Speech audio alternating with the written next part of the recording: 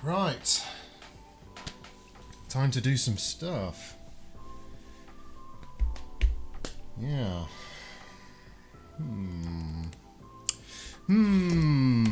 Fixing time.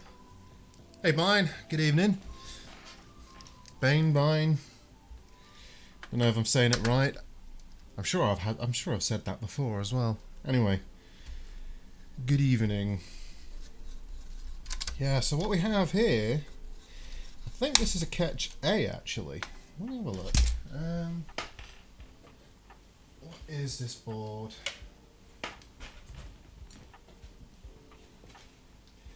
This board is a Japanese PlayStation. Yeah, catch A12, so it's Japanese, I believe. I believe. Anyway, good to see you. Question is, did my bot actually do its job? I don't think it did. Typical.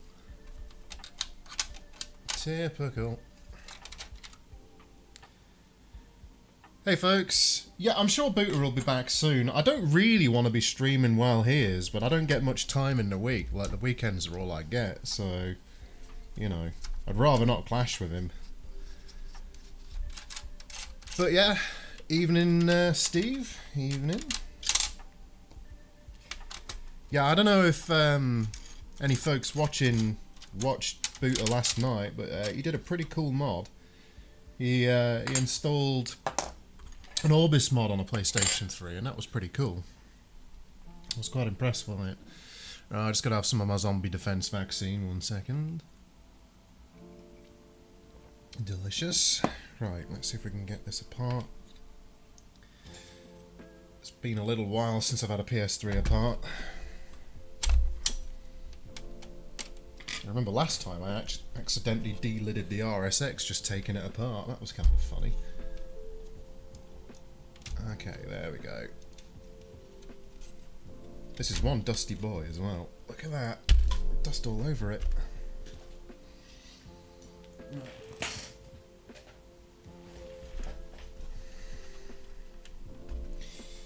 Hopefully it's not welded itself to the plate. It might have done. I'll just ease it up. Hi Angela. Hi Micro. Yeah, one thing about this is I'm going to be doing diagnostics with the UART reader tool. Oh, thanks Angela. Thanks for the super chat. That's really nice of you. Really appreciate that. Yeah, what was I saying? I was saying, yeah, so if we've got a problem with the RSX on this, I won't be able to deal with that today, and there's a good reason, and I'll show that in a minute when I'm done gently prying this thing apart.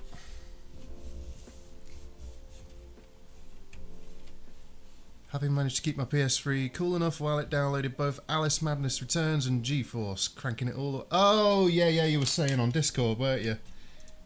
Yeah. Oh, come on now. I've actually got a giant stack of PlayStation 3s to do.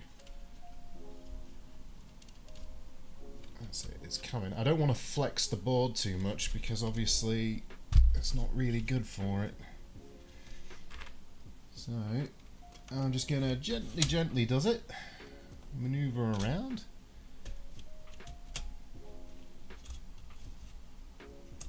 Easy.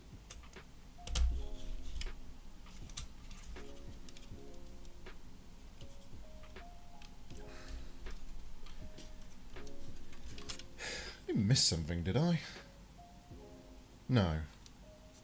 So I think what I do is I lift it up and then pull it back, I think. It's just I'm paranoid about PlayStations a little bit.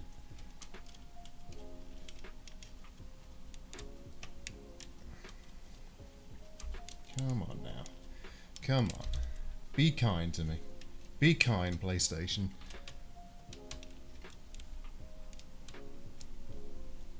Air raid siren mode. Make it sound like the Cold War's still on. They're sounding the alarm. Oh, do I need to unscrew that? Yeah, I do. I just missed a couple of screws there. Okay. Well, that'll fit. Fine. Fine. Where's my screw bits? There we go.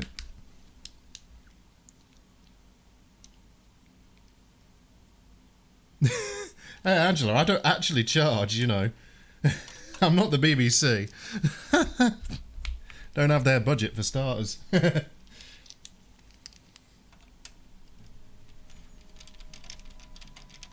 I know what you mean, though. There is a lot of rubbish on the BBC. It's like all cash in the attic and stuff like that, isn't it, these days?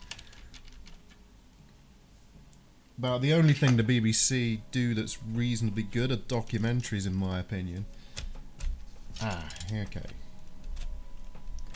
That is starting to move now. There we go. Hey, yeah, that's some pretty... Oh, God, look at that. Look at that. It's bone dry and it's full of dust. Yeah, the customer that sent me this, they said they sent it to a repair shop and it sat with that repair shop for 3 months and they didn't look at it. And you know what? Having it open, I completely believe him. I don't think this has ever been opened. Sure as heck got dust bunnies though. There we go.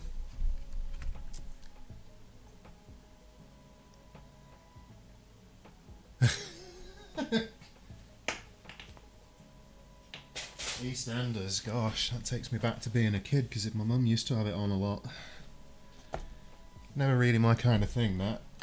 I was never really big into soaps anyways. I prefer like American dramas to soap operas. You know, I'd rather watch something like 24 or, you know, something along those lines.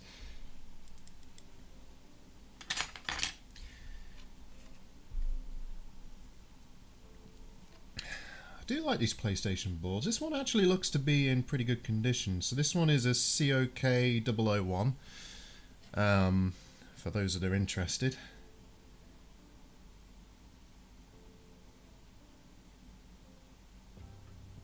Right, let's look at the chat. So, I stopped watching all soaps at least 7 years ago. Even Corrie was getting on my nerves, yeah. Well, you know, different people like different things, right? It's not for me to judge.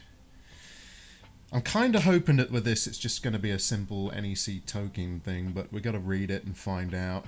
I can't remember what the test points are either, so I'm going to have to figure that out. I think they're over here somewhere. I will be needing the old microscope. But yeah, actually, while people are watching, I'll show you why I can't actually deal with removing these chips at the minute. If I So what you can see on screen there, that is my BGA station top heater. And if you look, there's a big cold spot right in the middle, and that cold spot right in the center there,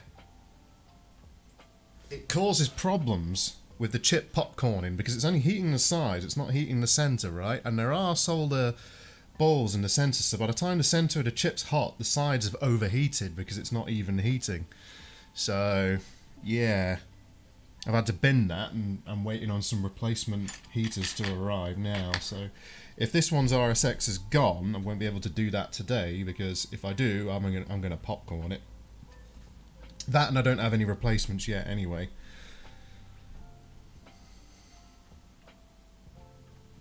Looks like a monster's mouth with jagged teeth. Nice.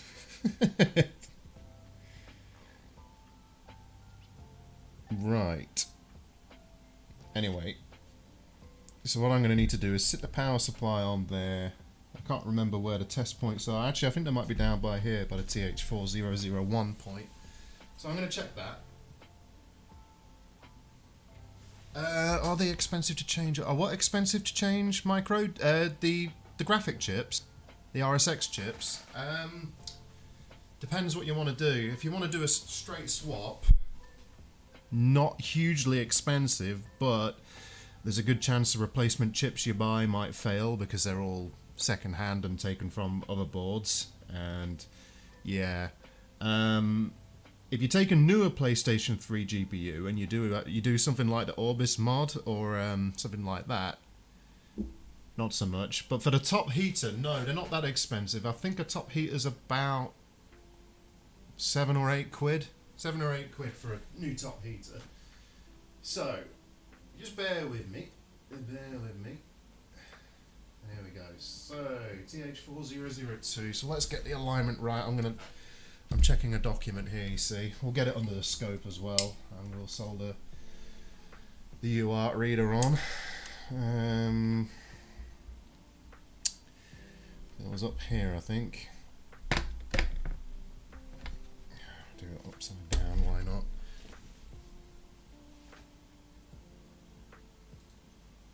The thing about BGA top heaters, micro repairs, if you want a good one, you probably want an Elstein. Elsteins are kind of the top end heaters of ceramic heater land.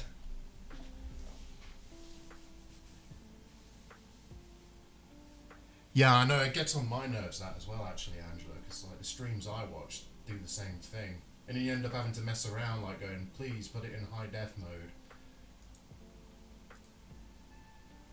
I'm also just fixing a tearing problem. That shouldn't tear anymore now. Yeah, good. Okay. So, let's see. Where we're looking. So we've got the connector here. 002, so I need to find a diag point, which should be somewhere around here. So, I think, is that it? That might be it. Yeah, it's hard to tell in this orientation.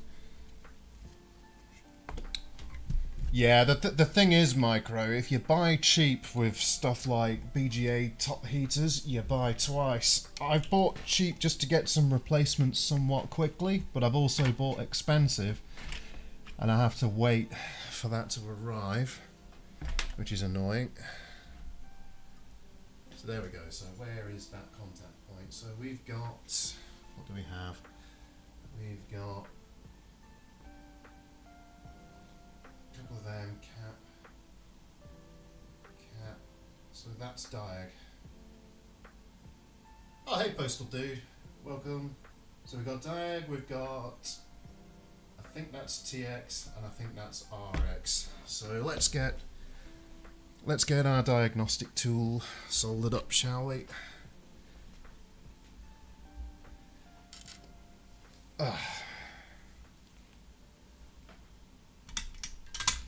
Speaking of which, let's move my coffee away from where the solder zone is.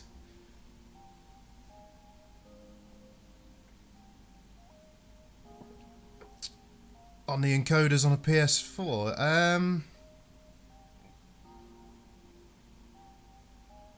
well, if you check across a filter, it should read like it's a short anyway. It should have continuity straight through. You're probably thinking of capacitors, Luke.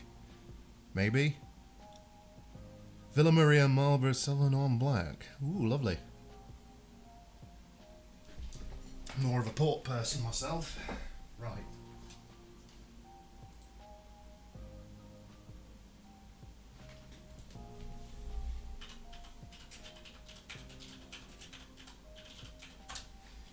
Sorry, I was just responding to somebody there. This is a COK 001, not a 002. This is a Japanese NTSC model, actually. Okay, so what is... Okay, so black's going to go to ground, that's fine.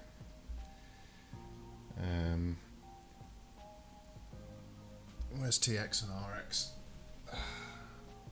So I need to wire RX to TX and TX to RX if I remember correctly. It's been a little while since I've done this. So if we go from RX right here to there, I think. Let's double check that.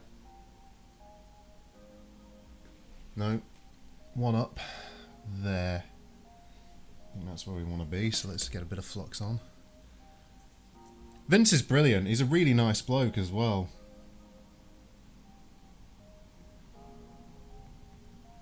He's quite supportive of people too, actually. I really like Vince. I actually sent him some NES parts, but I don't think it worked out for him. I don't think they were good from an old NES board I had. Alright, let's get some extra solder on here. I've got a right tip on. Yeah, I think I do.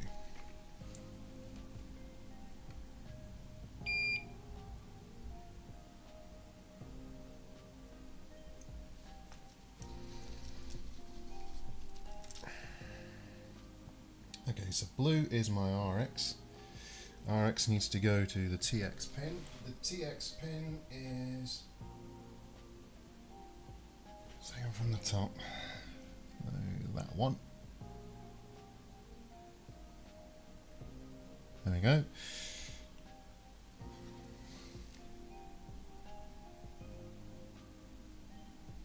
There we go. And then it's just a ground. So I just got to ground it. Which I can do anywhere. So let's just ground it.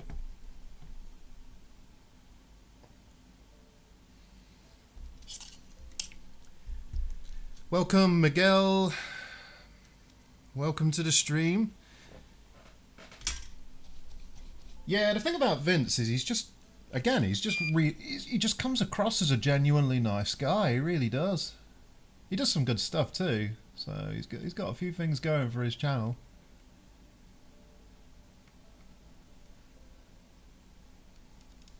Okay, soldering to a massive ground plane with a tiny soldering tip was probably not the best idea, but hey, what we're gonna do.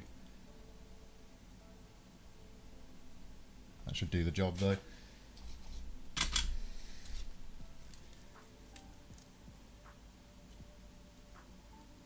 Greetings from Peru. Well, greetings from the United Kingdom. Welcome. You should use an alligator clip. You know what, Postal? I should probably do the same thing. I think I've got some spare alligator clips I could rig up as well. It's not a bad idea, that. Really not. Anyway, shift that out of the way.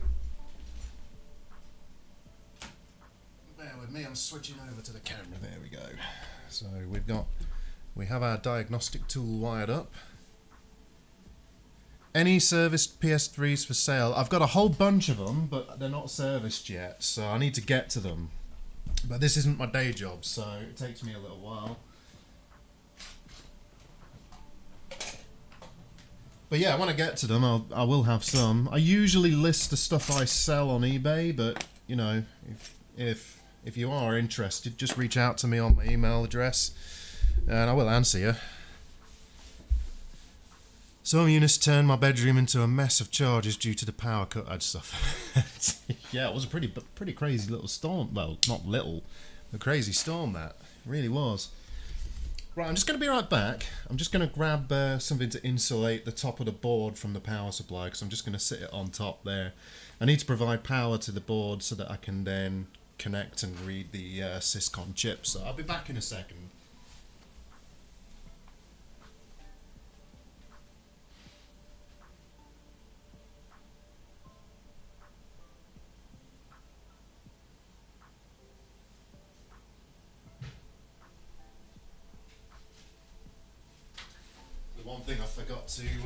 It's the one thing I forgot to have prepared.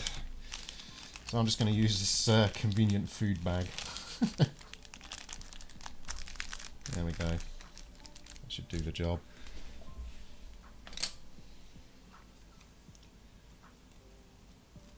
Can't remember which way round this goes now. Must be this way round.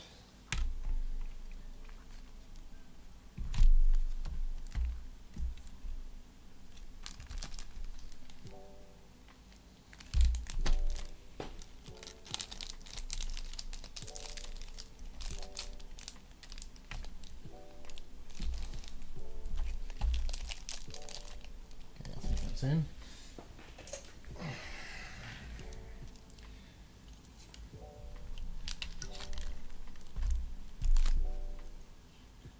Any plans on doing a 40nm swap with this board if it is a GPU failure? Postal, yeah, potentially. This one I'm doing for a customer, so they are interested in getting that done if it is a failure. And yeah, if that's the case, I may well try this new method that doesn't require the Orbis mod as well. I'll speak to the customer about it because there's obviously an inherent risk. Well, there's a risk either way, but yeah. Right, I need a power cable. Fortunately, I have one right here.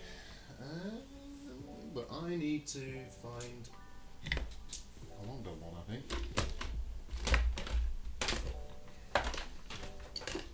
I really need more extension cables. Okay. How long is this lead? Not long enough.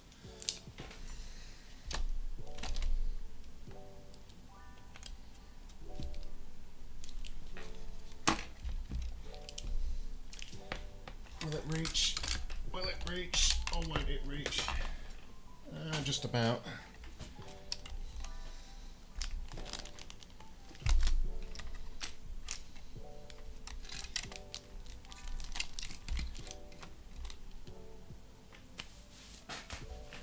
Right, while I'm at it, let's get this plugged in as well.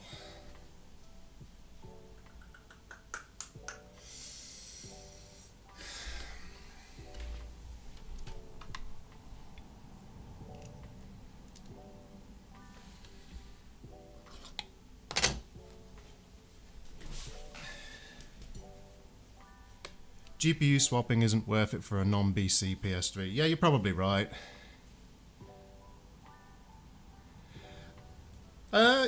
Yeah, Chris. Yeah, I mean, it's something I'm definitely getting into. I'm looking to do more BGA rework when there's failures related to that. So, but that's something I'm still kind of practicing. Not a lot like Computer Booter actually. We're kind of in a similar position.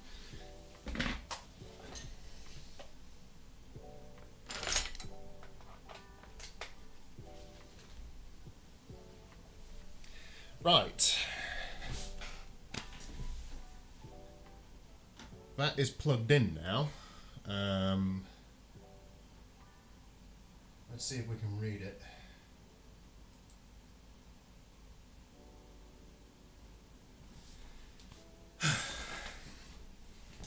Bear with me.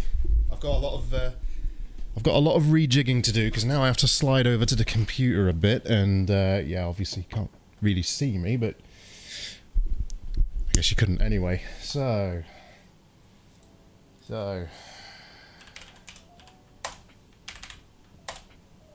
what do we need? CXR for external. Okay. Port. I think we're on COM7. Type, I think CXR. I think. Let's see what happens.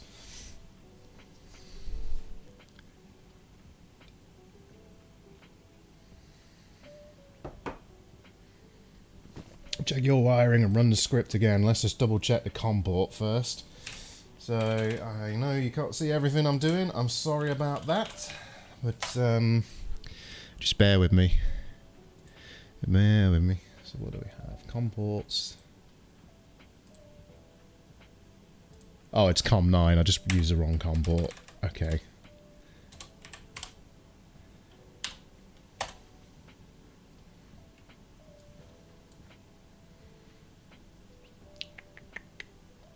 No, still nothing, huh? Definitely COM port 9. Yeah. CXRF, maybe?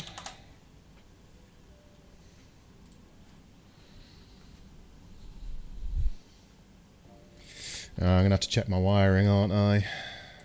Okay.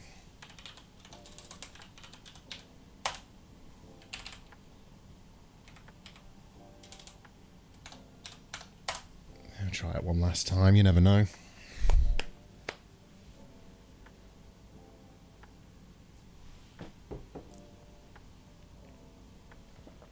Nope, we've still got nothing. Nothing! Okay. Let's check the wiring.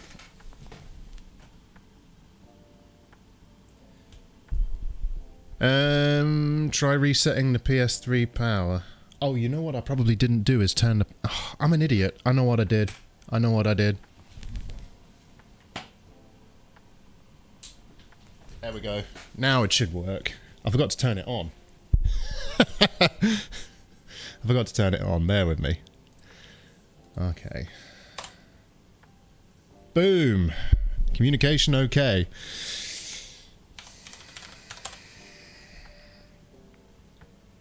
Amazing. Okay. Commands.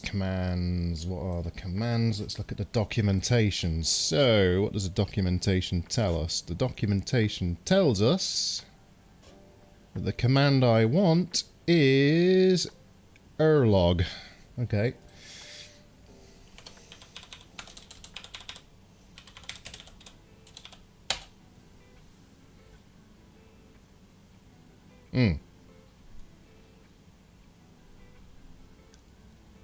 Okay.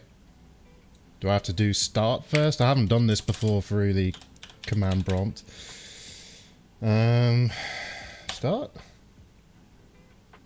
No. Get? Would have thought it'd be get.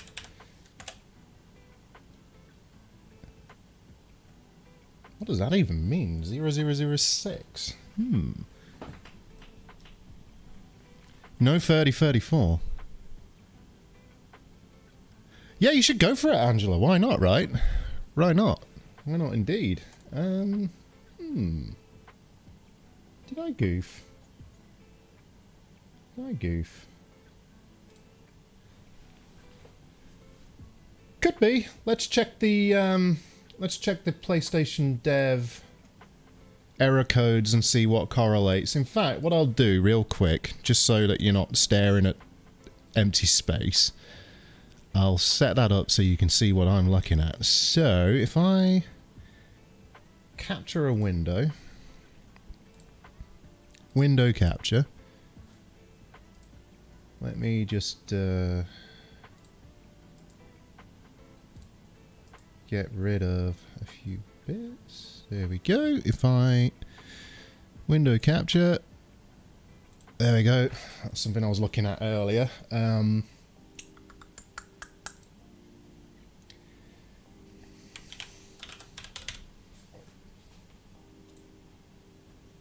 Error codes. Oh, crikey, that's massive. One sec. Didn't realise that was taking up so much of this real estate there. It's because I'm streaming at 1080 and my monitor's 1440, I think.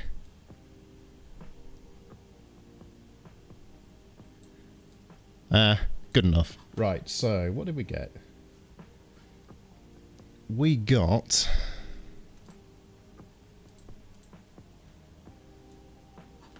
this. So we're getting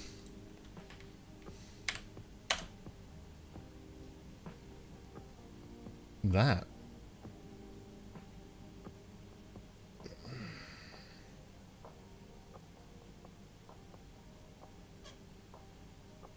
This doesn't line up well, does it? I think I might have done goofed, yeah.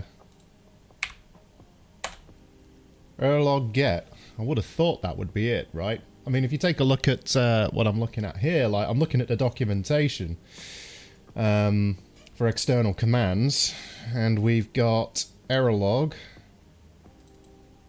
start, stop, get, clear. I've been using errorlog get, presuming that that would list out the errors, but apparently not. So,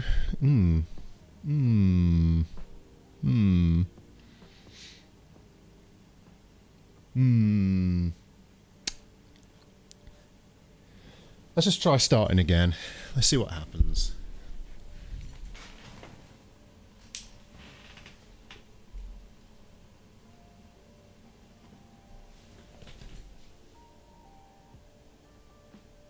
Clear, then start, get. Yeah, I could try that. I could try that. Hold up though, I'm just power cycling it. Kind of. Okay.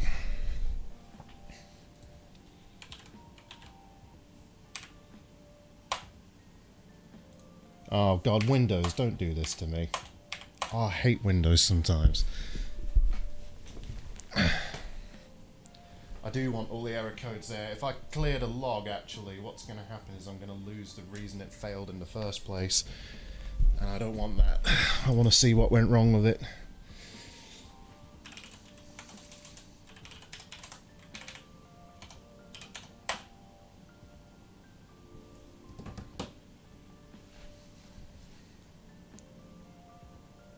Okay.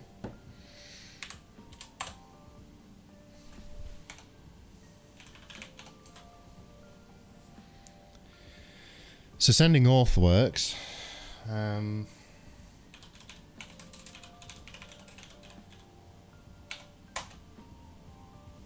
that's all we're getting on the error log. I do still have the GUI program, I believe. I believe it's part of this repo. Let's take a look. Let's take a look. I think.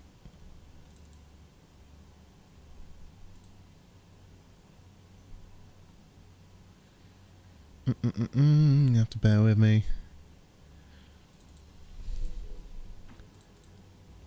You know what? I don't think I still have the GUI one.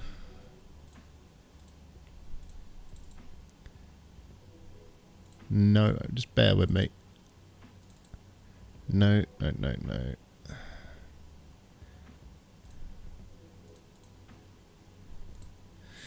Hey, let's try something.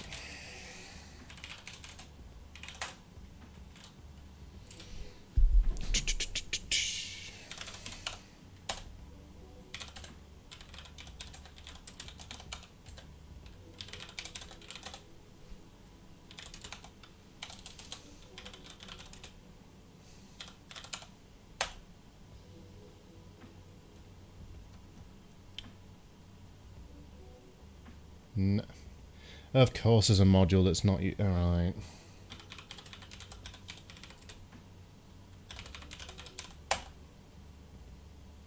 Of course you couldn't find a module that matches it either. God, I hate Python. Sorry, just checking the chat, see what people are saying. Oh, thanks, Postal.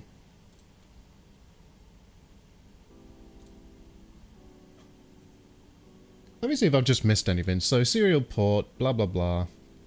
SYSCON mode to use. I'm on CXR, external command mode.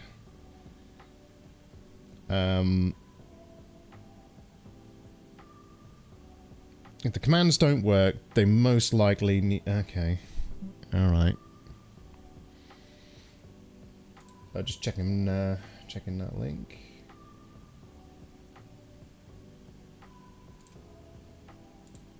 Thanks for that. Let's have a look-ski.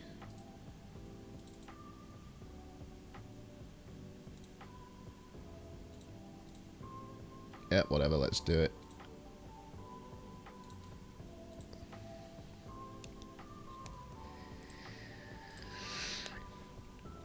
Right. Okay.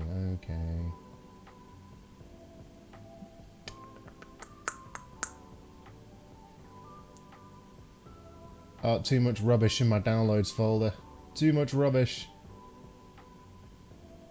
What was that file? SYSCON. Okay. There it is.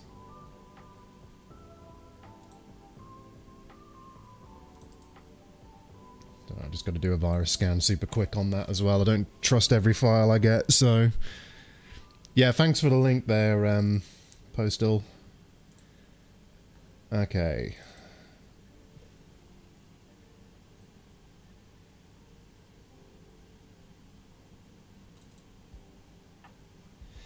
Alright, so let's try this then. So we were on COM 7, I think... No, COM 9, I think I said. CXR... So let me switch over to capturing that other window instead. Let's try this. That looks funny.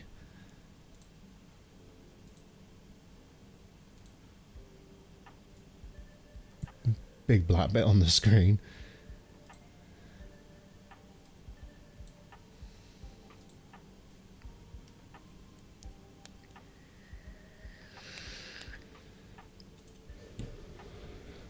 There we go.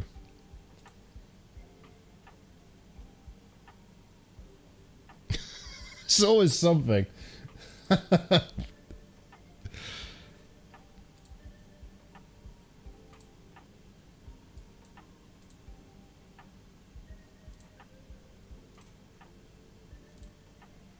Failed to communicate to com. Yeah, alright. Windows is being silly.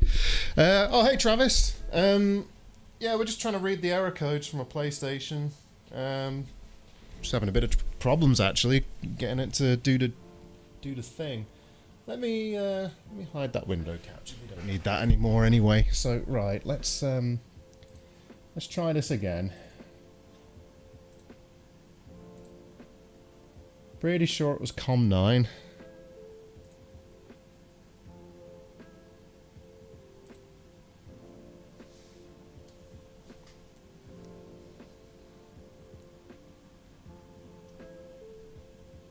Yeah, I swapped them round. I did swap them round. TX to RX, RX to TX. I don't know what's going on here. Hey Travis, I'll show you what I'm doing. I'll show you what I oh God, look at that. Crashed. Right. Yeah, whatever. Right, so if we go...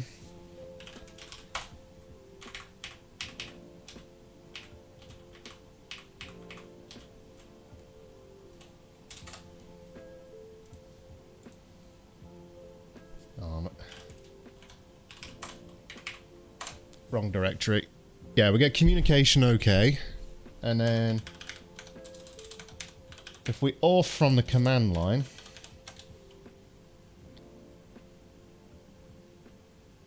there we go. Previous session was already authenticated. You can use privileged commands normally. And if we do error log get, it gets nothing. It just gets that. Yeah, I will give that a go. I'll de-auth it, try using the GUI program to see if that makes any difference. No, I don't want to click... Wrong command. I meant to run that clear.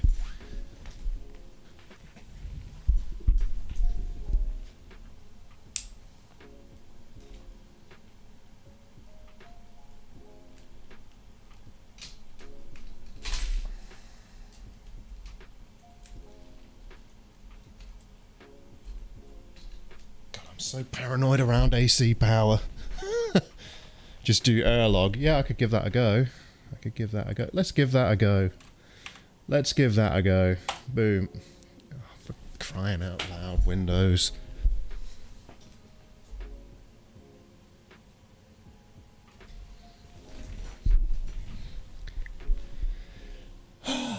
Right.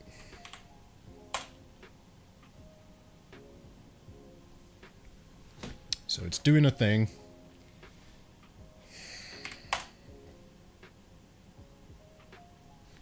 Hold up.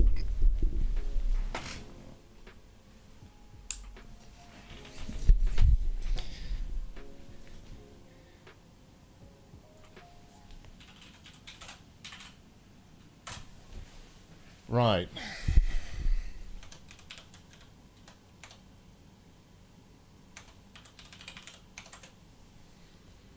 That's all we're getting on error log. It's written in Python.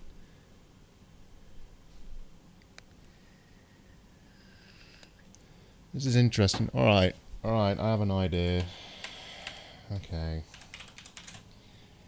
Okay, where is the SYSCON thingy? Sorry, I wasn't sharing PowerShell, wasn't I? Never mind. We go over to COM9.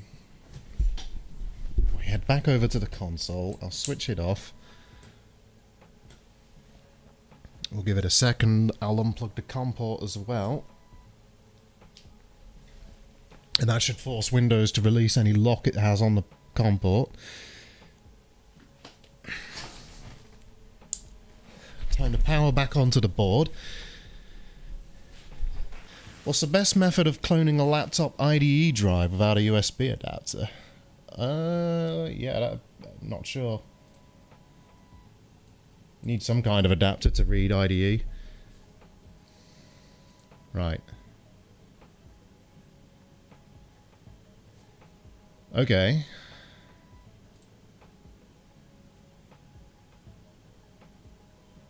Okay. Just doing something.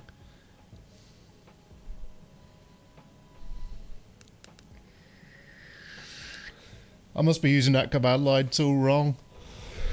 Maybe there's an argument I need to give it to do the do-bloggens. Tell it to get each individual error, maybe? Doesn't look like it, though. No? Yeah, I don't know. Yeah, I'll figure it out.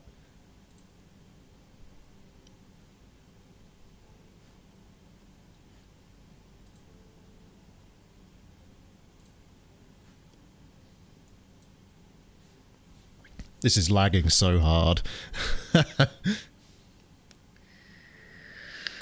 Look at that. It's like hanging on getting 7.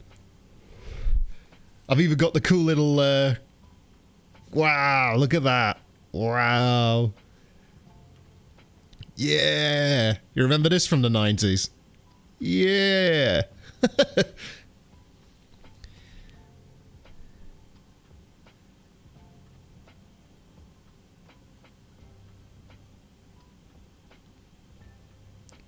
Look at it go, though. I'm loving this. I'm loving, like, OBS acting up, capturing it. Whoa. Whoa.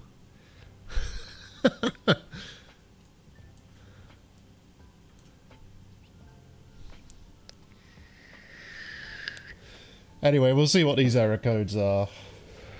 I'll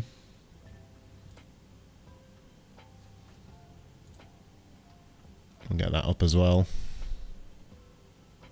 Giving you flashbacks.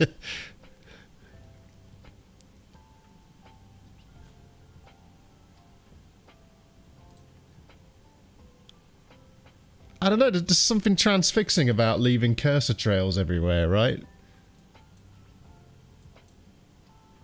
I used to try to draw on the screen at school back in the day.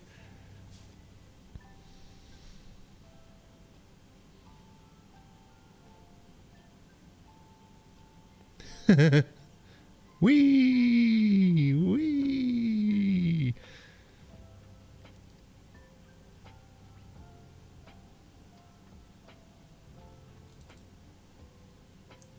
Oh yeah, RSX 3034s. Lots of 3034s. Wow. What's 2022?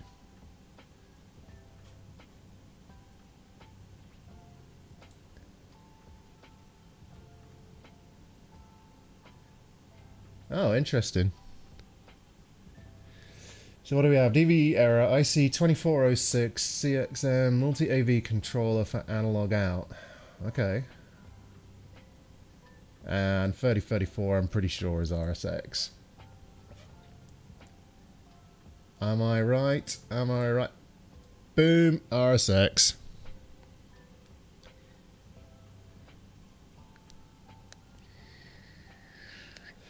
So yeah, this one I'm not going to be able to fix tonight because, you know, as I mentioned with my BGA station, I have a bit of a problem wherein that's a problem.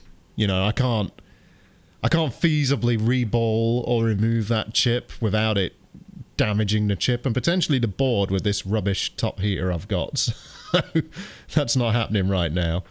But there we go. At least we've diagnosed it. At least we've diagnosed it, so let's kill that image. Yeah, okay. So we got 3034s and 2022s. 3034s, 2022s. So, yeah, there's not much I can do about that right now.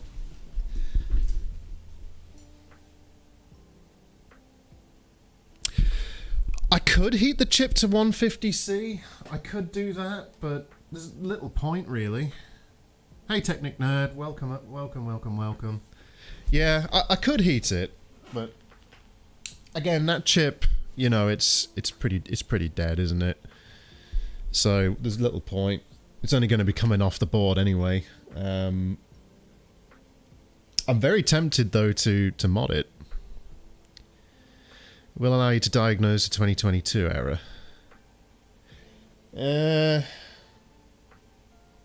Yeah, I guess.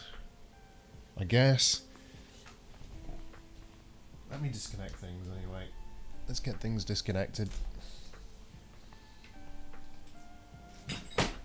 I do have other stuff to work on tonight, so, you know, I can set this aside anyway.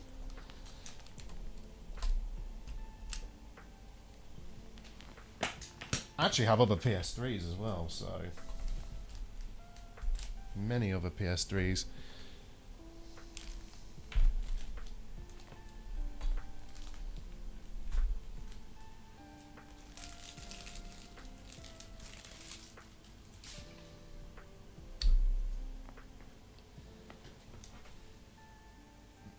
I'll tell you what.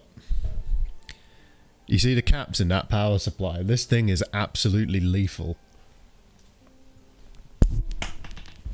The other day I was working on a PlayStation 1 power supply on a live stream, and I was an absolute moron when I was working on that. Like, what I did was actually really dangerous. Like, really dangerous.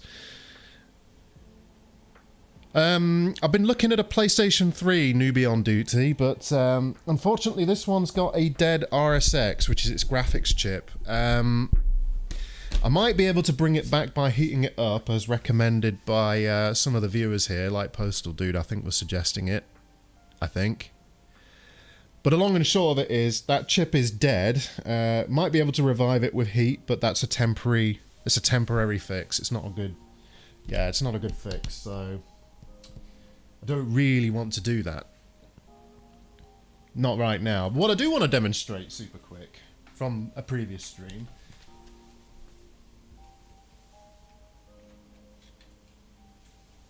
is this highly dangerous switching power supply. Because this power supply blew up when I was doing a live stream, and I was an absolute clown. I really was. I was probing around here on the AC side of the board, and absolute clown, I really was. Actually, the problem with it's not that complex either. It's just this chopper transistor here's dead, and I believe the flyback transformer here, I believe, if I can show you folks, it was an interesting one. I was doing a post-mortem and learning how switching power supplies work with this one, so it was kind of fun, but you can probably see I've got a burnt spot on the flyback right here, which is why I desoldered it. I was going to open it up and see if any of the insulation had burned away. But yeah, all three pins on the flyback transformer here, they're not flyback transformer, that makes no sense. On the chopper transistor, sorry, they're all shorted together, so that's dead. Yeah, that's why the fuse blew, I suppose. And I didn't fix it, plugged it back in, and then it blew up again, because, you know, I'm a clown. But I've been learning.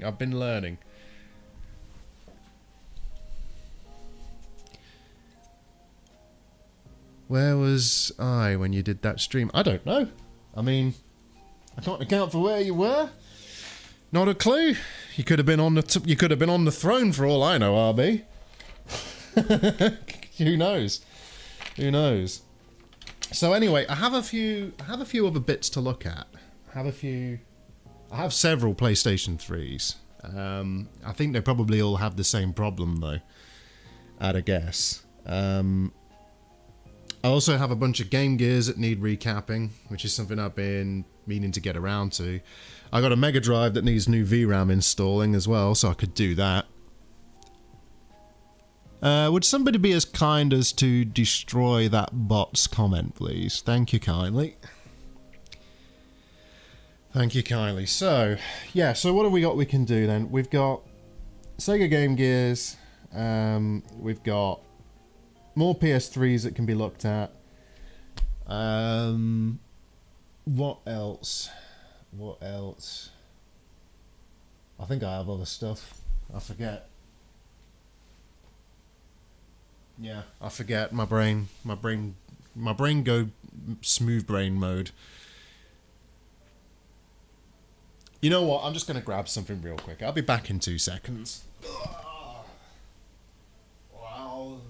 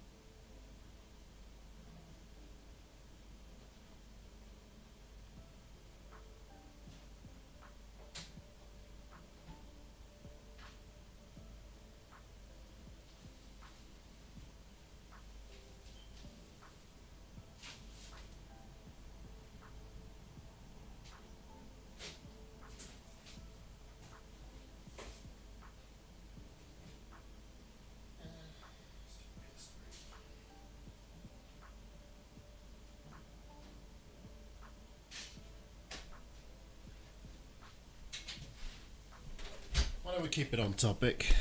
We go for another PlayStation.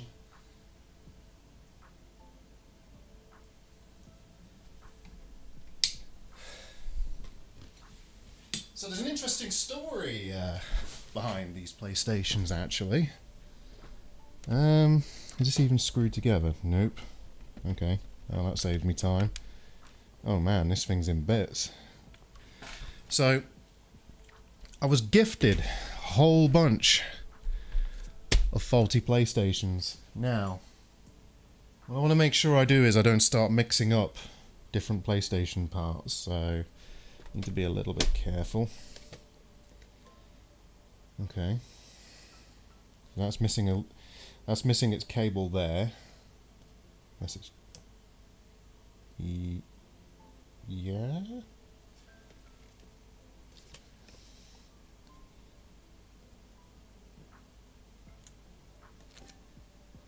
Yeah.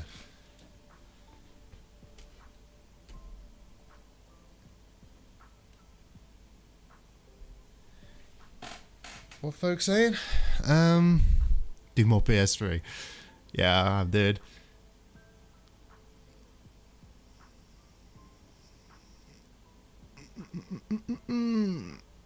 Yeah, most definitely not. Look at the poor thing.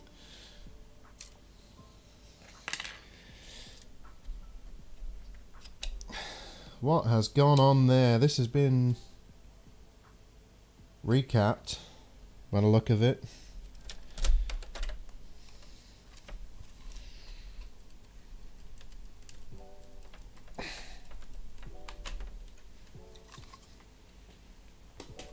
Yeah, we've definitely got some kind of recapping going on there.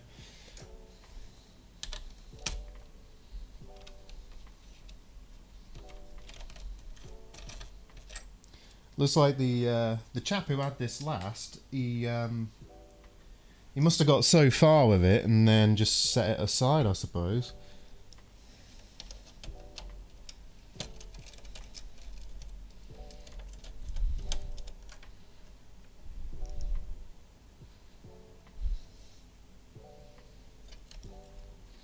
Okay. Oh man, this is absolutely falling apart.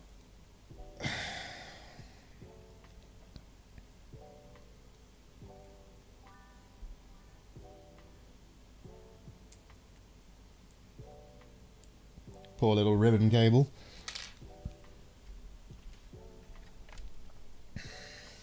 Okay, I don't think there's any more screws holding it in, but there is a hard drive installed.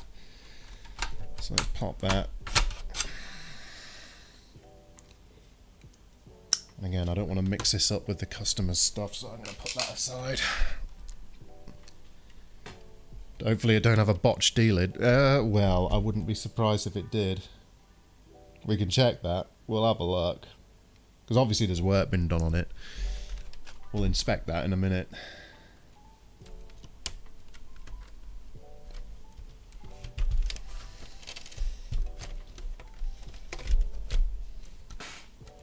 Oh dear. Okay. That's a bit... It's not so good, is it?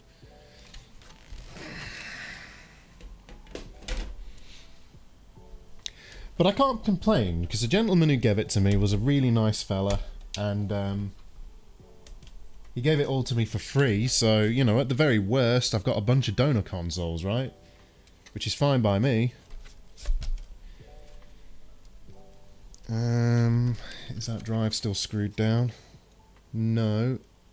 Yeah, this thing's just really loose together.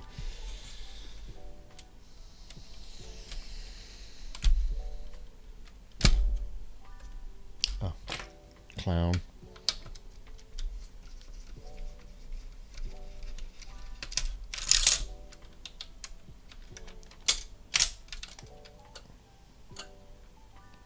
So I can already see these caps are installed quite poorly. They don't look good.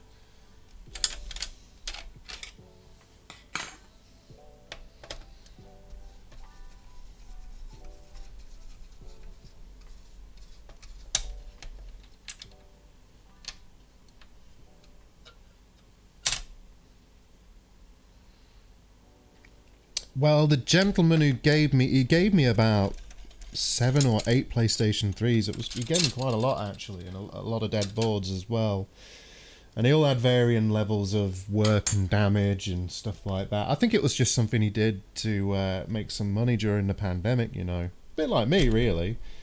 And, yeah. Okay, this is already half a job. I can see that.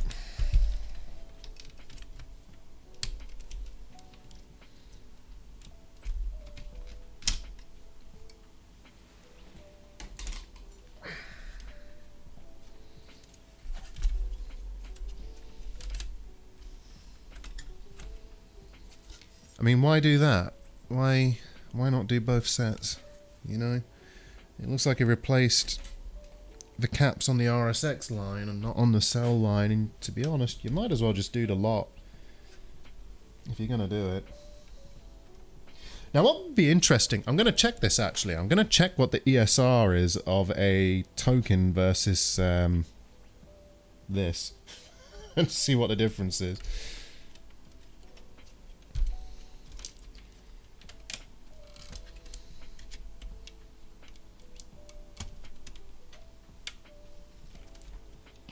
Assuming I can get the thing apart.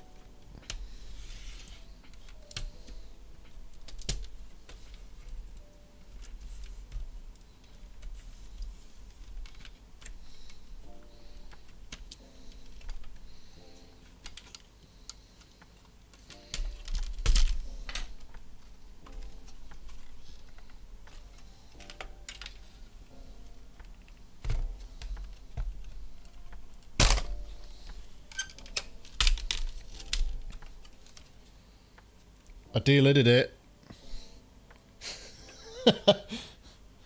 Okay, it looks like whoever it is has delidded the RSX. Whether they've delidded the cell, that's a question, isn't it? I don't know. We'll have a look. Nah, this has definitely been delidded. There's no way that... Yeah, they've put thermal paste on the... where the cement was, thermal cement on the rams. Hey Jinxie baby, welcome.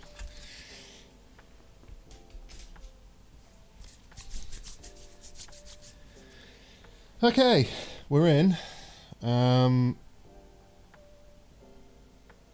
Let's inspect this actually. Let's have a look together, shall we? This hasn't just been opened, this has been worked on. Sorry, let me move my microphone out of the way. So let's see what's happened, shall we? What has happened?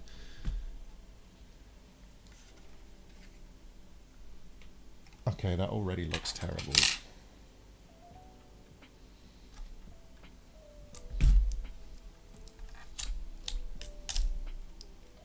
Oh my god. Rest in pepperonis. Welcome, Jessica, Luke, Travis. Yeah, look at this.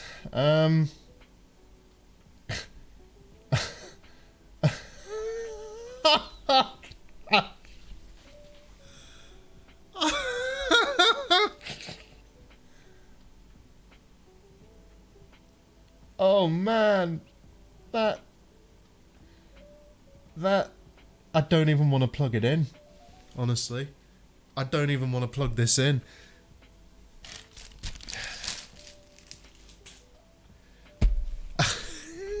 Give me a second. I'm gonna need my fume extractor for this one.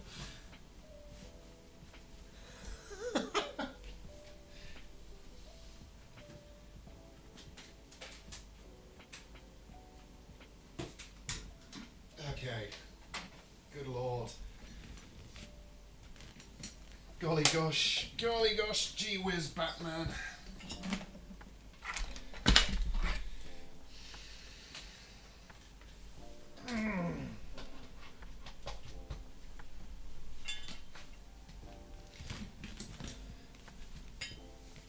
Okay.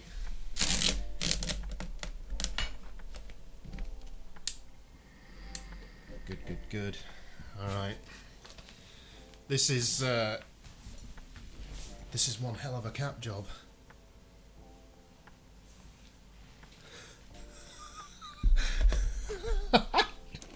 Yeah, whoever had a go at this, it looks like they... Oh man, that is awful. That is just... Alright. Okay. They're also not the right size either, 330. They should be 470. The original tokens, I think, off the top of my head, are 1200 microfarads each token. And each rail, I think, has 4800 microfarads total, I think. For the RSX, and same for the cell, I think. 12, 2, 400, 4, 800. Yeah, that sounds right. That's going to be way out of spec. Sony way over spec the tokens. Oh, okay. Fair enough.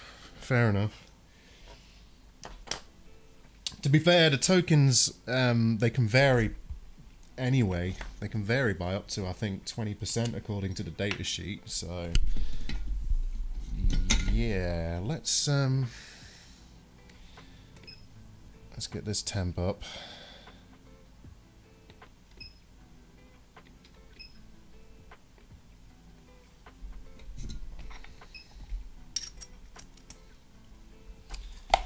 I'm going to need extraction for this job.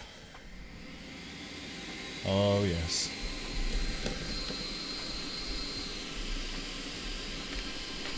Oh, yes.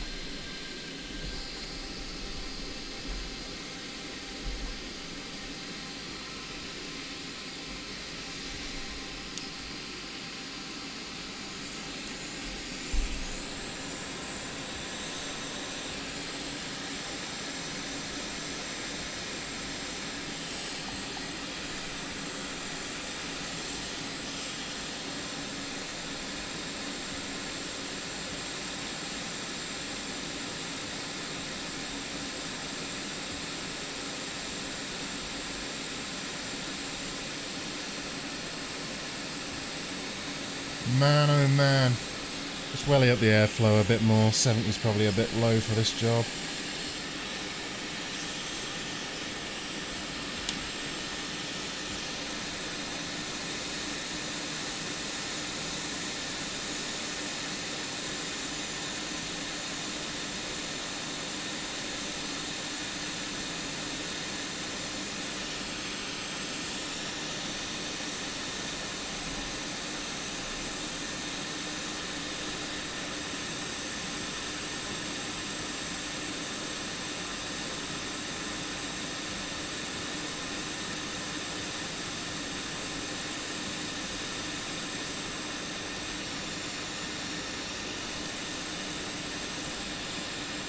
And one flew away.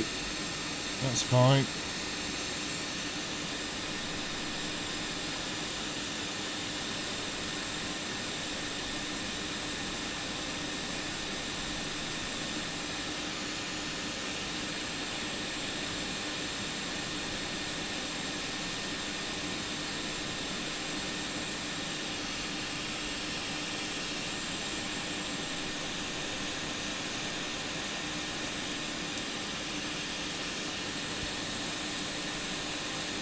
At least I think it's leaded solder that was used.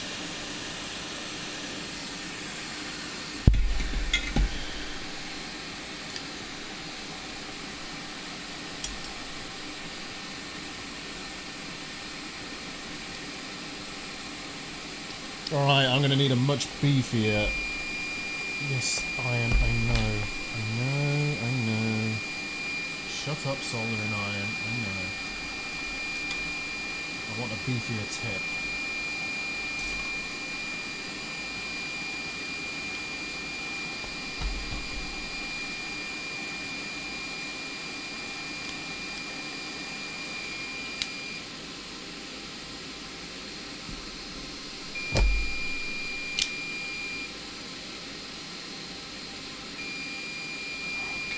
Bear with me a second.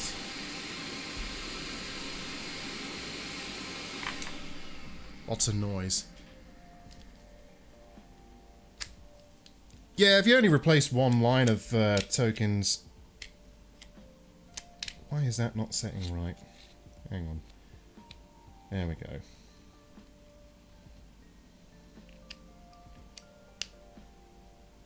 Right, that should do it. Yeah, if you only have a setting like one line of tokens, you leave the old ones on the back, yeah, that's fine. Thing is, you probably shouldn't be leaving... God damn it, Iron. Sort yourself out. Sort yourself out.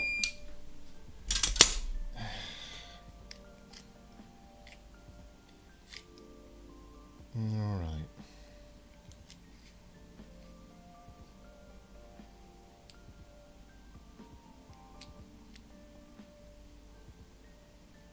Bear with me.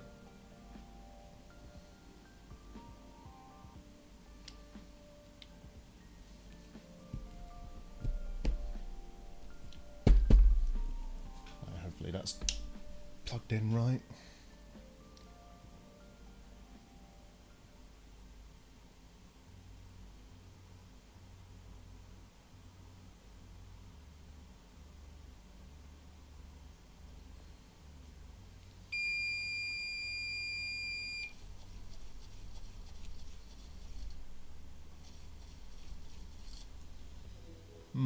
This soldering tip seems to be acting up a bit.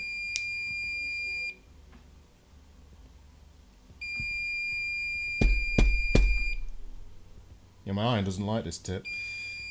Alright. Shut up. I'll use a different tip then.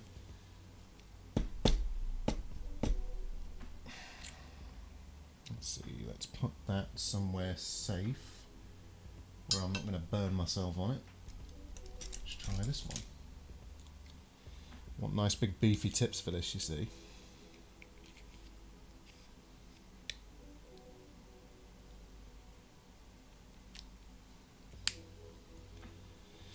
Right, that should hopefully do it.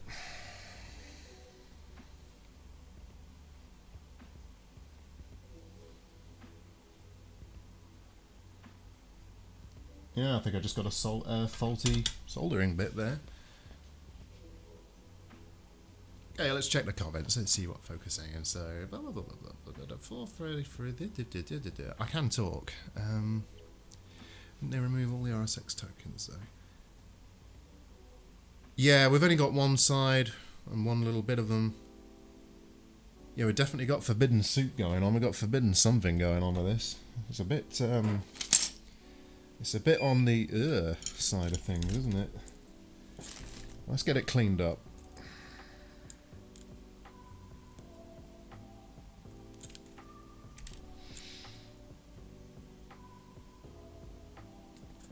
I have a feeling this is going to take quite a bit of wick, actually.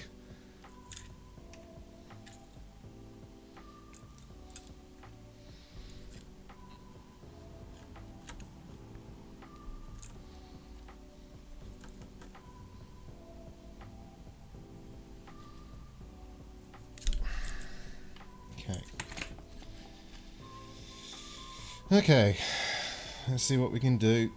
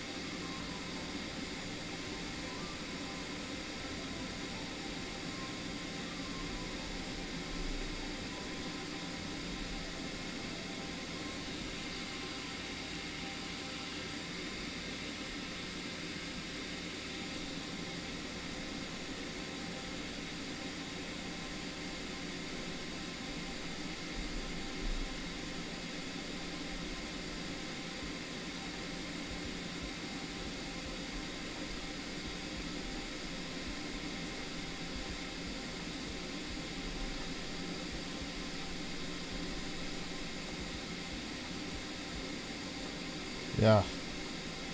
It's nasty. This, whatever they used is nasty.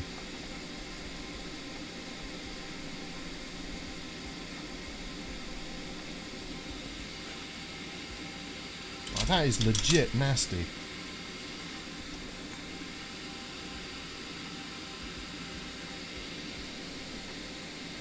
Look at him go with posh gear. That's not that posh. It's actually the soldering station a lot of people use. It's just a Hacko with some beefy tips.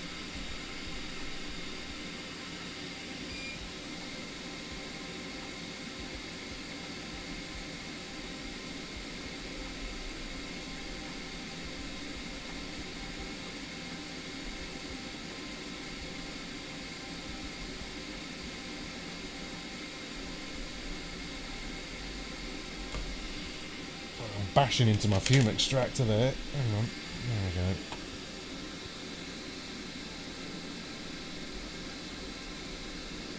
we go. Hey, there we go. Do you know what? That already looks way better, doesn't it? Look at that.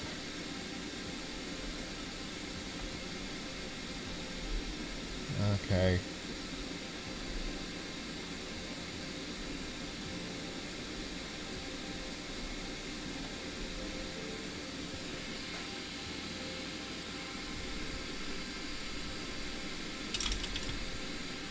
Gonna need a little bit more wick, I think.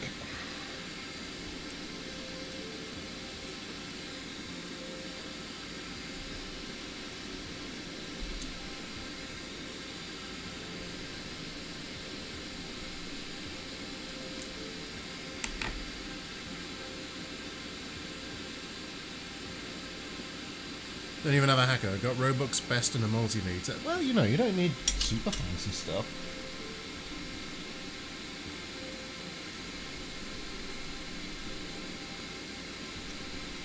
That's the thing, you know. You can do a lot with fairly simple kit, right? It's not really the kit, it's using it, right?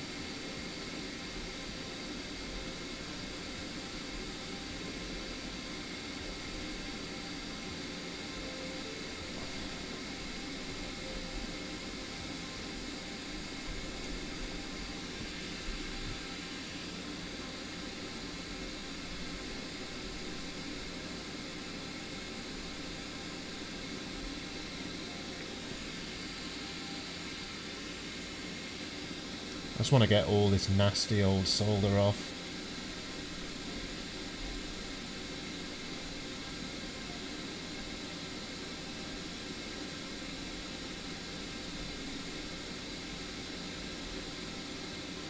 Okay, I think that's a lot better than it was.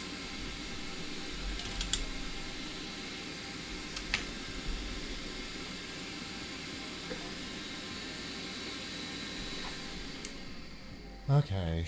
I'm surrounded by PlayStation 3 there with me.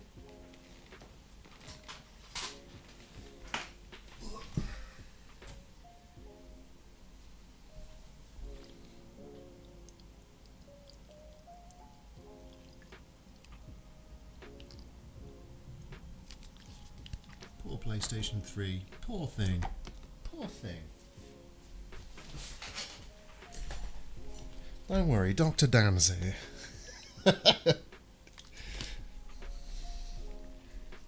And this is before even doing any diagnostic on the poor thing, you know, I just immediately saw that mess and I was like, oh god.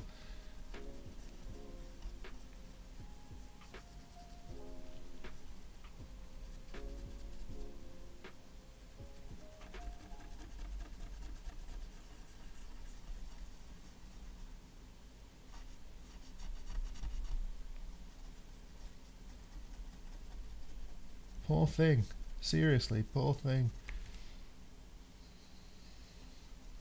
We'll give it a good clean anyway. We'll nurse this PlayStation 3 back to health, one way or another.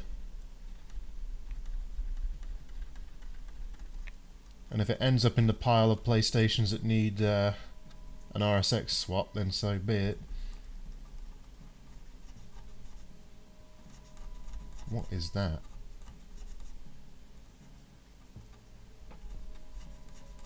What is that? Do you see? Do you see that? Like, what is that? Is that a fragment of the old token?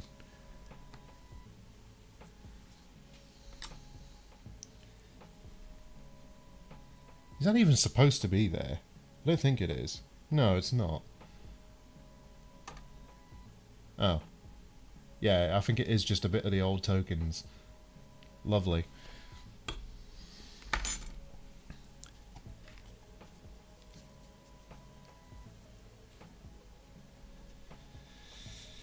Okay.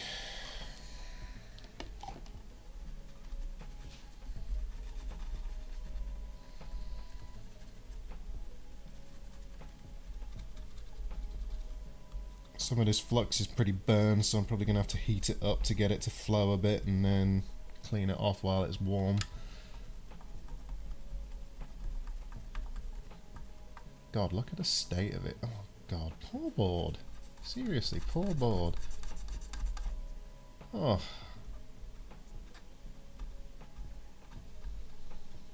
There's like bits of, there's fragments of token capacitor everywhere, look. Like, look at that. It's like actually stuck to the board as well. Oh. A pair of tweezers isn't so good.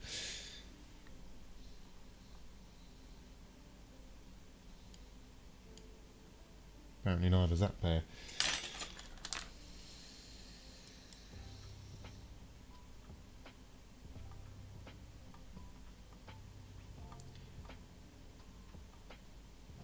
Are all my tweezers knackered? Just my luck. There we go. There we go. Right. Dr. Dan. I don't really know what Barry White sounds like anymore.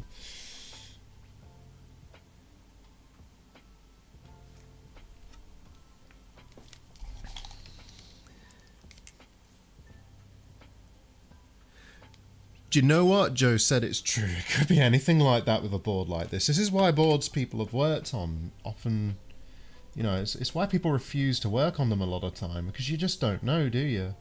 Like, looking at this, it's quite clear that the chap who worked on it probably didn't fully know what he was doing. He had a good idea, clearly, right? But, like, you know, from the conversation I had with him, he's not primarily from a electronics background. He does... I think he was primarily, if I recall rightly, I mean, it was a conversation I had a few weeks back now, so I can't really remember, but, like, he was a guy who, I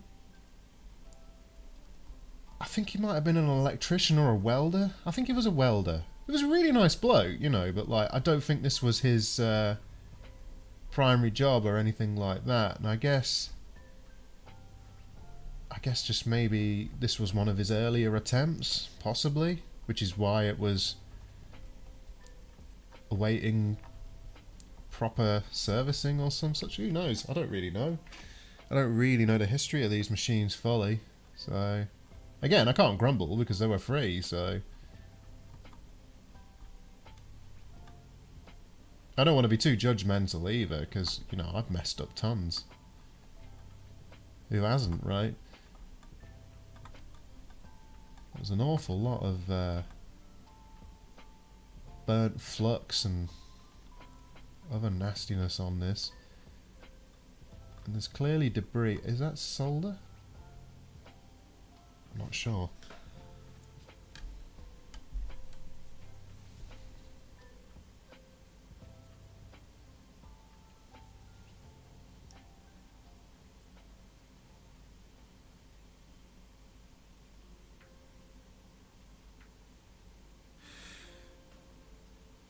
He MIG welded the caps on. Yeah, could be. No, I don't think so.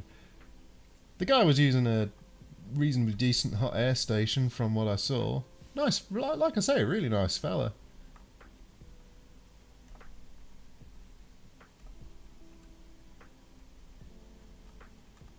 Yeah, just judging by the amount of flux and gunk just around all these random little caps.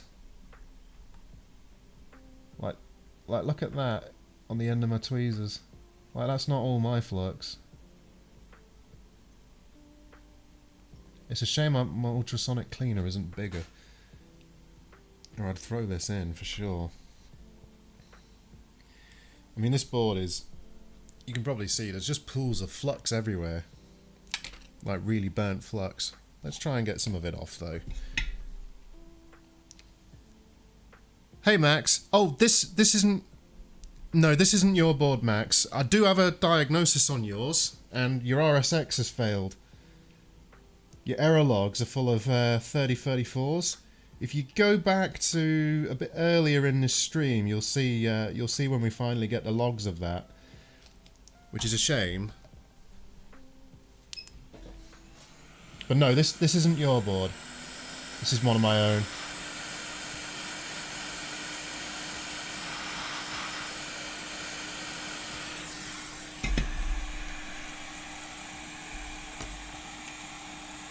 Max, your board actually looks like it's in really good condition. It doesn't look like it's ever been looked at before. So, the good news is it should be fixable. But it's definitely going to need a chip swap. Definitely needs an RSX swap. I could heat the RSX up and that might revive it temporarily, but, you know, probably not the best solution.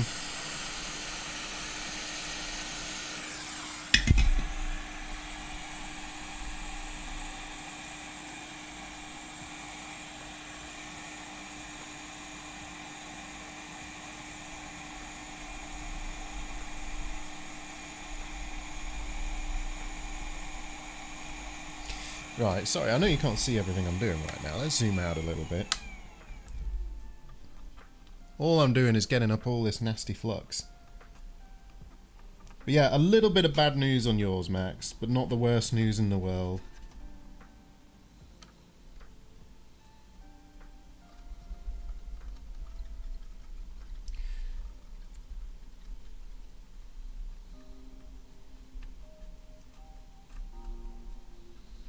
Alright, this is already looking a heck of a lot better than it was. It's almost back to being a minty fresh board again.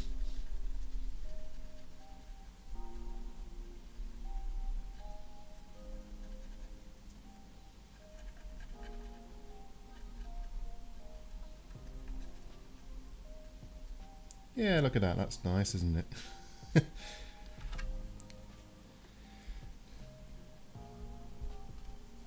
Get that focused a little bit better. Nice and clean.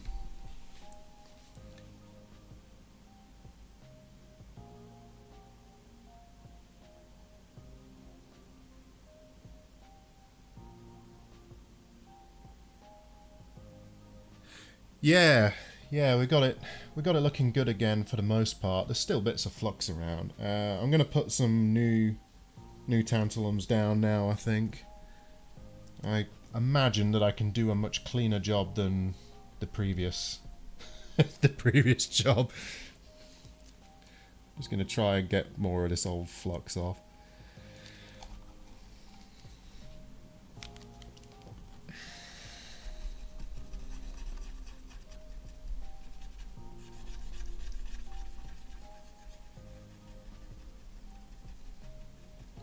I'm curious to measure these pads while we've still got tokens on the board on the opposite side, because the opposite side of the board is connected by all these vias we can see. All these vias connect straight through to the other side of the board, so it connects both banks of tokens together. And that means we get an aggregated capacitance. But I'm interested to test with these off, using my ESR meter to see what sort of equivalent series resistance we're getting on the ones that are actually on the board already. That way we can actually see if the caps that are still on there are actually within spec. So I'm going to give that a go now. And yeah, let's have a look. Let's see what we see. So I've got an ESR meter there. We'll flip to the cam view, just because we can. And yeah, if we just probe the board, we should be able to find out. Let me zoom in a bit.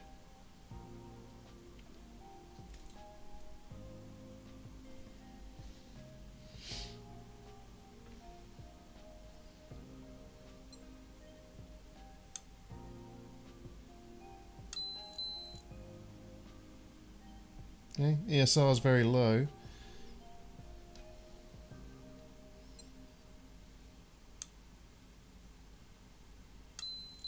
I was kind of hoping it'd be able to measure the capacitance as well. Guess not. Oh, slipped.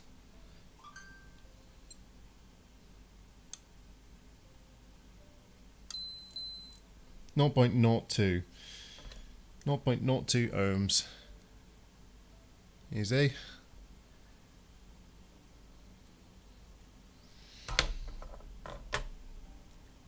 Normally in the 20 range. 20 ohm, really? Yeah.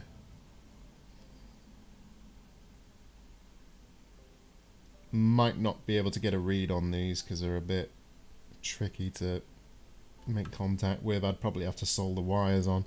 I don't have the best probes for my ESR meter. They're just, you know, I've got crocodile clips and on banana plugs, you know. Yeah.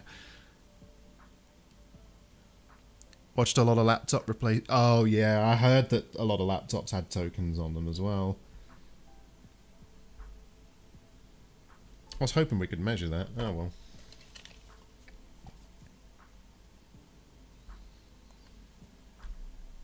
I don't think the cap's going to be the problem here though.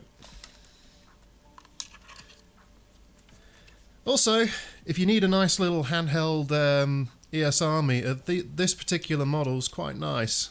The ESR 70.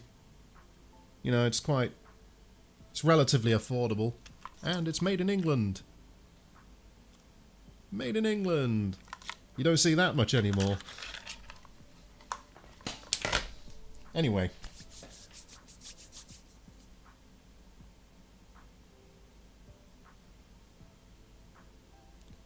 Yeah, I mean, if you're cooking caps at 80C for hours and hours and hours, and laptops get real hot, you know, you can expect failures, right? So let's get some new caps. Just bear with me, I just had a message on my phone, I just want to check that. Only be a second.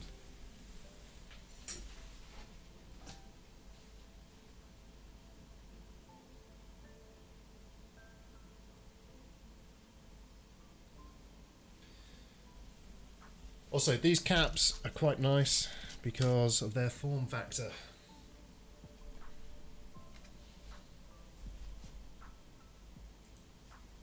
If we take a look,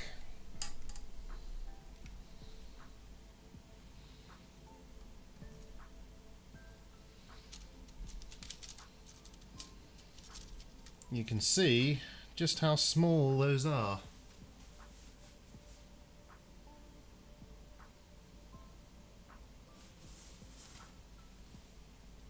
Neat, huh?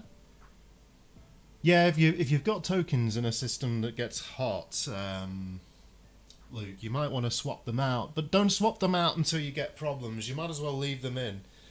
Leave them in until you get problems, and then take them out. Don't fix what's not broken, basically. Yeah, they're nice and tiny, these caps. They're quite good. Well, I say they're quite good. They're acceptable, right? They're acceptable. Yeah. I probably will measure these caps as well, just to make sure they're within their own specs. So let's try one.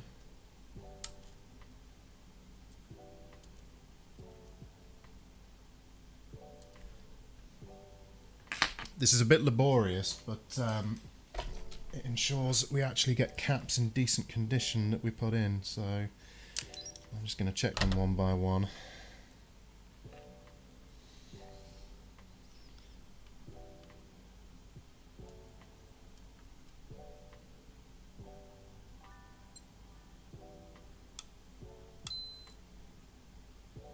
Yep, that's in spec.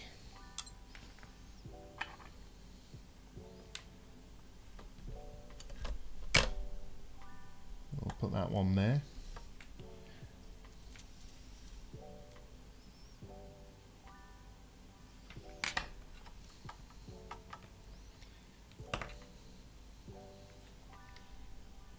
I'm checking these because they're relatively inexpensive tantalums, and I want to make sure they're, you know, not going to kill it. Yeah, that's fine as well. So what we'll do is we'll tack these in one by one.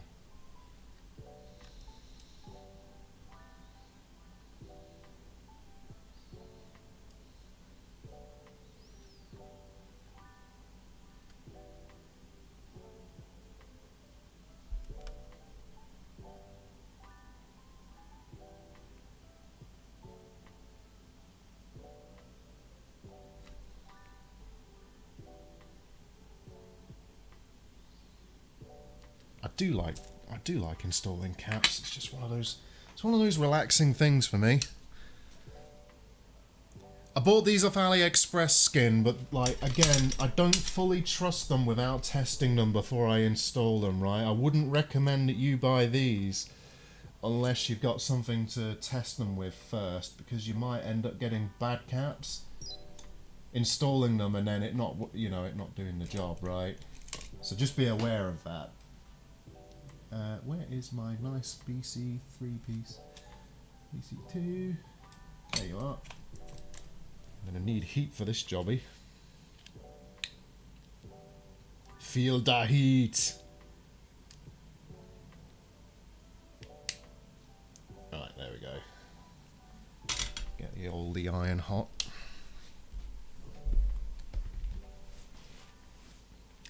I think on one of my previous videos I linked these caps.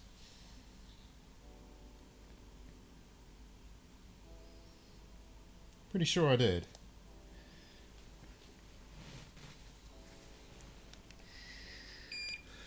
But I like these caps because you don't have to do anything crazy to install them, you know? You don't have to mess around like scraping off mask and stuff like that. The only downside is you've got to install quite a few of them.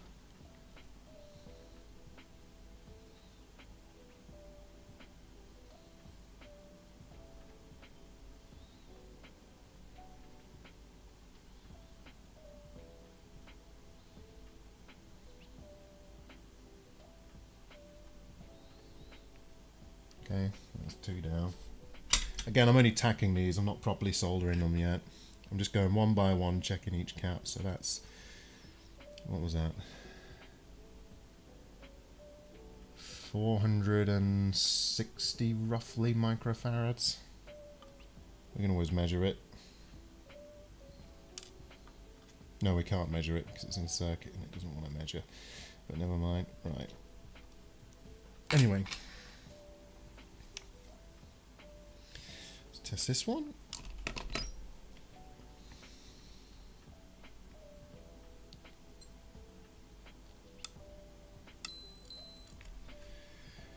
$285. That's quite a bit over, actually.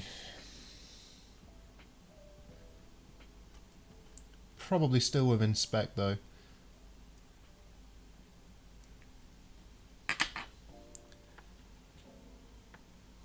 Let's try this one.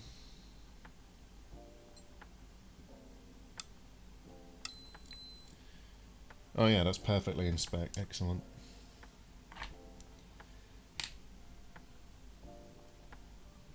Let's get this one tacked in as well.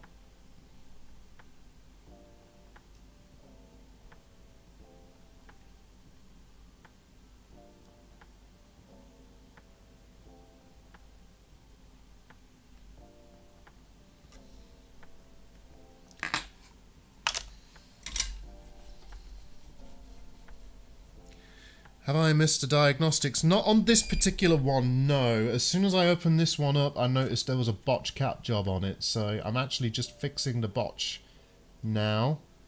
I'm actually going to be doing the diagnostic on this one soon. I did do a diagnostic on a different one though, Mark. So you missed that diagnostic, yeah. But I'm going to be doing it again anyway, so, you know, stick around if you want to see it done. Or just skip backwards in the stream if you just want to see that. Up to you. Alright, let's pull this out. Come on. Come on. Don't go pinging out across the room. Are you paranoid about that? There we go. Alright, let's see if this one's any good.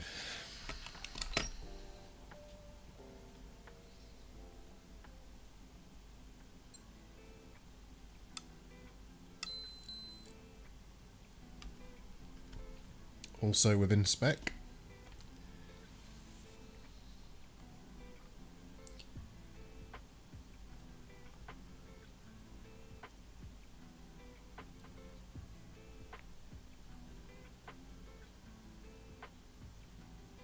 I've also just realised I've installed these all the wrong way round. I've just put the... I forget that the stripe is positive, not negative. They'll blow up. Yeah. Hello, hello, hello, the coder. Hello, hello, hello. Yeah, this one... actually, the caps probably aren't the problem with this. I haven't even been able to diagnose it yet, but like whoever was in here last did a really bad job on the cap replacement, so I was sorting that out. But let's get these the right way around.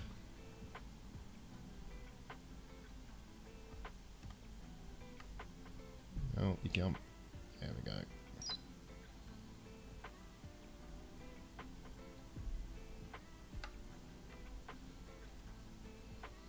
This is not my handiwork, trust me. This mess, not my fault.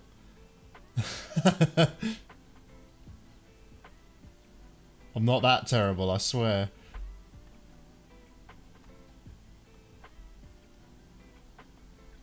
Come on, come on, come on, come on.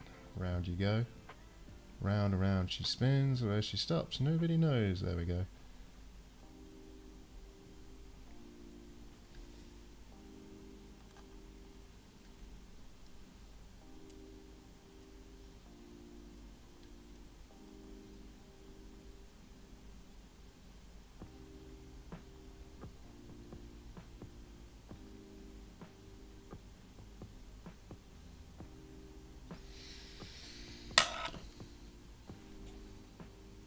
Lies, Dad, lies.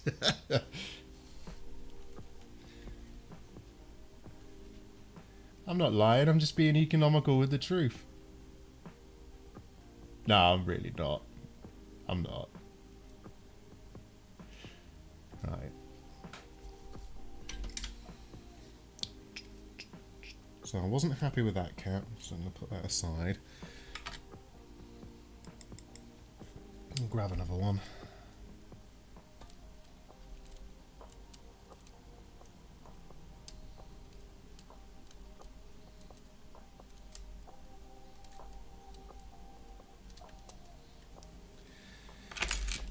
Let's just check to see if this one's doing the job.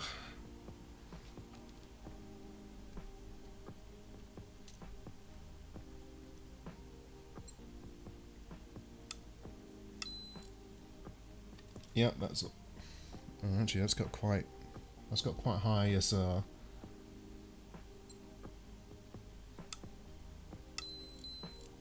Oh no, it's fine. It's just the way I measured it.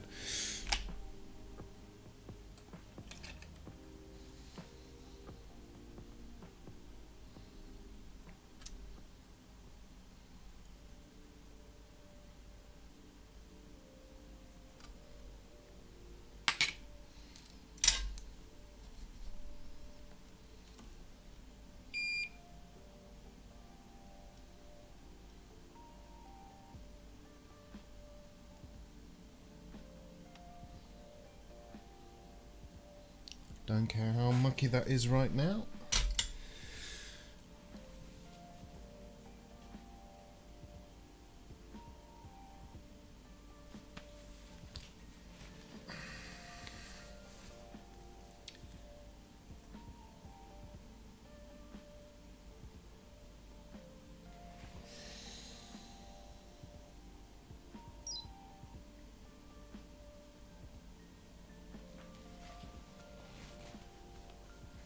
Right.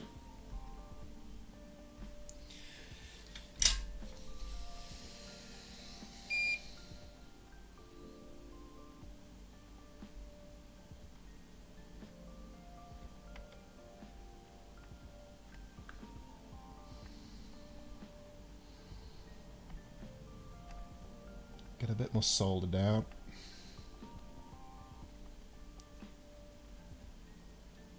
Kinda wish the solder mask was still here. It's made a right mess.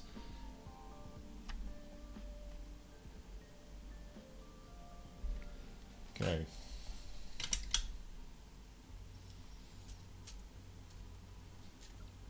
I will clean these up properly with hot air and flux, but yeah, next line I guess.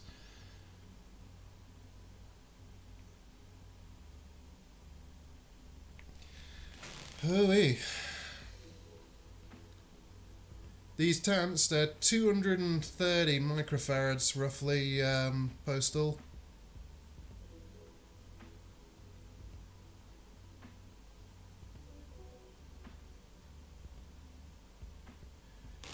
Yeah, Vince is a lively chap.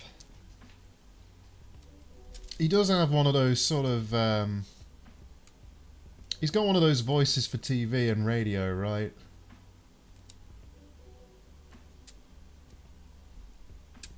Oh, come on, Caps. Be free, frolic free, through the forests, through the PlayStation 3 forest. Come on. There we go. Right, let's check these.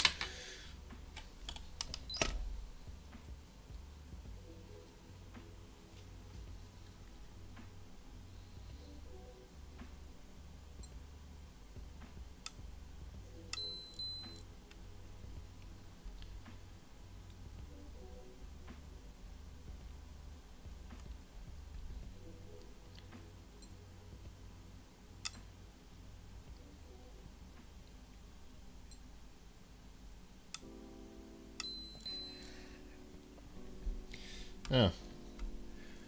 They're both okay.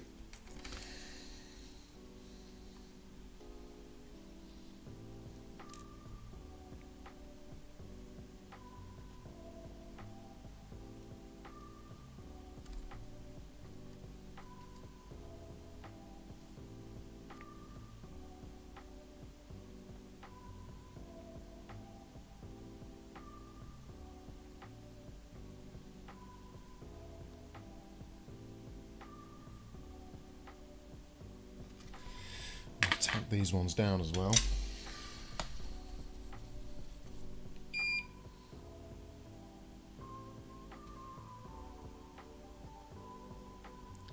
Thank God you're using the whole ground plane between the rest of the caps. Well, I don't know if you saw, but when I opened this PlayStation, it had a right mess of a replacement cap job in it. Like, I would have just used what was here. Oh, hold on, my phone's ringing. Sorry, let me just get that. I'm just going to put the intermission on briefly. Bear with me. Bear with me.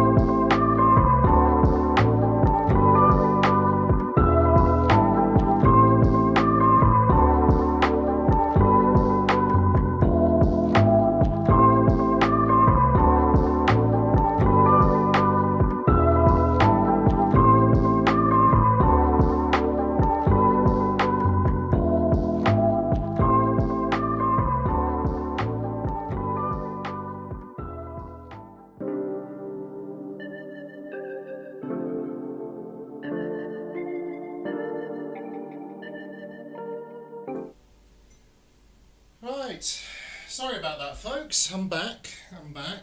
Let's just switch back to the microscope. Got the wrong camera up. There we go. So, I had a bit of a mishap. I accidentally created nuclear fusion in my kitchen using coffee. So, I think I might have just cracked humanity's energy problems by creating a plasma.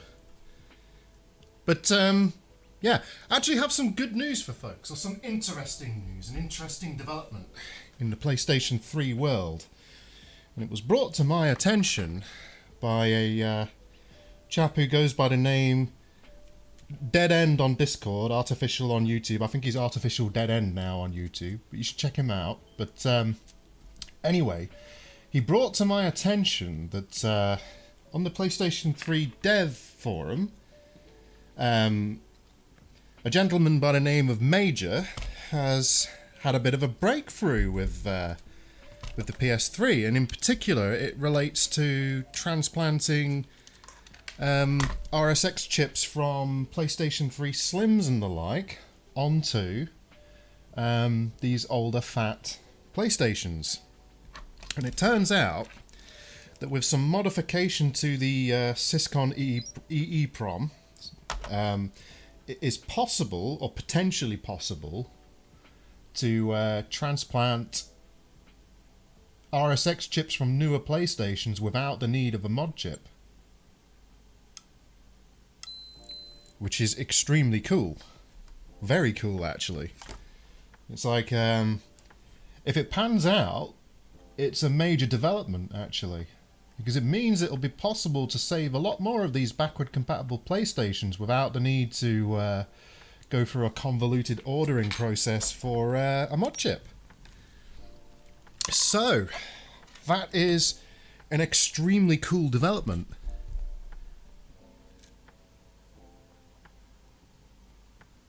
Oh, took a bit, yeah.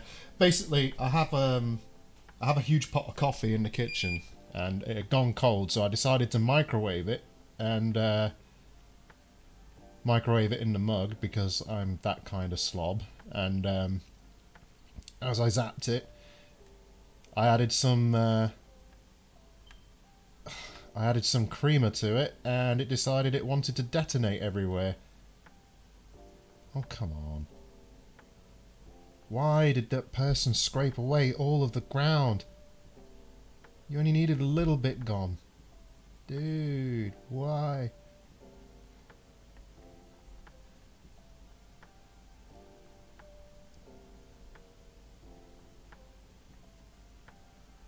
Alright.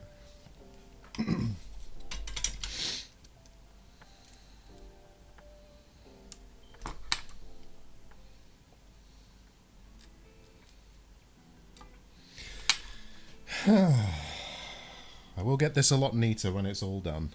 I promise. I promise. Not microwave copy, that's almost blasphemy. It is almost blasphemy, you're right, but it's also blasphemy wasting coffee, so like, I was kind of stuck. I had no choice, I hope you understand this.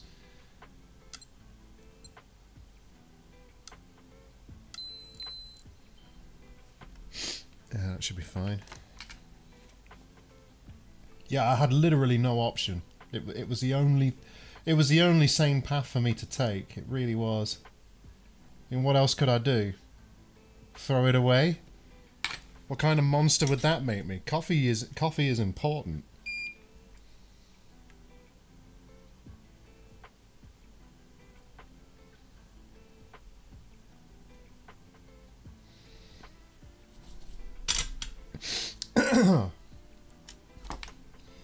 Coffee is extremely important. Without coffee, I'd probably be dead by now.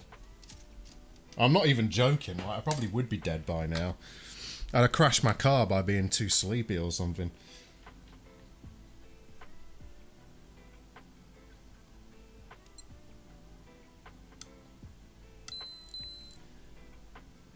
Okay.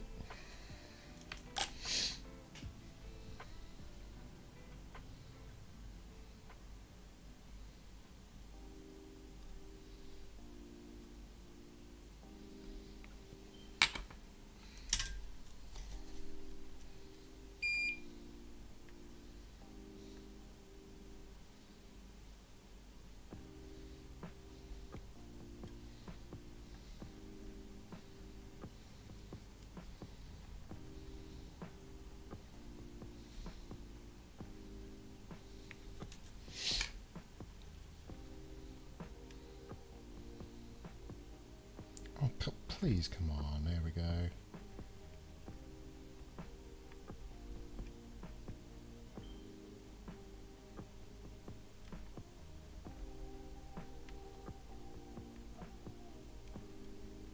Come on, you're too far over. I need to move you back. And I can't.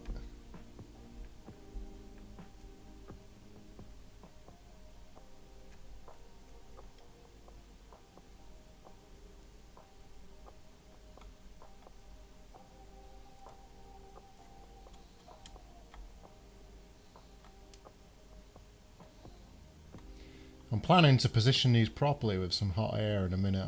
I just want to get them reasonably tacked in. Come on.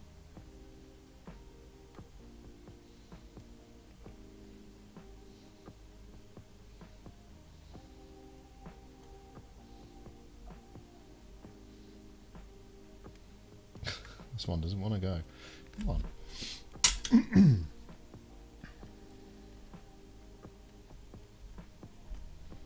No, really don't want to go. Look at that. It's just like, no, I'm not going to sit back down.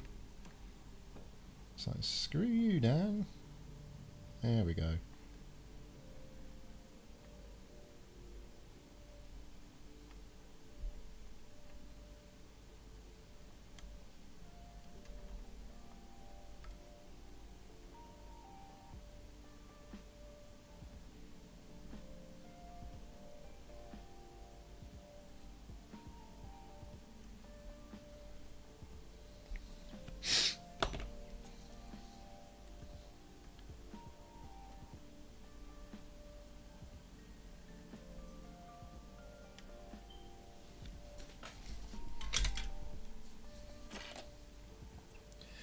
And now we'll use the magic of hot air.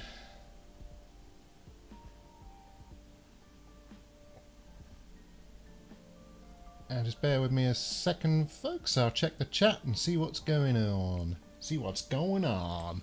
Right, what is going on?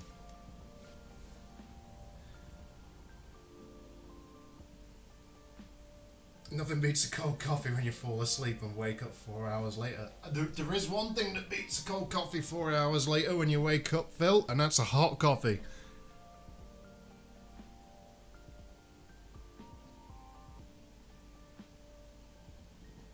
You could have added ice and milk. Look, it's fine.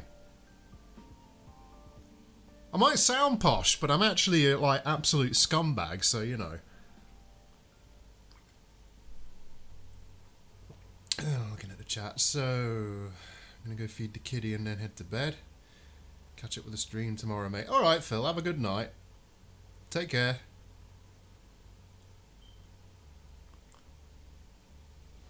Buy an E and finish the trilogy. I guess that depends on how you're feeling.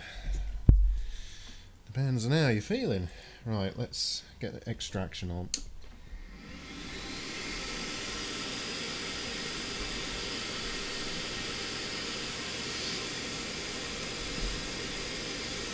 Let's get the hot air going.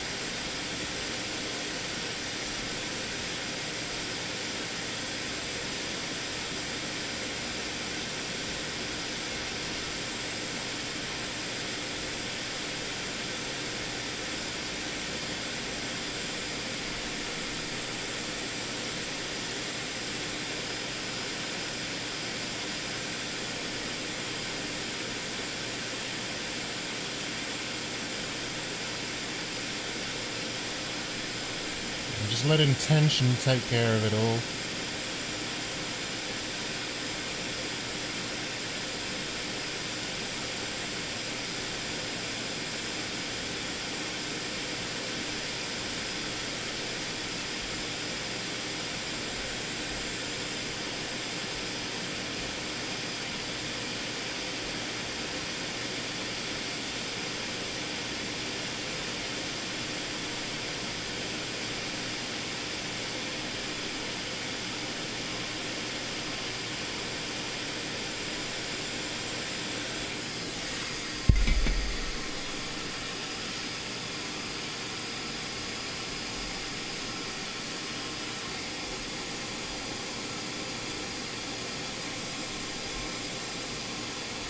That's a little far over. I think maybe I want to bring that back across a bit.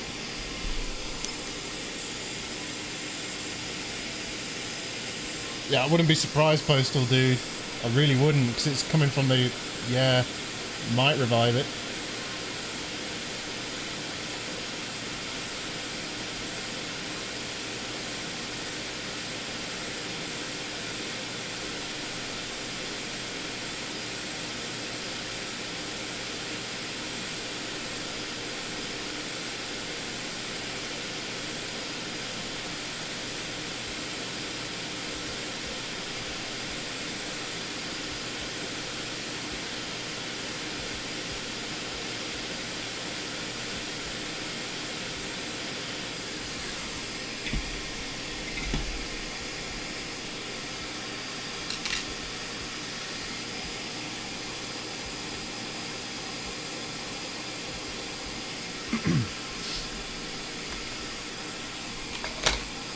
Right, let's clean up some of the mess as well.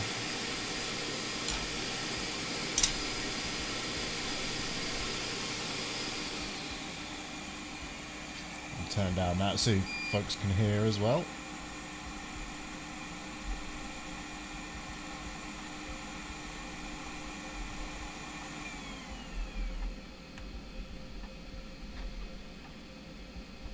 Absolutely massive ground plane. We don't need all this ridiculous solder in the middle. We can just clean it up. Yeah, judging by how hot the board feels, I wouldn't be surprised if this GPU's come back. Well, we'll read the error logs anyway. You never know. It might not actually be the GPU. We just don't know yet. We'll check the logs. We'll see if we've got 3034s in there.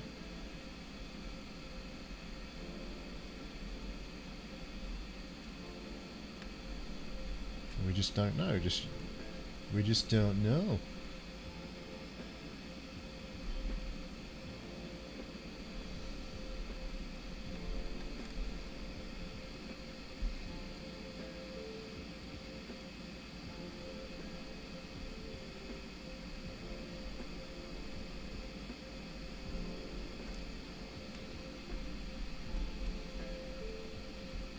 But even this beefy soldering tip I've got is struggling here. Anyway, that's just cosmetic, it doesn't matter. So, what have we got? We've got...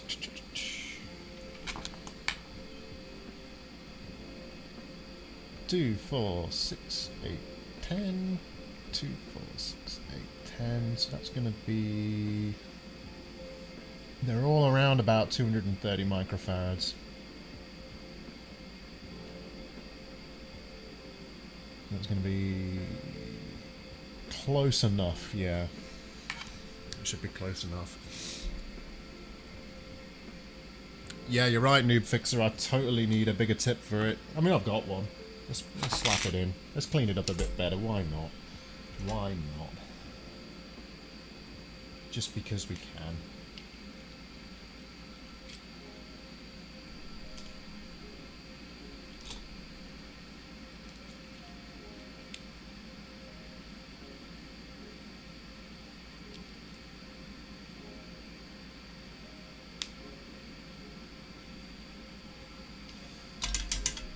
Power that back up.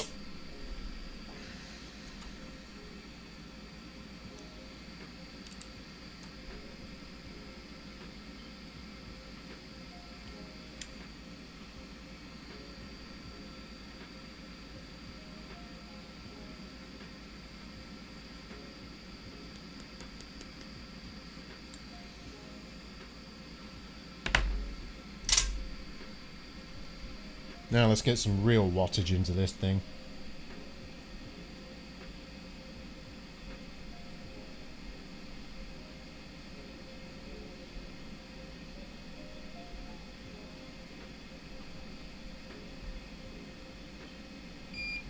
Okay, I think I need some flux on that.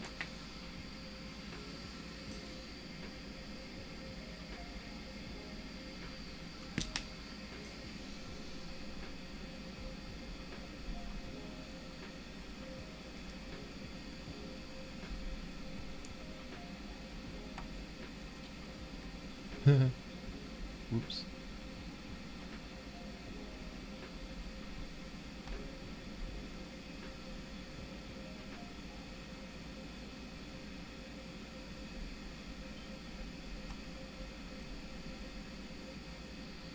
There we go. Job's a good one.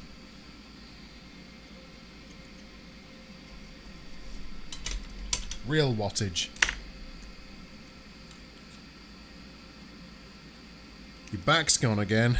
Well, you know. Need to stop throwing your back out.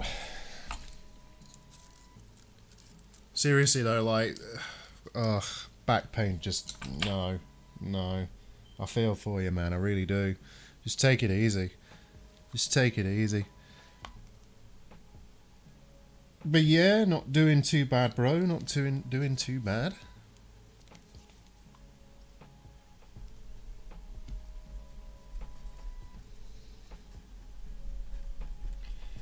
I can actually do the diagnostic for this thing in a second now.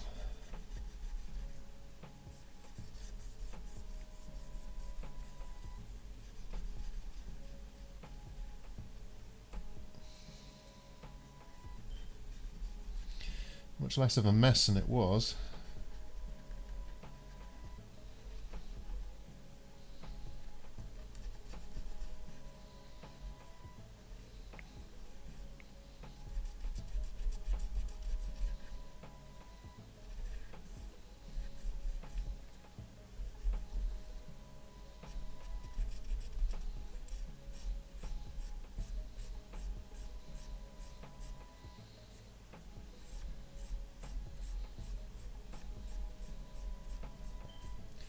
I'm going to check it for shorts as well, just to make sure I haven't shorted them together with the amount of solder that's on there.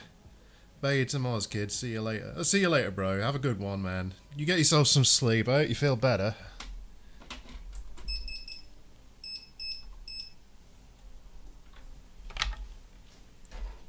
Bear with me, actually. I'll put the multimeter up.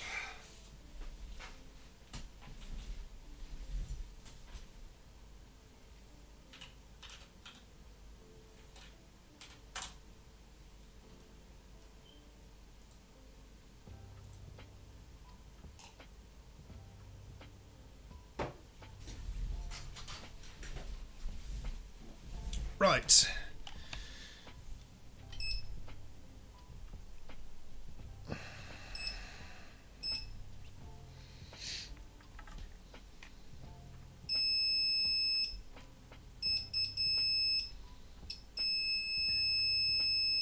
That don't look good, does it? Let me just double check that's not how it's supposed to be, because I can't remember. Pretty sure it's not. Oh, it's just low impedance. Okay, hang on. Let's just put it in resistance mode.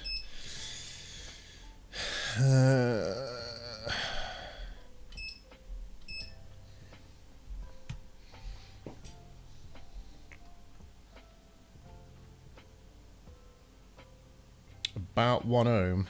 And let's look at the other unmodified lines. What we're reading here. Oh, okay. So it's about right.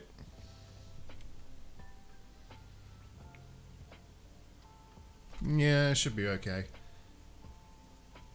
Yeah, Postal, you're right. It's just low impedance. That's what it is. It's not actually shorted. I always forget that.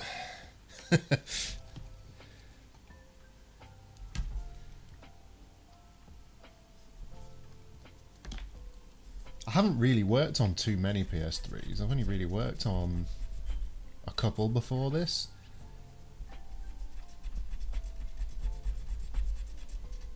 I don't know why, I just don't like this burnt spot on this cap.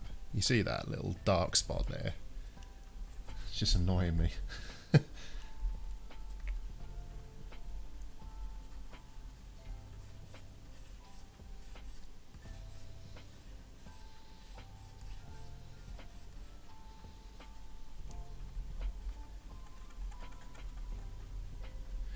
Right, so Now we can do some diagnostics, or we can in a second anyway. Let me switch to the camera.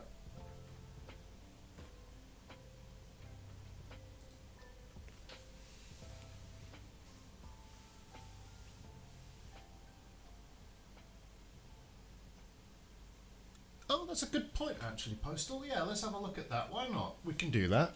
We can totally do that. Let's have a look. So, I'm not really sure where I should be measuring the RSX on these caps. So you'll probably have to point it out to me, because again, I know where to measure it when the chip's off, you know, but obviously it's still on the board. While I'm at it, I can see it's still a bit fluxy. Let me get a diagram for you. Thanks, Postal. Really appreciate it, man.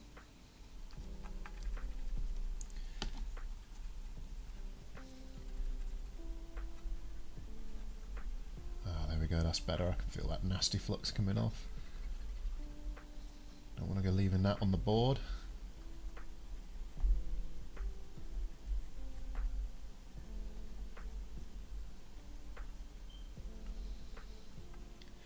So the note on this PlayStation, what did it say? It said...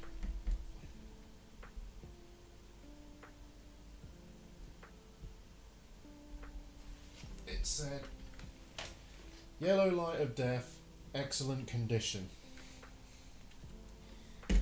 I'll be the judge of that.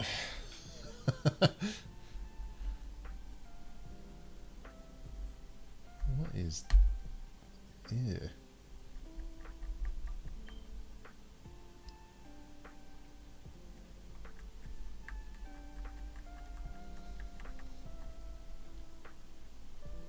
Okay. This is a Catch CO3, Adam. Catch CO3, this one. I think. Let me double check that. Actually, I didn't bother to check. I think it is. It is. What are you?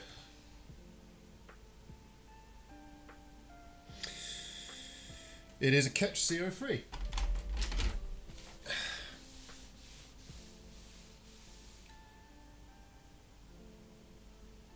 Did I change the caps known to cause yellow light of death on a PS3? Well, Noob Fixer, if you watch what I do, I'm not just going to blindly swap caps. The only caps I've swapped is this one bank here, and the only reason I've done that is because somebody else had already swapped the caps and it was a fairly poor installation of caps. They really didn't look so great, so... Yeah, what I did is I fixed up that mess, put a new bank of caps on there, and yeah. What we're going to do now, though, is a proper diagnostic. We're not just going to blindly swap components, because there are other tokens on this board, and I don't see the point of blindly swapping things before we do any kind of diagnostic. It's just silly, right? So what we're going to do is... no, we're not even going to try with an ESR meter, although I have checked what was already on. No. What we're actually going to do is connect up a serial UART reader to the SYSCON chip. We're going to read the SYSCON chip and check what error messages it's got stored, and hopefully that will help. It is pronounced catch or setch or see. I just say catch. I don't know. Maybe other people say it different ways. I just say catch. You know, it's like Pokemon. Got to catch 'em all.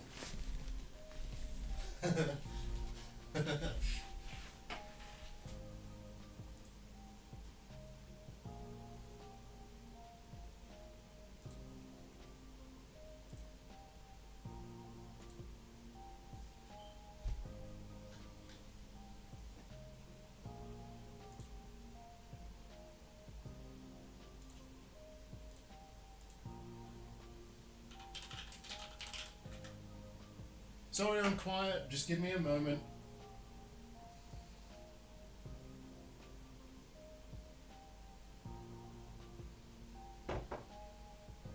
Okay, let's have a look. Postal Dude has kindly linked me a little diagram, a little area to check. So some caps.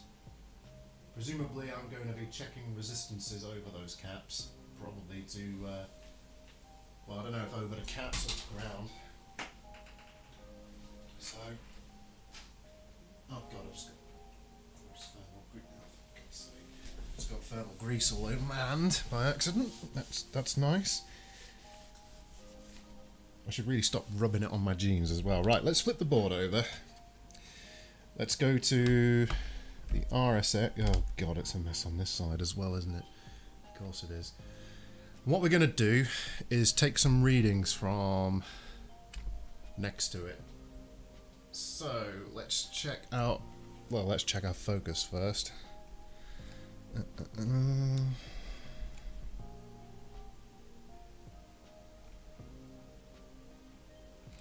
Alright. So if we put it in this orientation, I can just refer directly to a picture.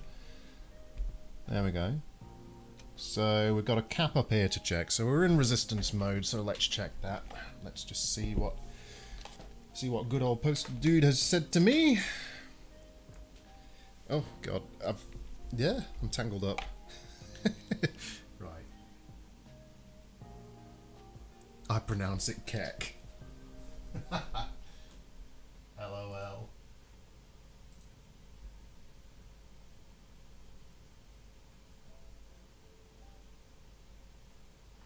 Okay, so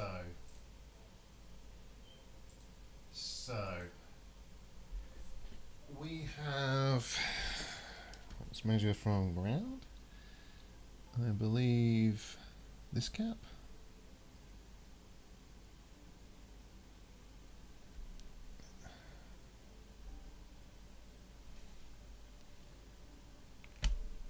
Come on.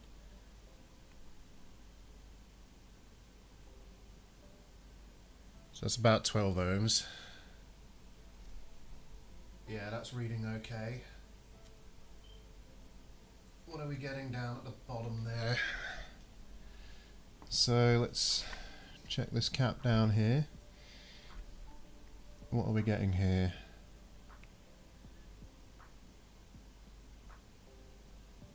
About 14 ohms. Hold on, my stupid thing isn't displaying right. Bear with me.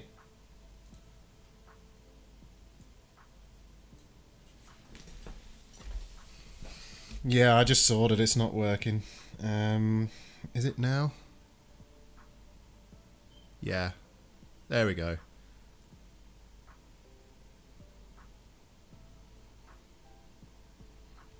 So there we go. I think that was about right. Was that 22? I can't read it from here.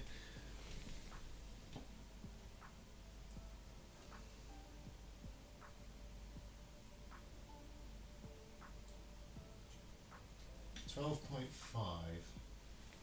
So that should be 12.5, should it? Let's try that again.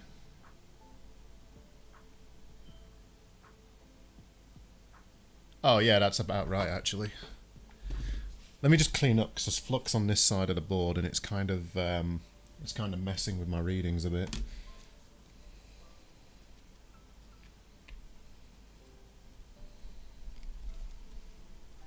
It'd be interesting if we've got good RSX, because I was kind of expecting this whole pile to be bad.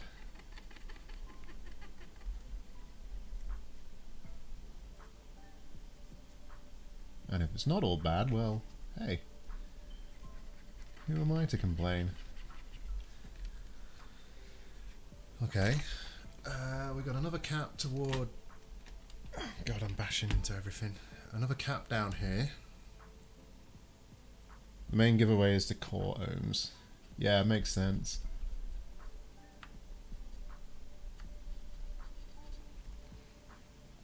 I'm actually going to have to go refill my my dropper bottle with alcohol in a minute. I'm almost out.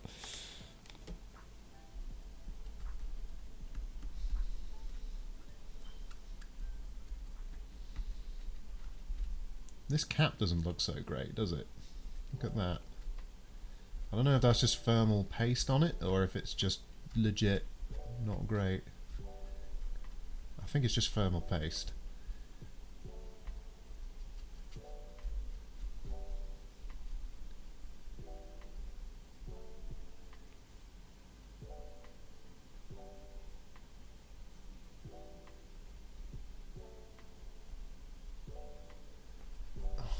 is there flux everywhere? This is mental.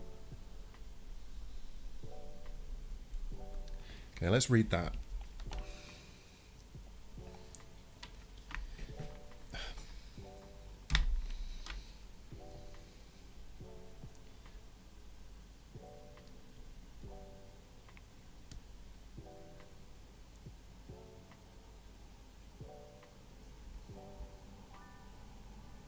Okay, and what are we getting on this side? Oh. I think this RSX might be bad. Oh no, that's ground. Must be there. It's about 88 ohms. Okay. And what are we getting at the top?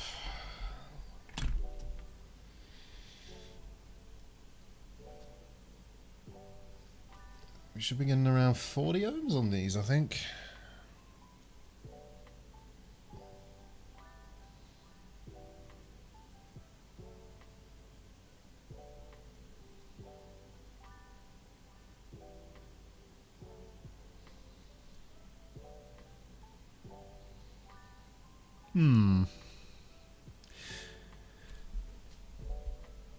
So the diagram I'm looking at is suggesting that those resistances should be about 44 ohms, not well, we're about double that, so yeah. I'm going to assume that's not a good sign for the RSX. Because it's looking like the resistance is double what we should be expecting. God, look, there's even flux here. What the hell? What the hell? Look at it.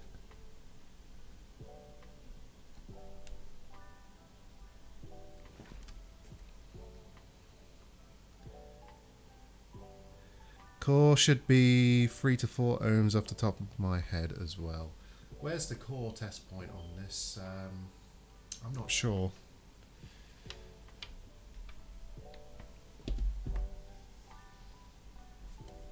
To be honest, I don't think it's going to be looking good, and it's going to take me less time to just check this using the SYSCON, checking the SYSCON, right? I might as well just check the SYSCON.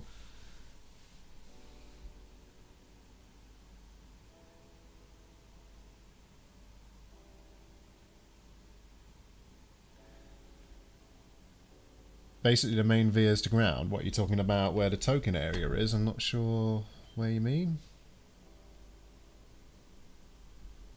You mean measure from there? I can do that. Yeah, I can do that. Let's do that. Let's do it.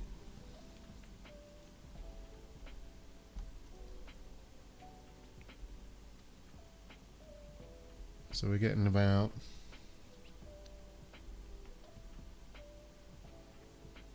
We're getting about 90 there.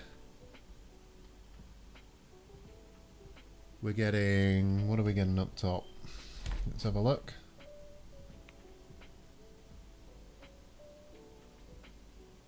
Nothing. What?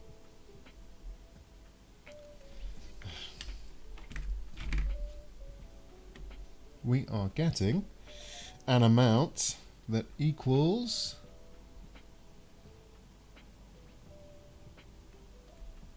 flux on my probes. That's what it equals. God, what I'd give for a proper workshop. I would love a proper workshop. I would hide in there.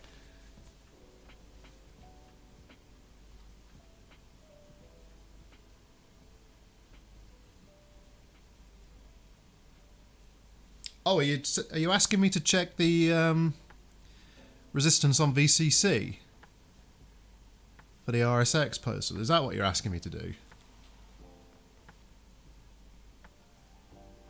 Okay, we can do that. That's easy.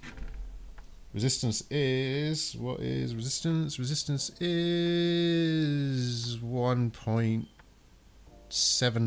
ohms.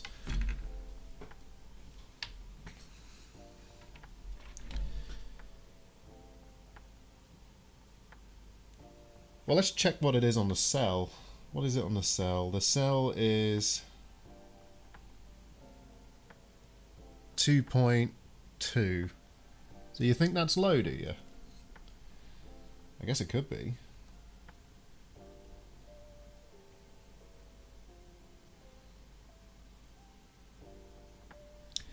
Could be related to the caps I installed, though.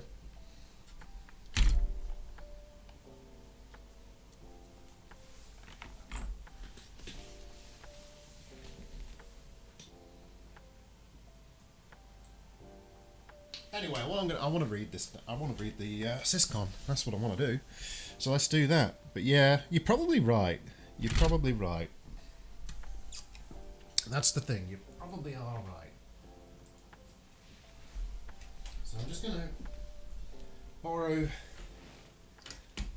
my customer's board for a moment because I left the UART reader attached to it. I've just got to remove that. Oh god, I don't want to use that massive... I don't want to use this huge bit on it.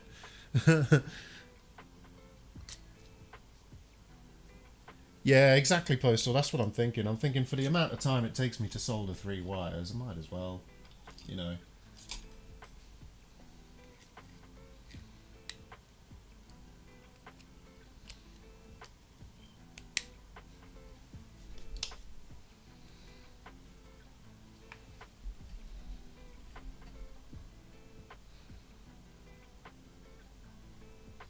Come on, Mr. Soldering Station, get up to temperature. Get up to temperature, you can do it, come on. There we go.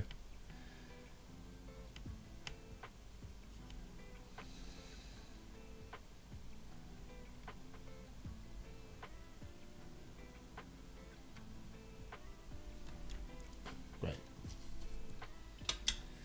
So that's my customer's board. I need to move to the side now. Let's put that somewhere nice and safe under my shelving units. There we go. That won't get mixed up now. And let's come back to my suboptimal board. So I want up here.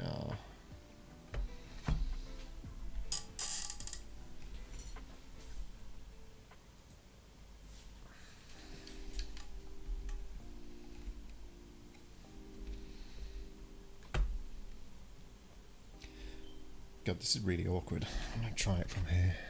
Rotate the board a bit.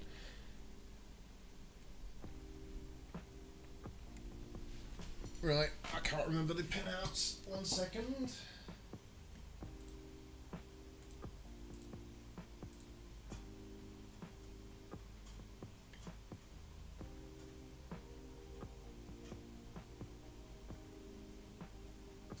TX, RX. Okay. So, what do we have on here? We have my blue wire was RX, so I need to wire that to TX on the PS3. So we'll do that now.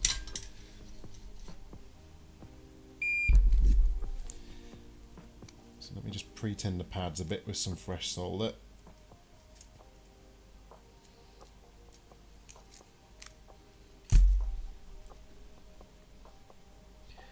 I believe it's these two.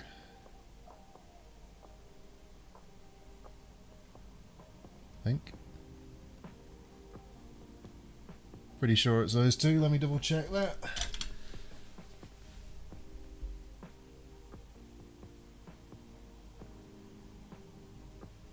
And it is.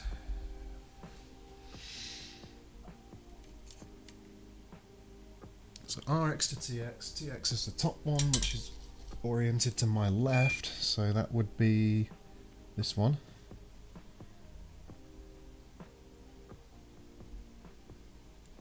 There we go.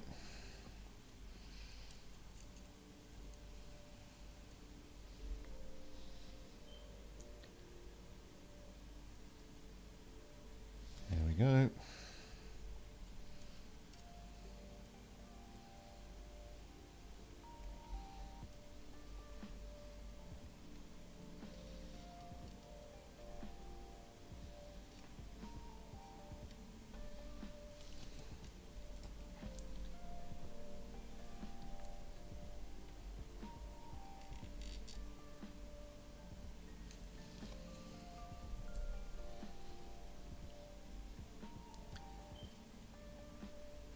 And there we go. I really should get that crocodile clip. That's a brilliant idea, that. I really should. It saves leaving a little blob of solder or a shiny spot on the edge, doesn't it?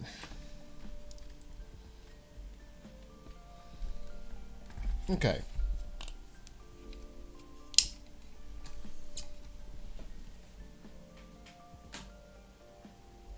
Okay, let's switch over the camera. Let's take a look at what focus settings. So, oh hey RW, you actually did catch me live this time. Yeah, RW, what I was responding to you with is a pretty well-known YouTube bug, and that is with subscribers, like with subscribing to channels. I've had it happen to me tons of times as well.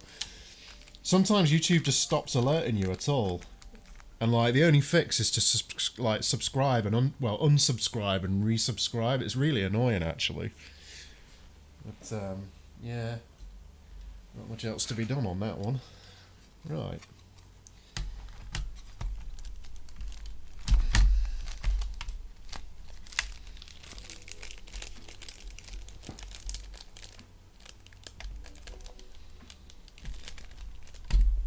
There we go. And then I need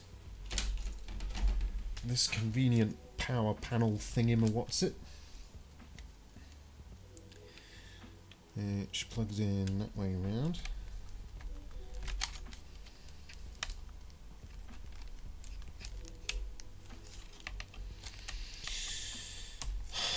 I really should earth this. I really should.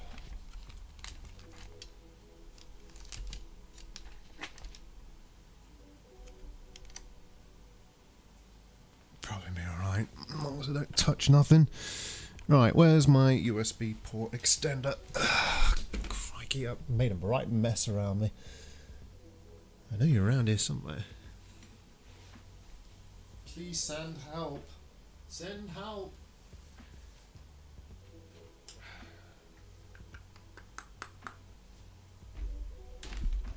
No, seriously, where's my USB extender? It was like right here.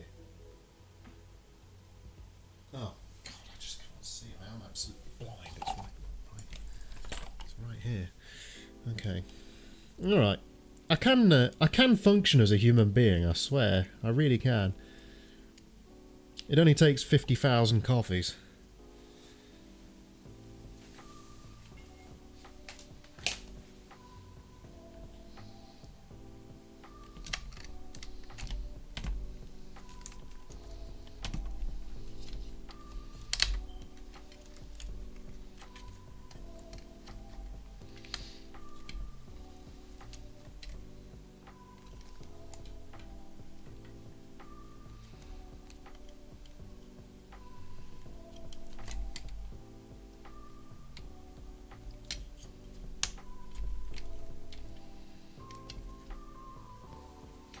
Alright.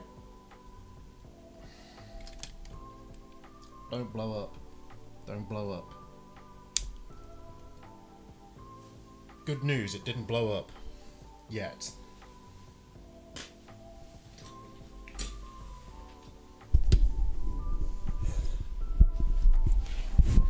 If it's going to explode on me, I'd rather explode it on me with a shield in the way.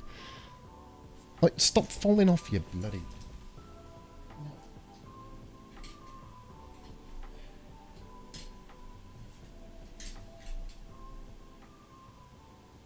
Oh, that'll be fine.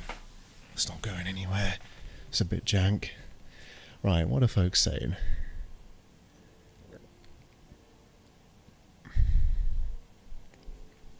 Yeah, laptop lights on the chargers can be super annoying.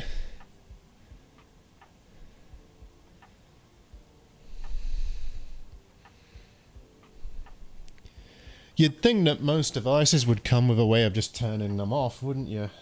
You really would. Alright, let's see if we can get anywhere with this, shall we?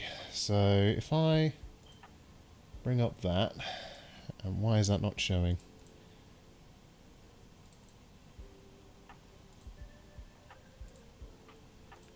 Yeah, if I bring up that.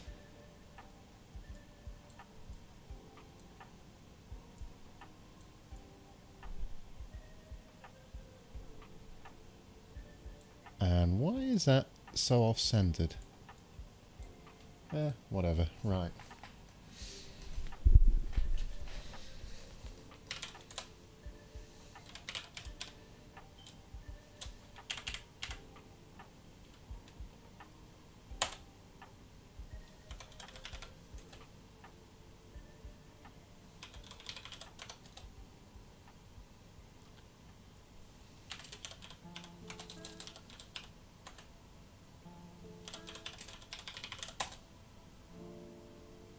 What?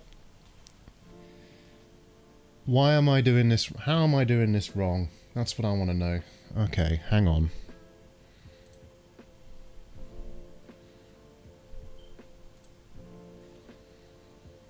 So looking at these docks,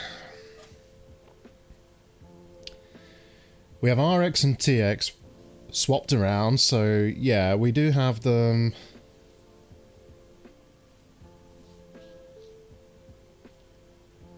Hang on, is that... Have I done it wrong? Because I connected RX from the TTL to TX on the motherboard.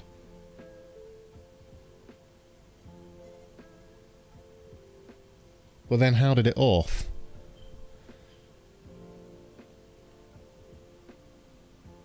I mean, I could swap them round. I could swap them round, it wouldn't be hard, I don't have to do any soldering for that, I can just swap the leads round on the USB thingy. So we've got the software installed. We've got that entered. We've put it into CXR mode, I believe. I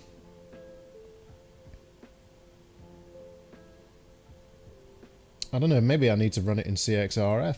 We can try that.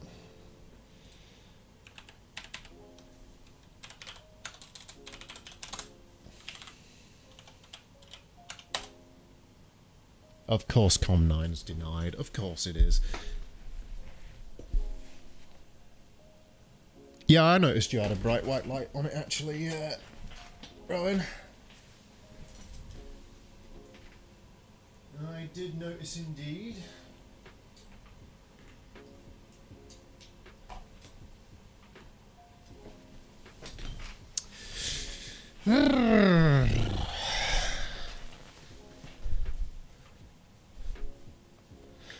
Yeah, you're right, Adam. You are right.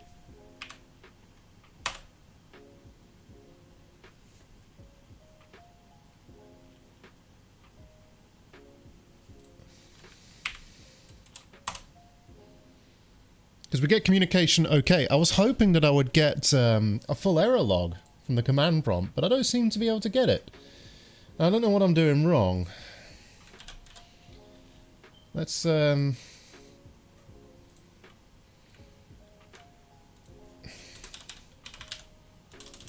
What do you mean you can't find it?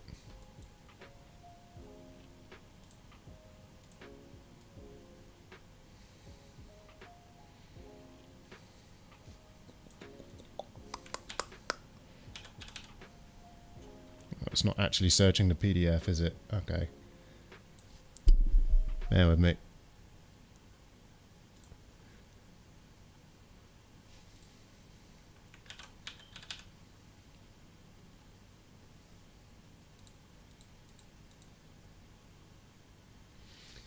Clear errors, clears error log, display errors. Is that what I need to do? Is that what I'm doing wrong?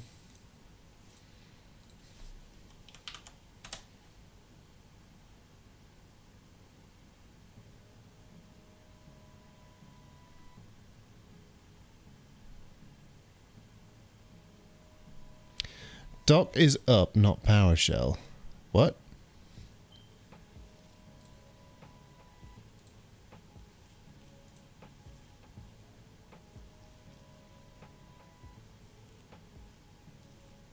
Let's try it in Python. Let's try it in Python.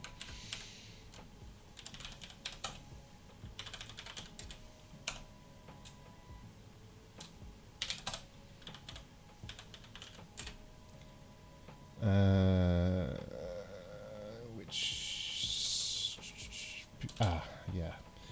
Python PS3. Okay. Com9. CXR.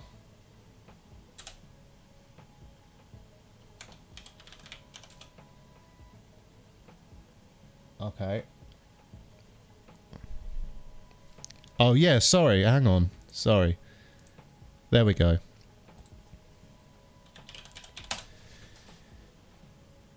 No, I'm not trying to clear... God damn it. Why does clear... Hang on, what does clear do? I hope that isn't aliasing. I hope clear isn't clearing the error log. Because that would be really annoying. Yeah, I'm browsing the... Yeah. Let me shrink this a little bit. And you can see what I'm up to. I think you can see both now. Just about. You should be able to see the shell. I can see the shell. I can see it on OBS. Do you guys see it? Anyway.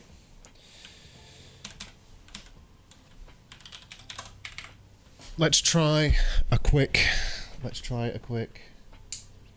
off and on again. Let's unplug and replug the serial adapter. Let's make sure we're in a relatively clean state as much as we can be.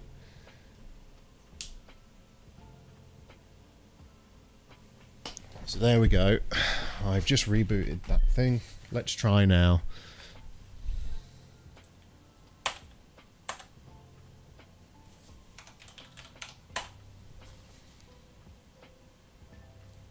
So we get off successful.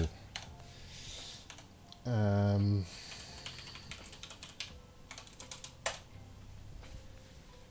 that's all we get when we do air log.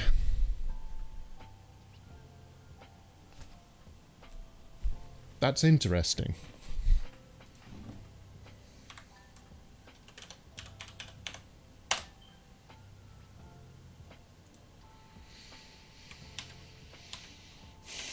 Okay. Let's try the GUI. Let's try the GUI. That worked last time, so let's try it. Let me get that on screen.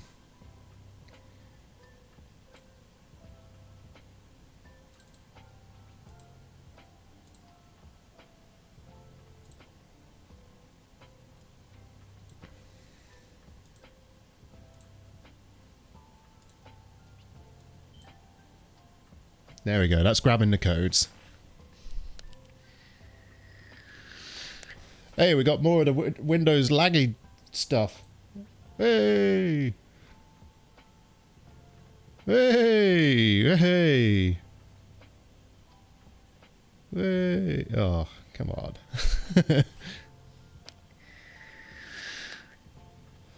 Right, we'll let that do its thing. And in the meantime, have a desk. The GUI's jank, but at least it's working. Which is a bit strange, because yeah, I don't know.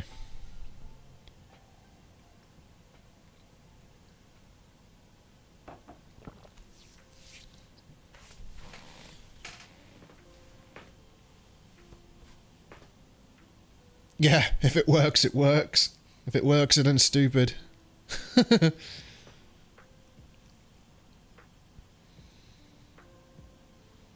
Yeah, it only seems to read 20, doesn't it? I would like to read them all, but as you can see when I'm using the command prompt with Python, I'm getting nothing. Perhaps it's the version of Python that I'm using as well, because I'm using 3.7 something. The thing about that SYSCON reader, what's it? Repo, I don't think it says what version of Python is required. And it does say that it comes bundled with Python. Maybe that's the problem. I don't know. I need to figure out exactly what dependencies and versions of the dependencies that it actually relies on.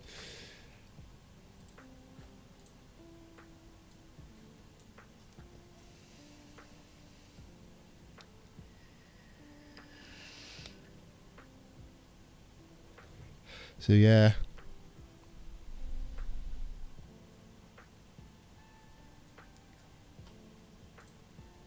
Oh well, you know, everybody makes small mistakes like that. I've made worse when it comes to writing software.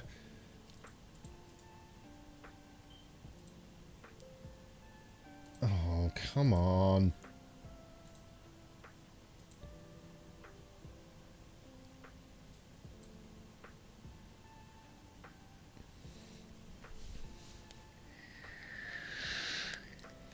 So I think it's still grabbing the codes.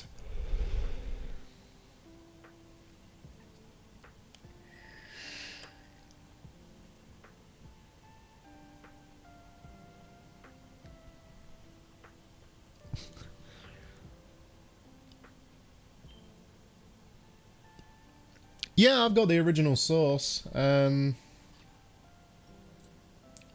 it open somewhere. Yeah, here. Let's go back. Back. Bear with me, I know you can't see what I'm doing.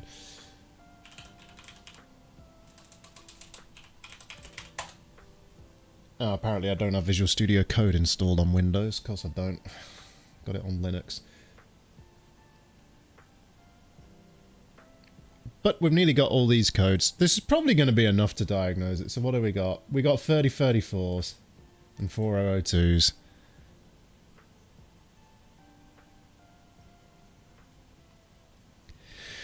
It needs fixed, but is it worth it if the PS3 is old AF? Well, good question. Yeah, answer is yeah, it is. People covet them, actually. People really want these backward compat models. EEP set something. Yeah, maybe I need to solder the diag point. It might be something like that, Adam. You love Debian Linux. I'm an Ubuntu fan myself, but it's a Debian derivative, so, you know, I actually use Linux for my day job.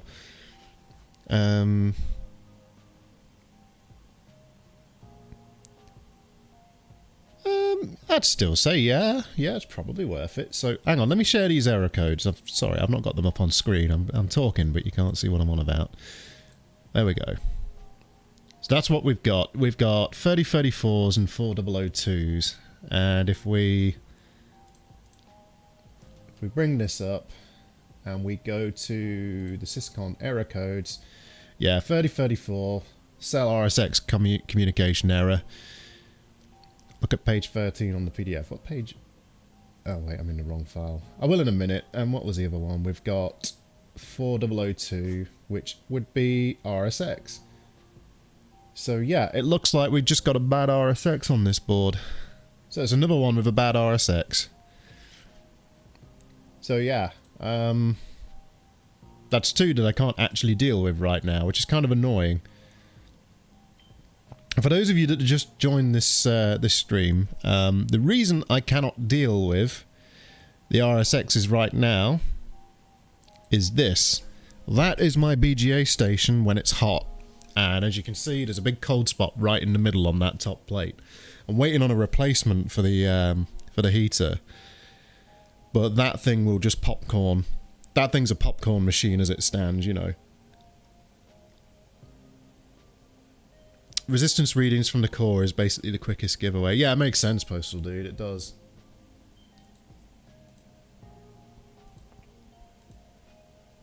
Let's kill that. It's dead, Jim. Yeah, it is dead. But good luck me, well, I'm going to need a bunch of RSX chips.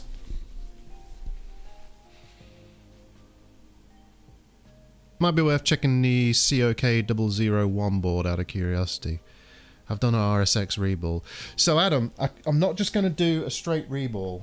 And there's a good reason for it. I'll explain the reason why I'm not going to reball it. So, back during the PlayStation 3 and Xbox 360 era, the GPUs of the time, particularly manufactured by Nvidia, the 7000 series, I believe, flip chips in particular, across laptops and, incidentally, the PlayStation 3, there were problems. Quite serious problems, actually. And there's a fault that develops with the bumps. And the bumps are what attach the die to the substrate of the GPU, which I'll show you right now on camera. I might as well. So if we flip this and we take a look at the RSX right here, if I zoom in a little bit. Oh, actually I can't. That's as far a zoom as I can get.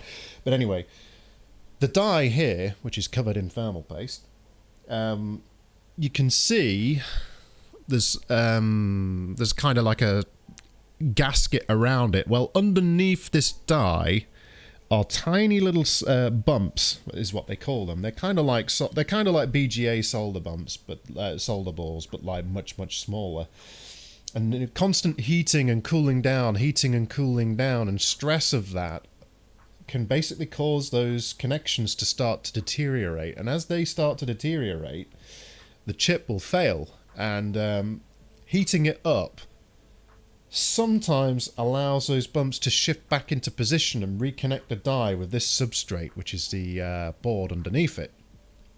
And when that happens, it will occasionally bring the chip back to life, but the big problem obviously is that it still has that underlying fault. So at some point, it's quite likely that the original fault will just reappear as it thermally cycles, you know, as the stress is put on that chip. Yeah. You might even be able to see the cracking in the underfill if you clean the thermal paste. You reckon? That'd be interesting. I wonder if I can. Let's have a look. I'm going to have to refill my thing with isopropyl, actually, wherever I put it. Where did I put it? There. Okay. I think I've got enough just to get this off. We'll give it a quick clean. Has that chip been gouged? No, that's good.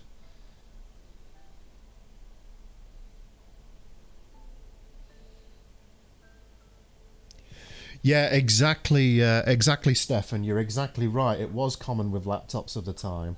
And a lot of people would reball them. And reballing them, well, really, all that happens is you apply heat to that die, and that fixes the problem. I mean, with laptops, though, sometimes reballing can fix the problem. It depends what the underlying cause is, right?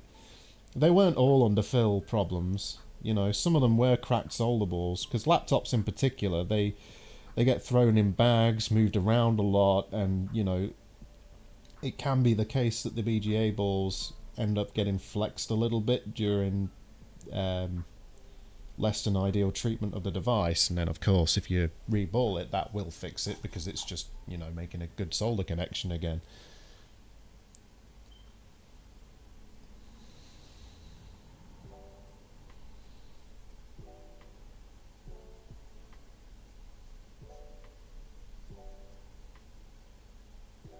So what are you thinking I'll do here, Postal Dude? Are you thinking that, like, I get the microscope over the top of this chip and have a look at it and see what we can see? Because I don't think we're going to be able to see any fractured solder balls. I really don't. Like, how are we going to see the bumps? I'm not really sure what you mean. But, you know, I'm willing to give whatever it is you suggest a go. Why not? Why not?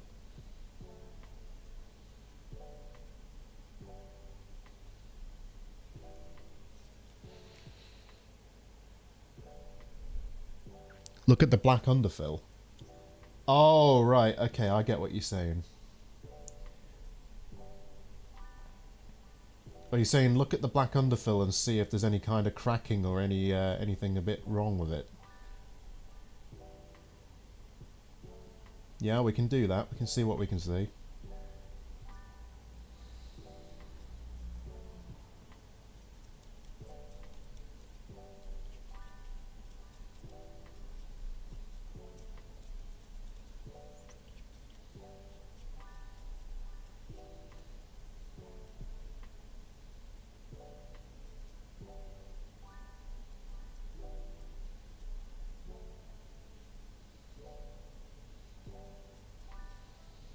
There we go.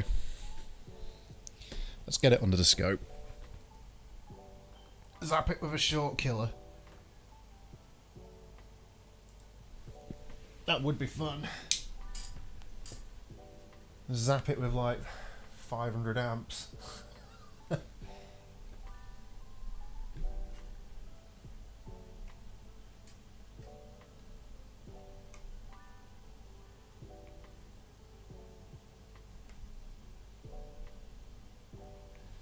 Let's see what we can do to reduce glare a bit.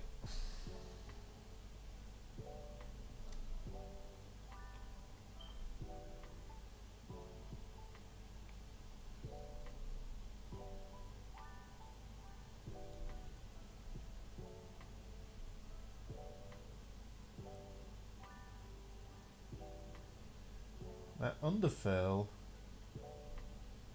to me, looks mint.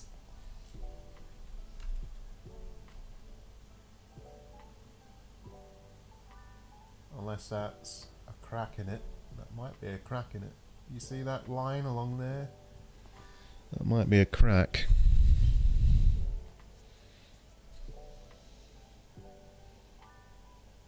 Let me check.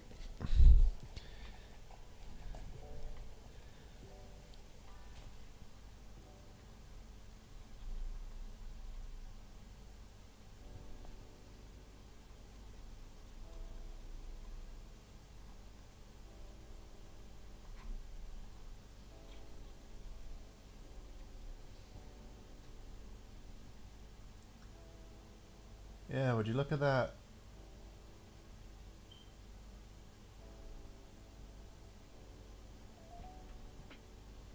I don't know if that looks like physical damage though. It looks like perhaps whoever delidded it slipped. They would have gouged all the way down the side of that, look. I don't know. Hard to reason that. No, actually it's like that on all the corners. You can kind of see there's a crack. Interesting, isn't it? Yeah, every corner of it has the same thing.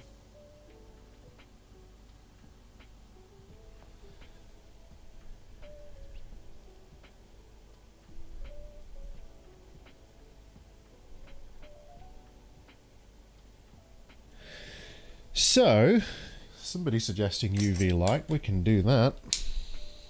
Let's see.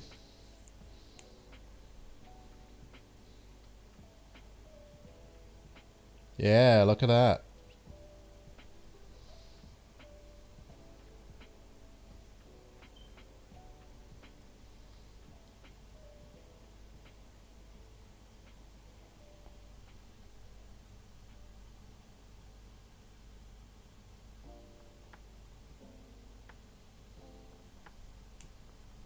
Huh.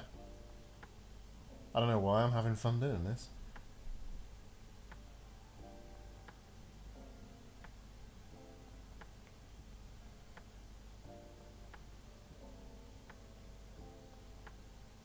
To be fair, I'm using a UV laser there, though. Yeah, I think the RSX is as good as... She's as good as dead, Jim. That's what's happened there.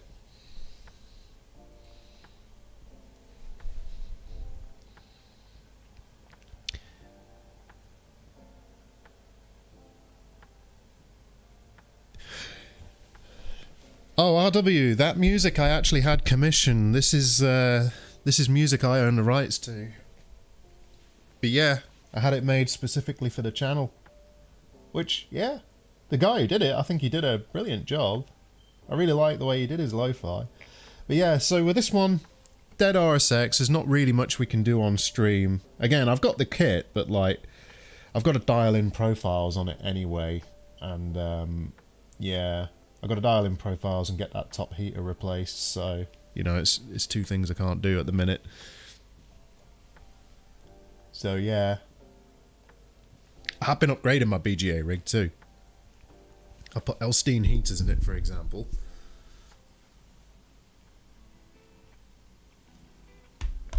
Or Elstein. Elstein? Probably Elstein. Elstein heaters. But there we go, so that's another one. Well, I might as well take the diagnostic board off while we've got it here. So let's do that.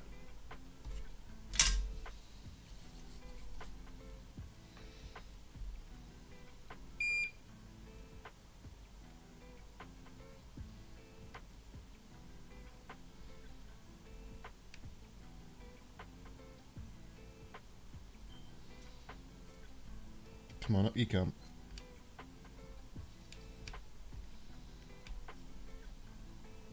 I'm actually really looking forward to swapping RSX chips. I really am.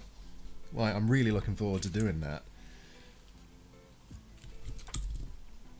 But right now, I'm only going to popcorn them. So, there's no point.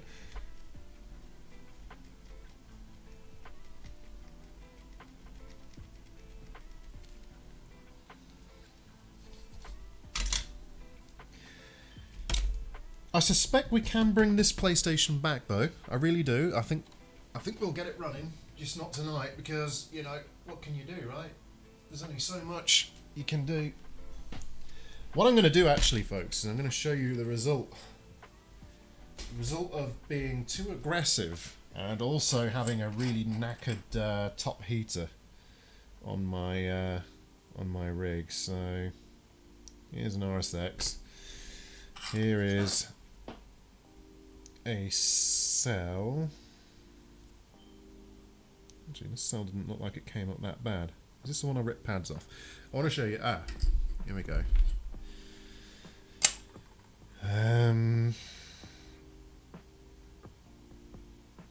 This RSX doesn't look horrendous either. Could have swore I popcorned both of these. But if we take a look.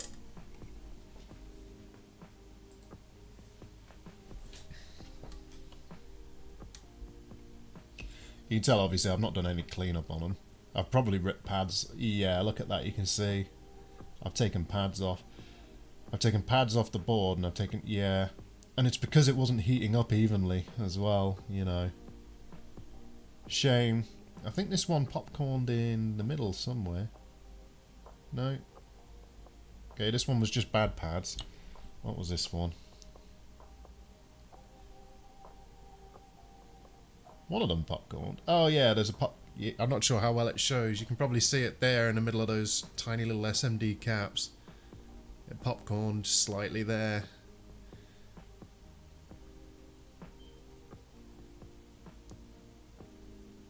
Checking them for cracks. Yeah, I could do. Oh yeah, that one's definitely cracked. Look at that. You can see that. You can see that with just eyeballs. No need to zoom. So look at the other one.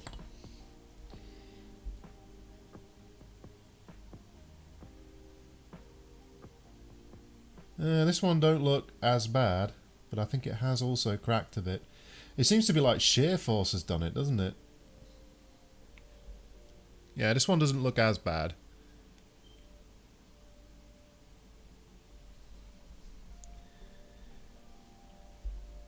Yeah, that is a good call on the UV light. That is a great call on the UV light. I need to get a proper UV light myself. I've only got a laser, and honestly, it's not that good for curing even, which is why I got it. Random RSX I took off. Did this popcorn? Or did I just lose pads? Can't remember.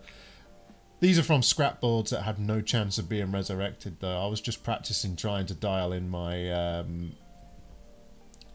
yeah, dial in my profile. Even these are cracked. I wouldn't be surprised if these are cracked just from the immense heat from my BGA rig I was putting into it. I was putting far too much heat in. Come on, where's a good example of popcorning I had? Oh yeah, here it is. Look at that. Look at that bad boy. That's popcorning. Delicious.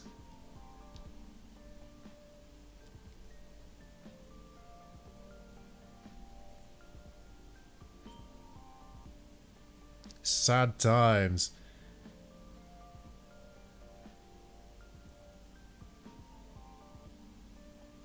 Yeah, not so great, is it, that one?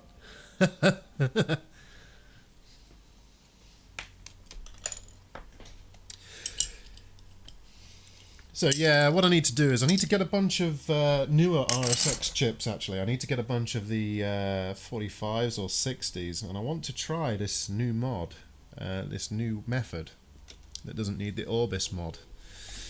So I want to try that. Now, as I have a bunch of COK boards, I'm definitely going to give that a go. I believe Victor from PSX Place, I think he's giving it a go tomorrow, most likely. So it'll be interesting to see what he reports back on the thread. Yeah, Yeah, I was having a chat with him on Computer Booter's Discord earlier, and I guess he's right. He was saying we don't know that it's going to work on every PlayStation, right? And I suppose we don't. So, you know, he's right.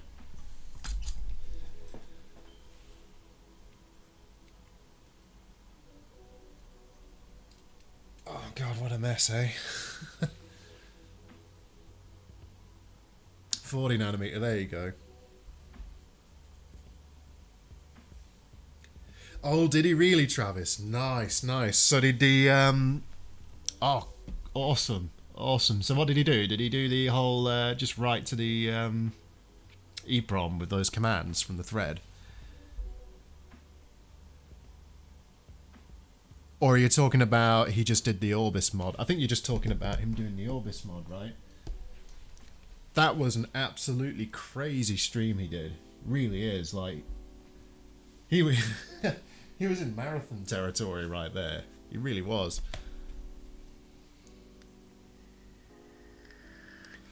High heat with more pressure pops up PCB. Yeah, Kaiser, you're right.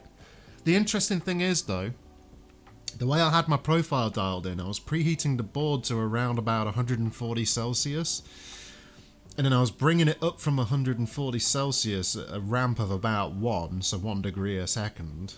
And I was bringing it up slowly to peak. I was peaking it up from about 140 to 170, I think. Holding it there for the temperature to catch up. And then I was raising it again up to about 200, holding it there. Raised it again to closer to the melting point. And like, as soon as it got there, like, I'm not kidding, on one of the boards, it might have been that really super popcorn one I just showed, it basically, it was spitting solder everywhere. So clearly there was moisture in that board, I think. But yeah, I mean, I think some of it is down to my dodgy top heater.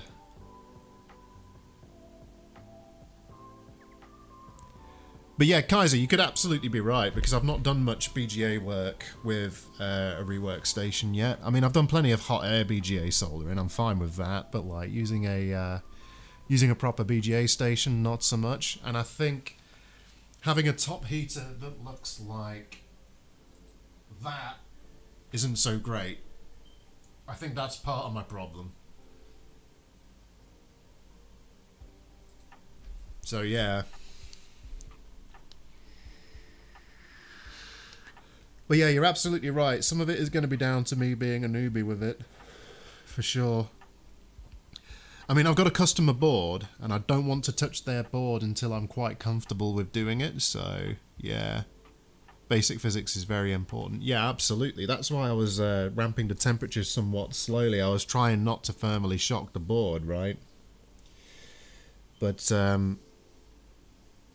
yeah, I mean, those boards that I've like those pop chips I've just showed you, I'm pretty sure they were stored in somebody's garage for months. So I think what happened is they just absorbed moisture from the atmosphere. I think they were quite damp boards. I have a LY6500, Adam, which is a clone of a ACHI 6500, but I've modified it so it's got Elstein bottom heaters rated to about, I think it's about 1200 watts, and the top heater is just knackered, so I'm replacing that anyway. It's just about big enough for a PlayStation 3 board. A PS3 board is around about the limit of what it can sort of do, so...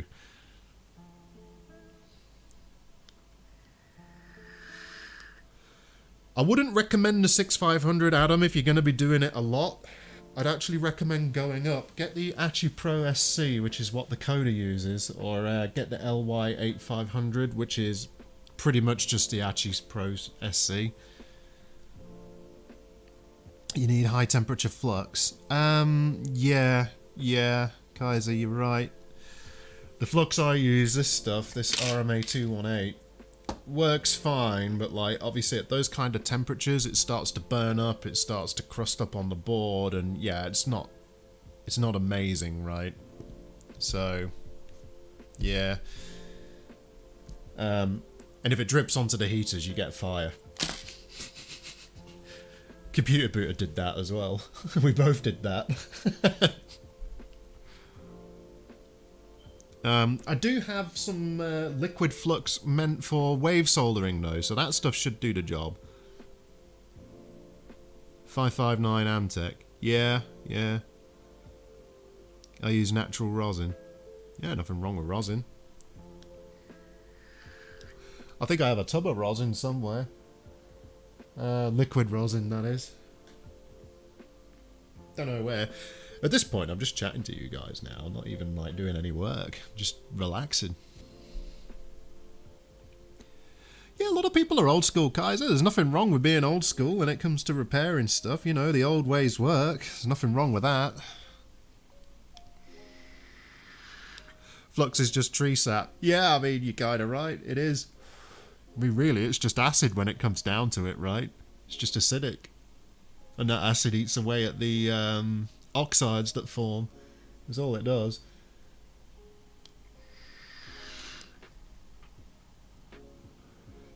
Yeah, you know what, Postal? If you ever want to use that as an example with cracked RSXs, please feel free, you know, feel quite welcome to use timestamps or whatever.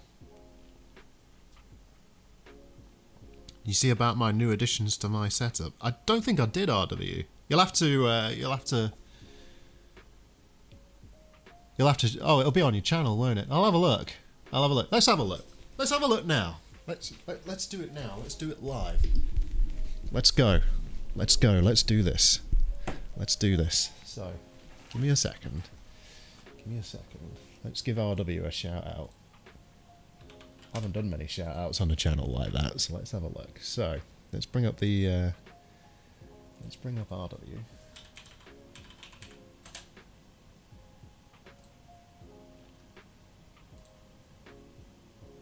Okay, I won't share that unless you have a specific video you're talking about.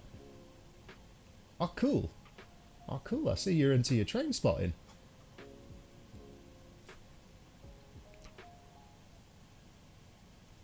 No, RW, I don't think I have seen you set up. Feel free to link, though. Feel free to link in the chat.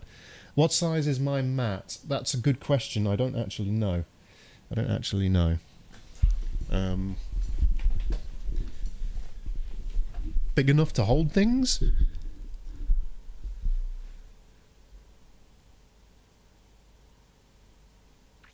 Well, Postal Dude, some people are unwilling to learn, you know. There's nothing wrong with being wrong. Everybody's wrong sometimes, you know. Just admit it and move on. Like, learn from other people's mistakes if you can. That's my motto. If I don't have to make a mistake because somebody else has made that mistake and has learned from it, absolutely. Yeah, RW, I saw that. I thought maybe you don't want that sharing, so I'm not gonna share that. I'll I'll leave that alone. But there's nothing wrong with train spotting. Nothing wrong with that.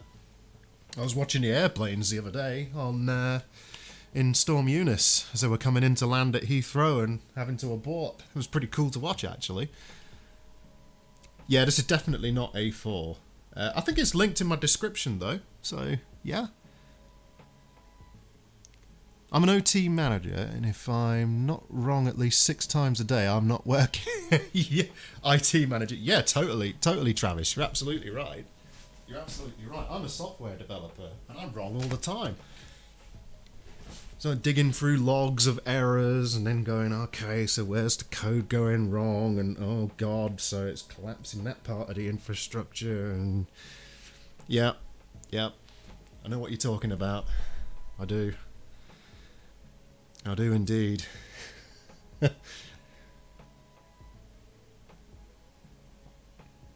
Yeah, it's all fun and games until everything's exploding around you, isn't it?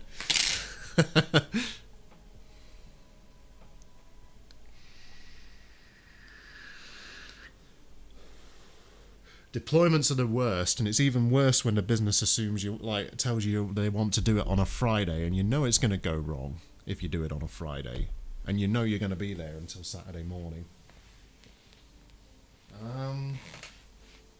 You know what? I'm going to do one last thing tonight, electronics-wise. So I'm going to go grab something to work on. It won't be a PS3 because they're taking up too much space around me. I'll be back in a second, folks.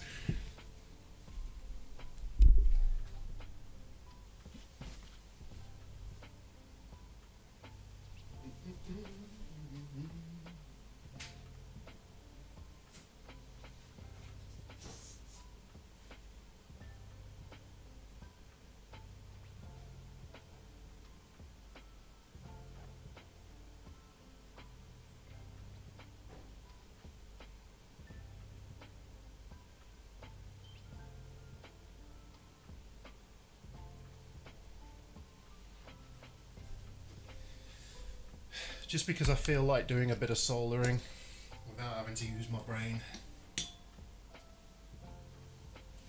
Oh, enjoy Forbidden West, Travis. Yeah, the Horizon games are pretty good.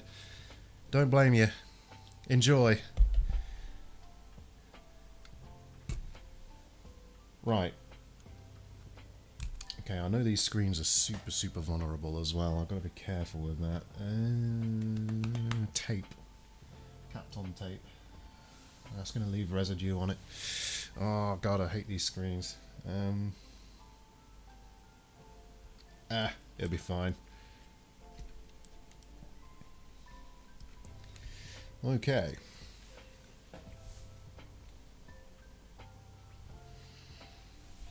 Here we have a classic Game Gear.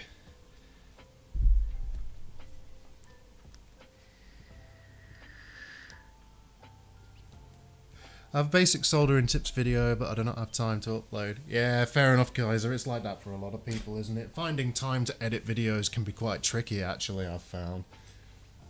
Okay. This is going to require some caps, and I don't remember what it needs.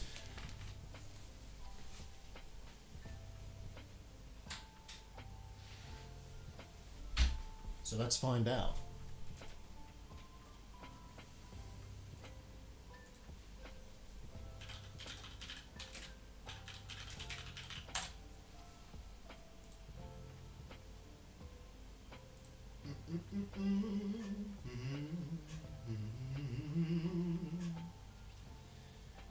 Game Gear.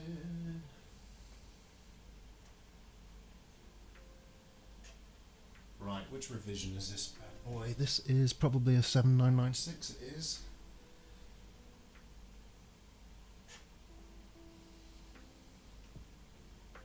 VA1, okay.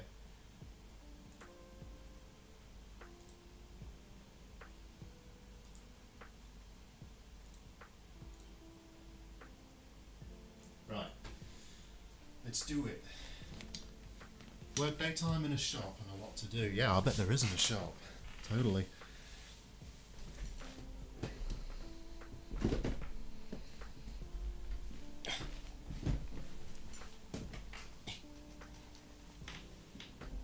Alright, there we go.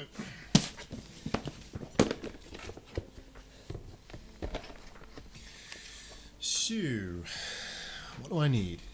I need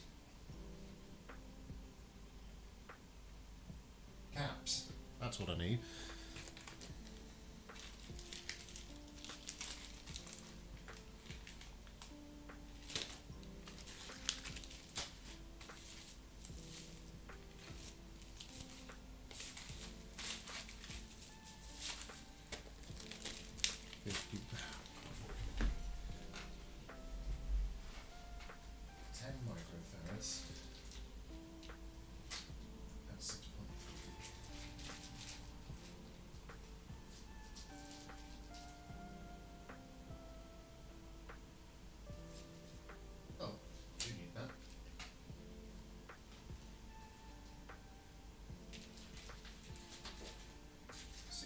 Volts at 10, yeah, that'll do the job there.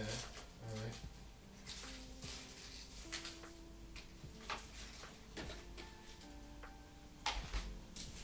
Oh, I don't use cap kits, I just use raw caps.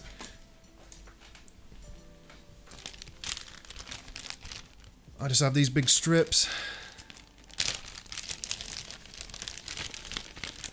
Oh, okay, RW. Yeah, I don't think I saw that other message. You know, sometimes I'm not paying full attention to the chat because I have my head in other things, right? You know how it goes.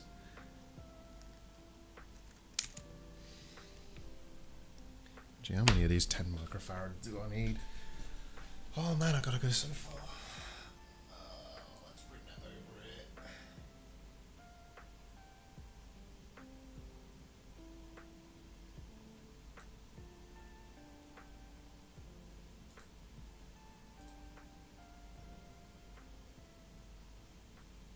Okay, now I can actually see the cap map, so that helps.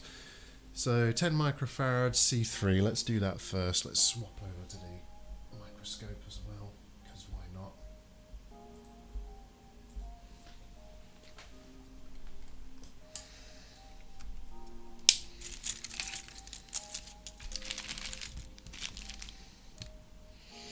Let's find C3.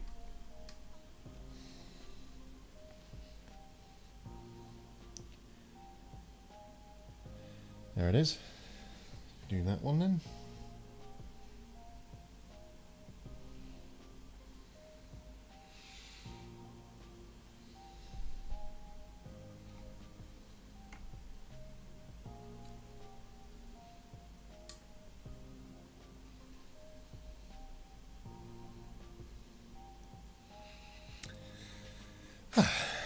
Right.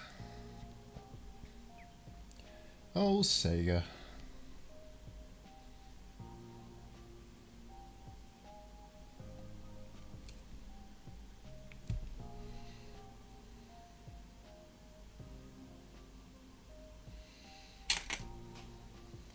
Good old Sega. When you got PS3s that need their RSXs doing, just do a Game Gear instead.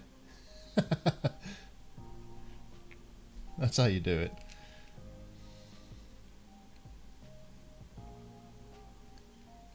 Okay.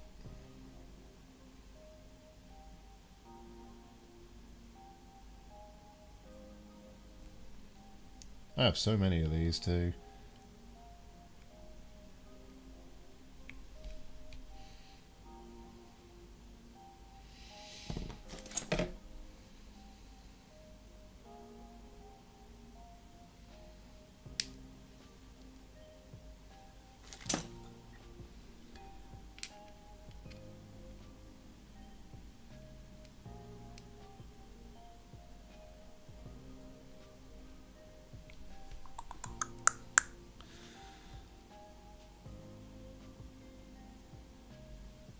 Very cool, RW. Very cool.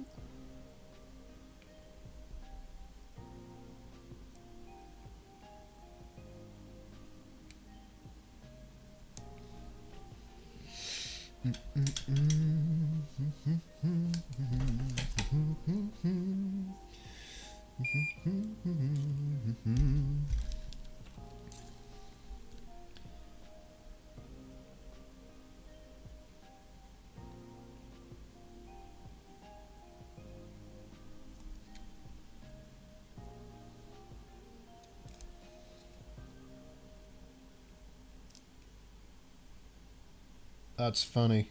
I've clearly worked on this and cleaned it up, and I just soldered that first leg on and I could smell that smell of fish still. Ha.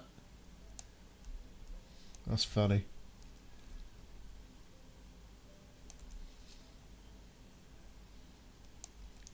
Oh yeah, I'm getting catfish smell. Ugh, lovely. Alright, so that was C3. So let's do C6 next, because it's the same type of cap.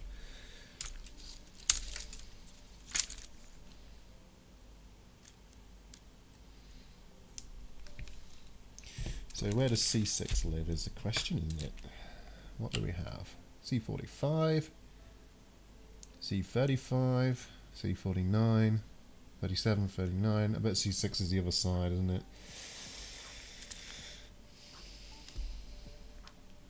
Yep, there it is. I see it. I see it. Right there. You need to look at your PSP still. I do, yeah, I do. But you know what? I don't have to take these apart. They're already ready. These have been sat for about a year. So...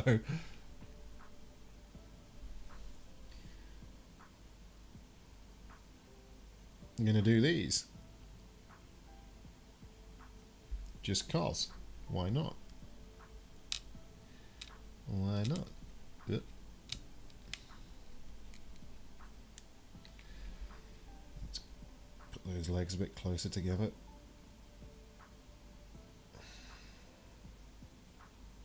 Cool.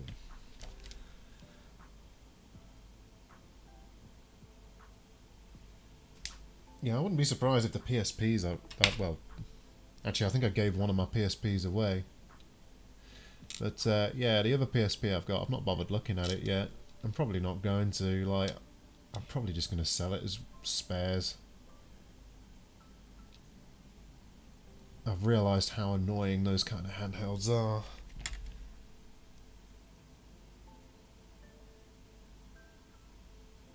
I don't mind working on the Game Gears because, you know, they're dead simple, right? There's not even that many screws involved. Ah, there we go. There we go.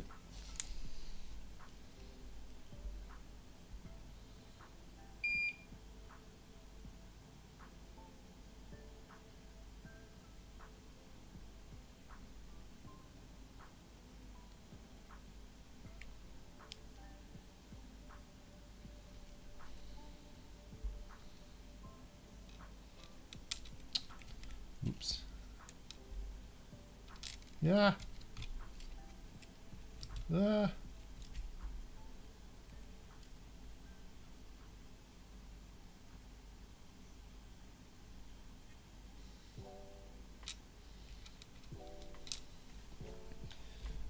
Gap's a bit big for where I'm trying to put it, to be fair. I think I normally use smaller ones. Let's try that. We can do it. We can do it.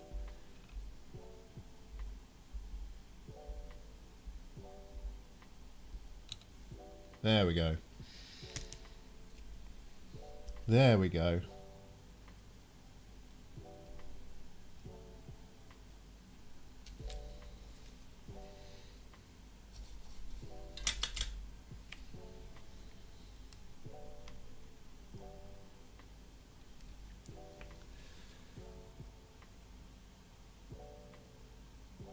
Consoleized GG as a Master System. Yeah, you're absolutely right, RB. And the Master System has RGB as well. What are we doing now? We are working, Luke, on a Game Gear recap just because. I've decided to leave the PlayStations alone for now because they're absolutely massive, and when you get them apart, they take up a lot of space. I've kind of lost most of the room I'm in to PlayStation right now. so yeah, we've just moved on.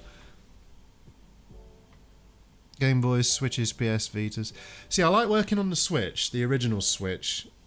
The Switch Lite's just a bit too finicky for my liking. I don't mind Game Gears. I don't mind a lot of the retro handheld systems. I absolutely love the Atari Lynx 2. I love it to bits. My favourite console ever. No, I'm lying. I hate the Atari Lynx 2. Hate it with a passion. Right, what's is that both the 10s done? Oh, C48 is a 10 as well. Where's C48? Oh, right there. Okay.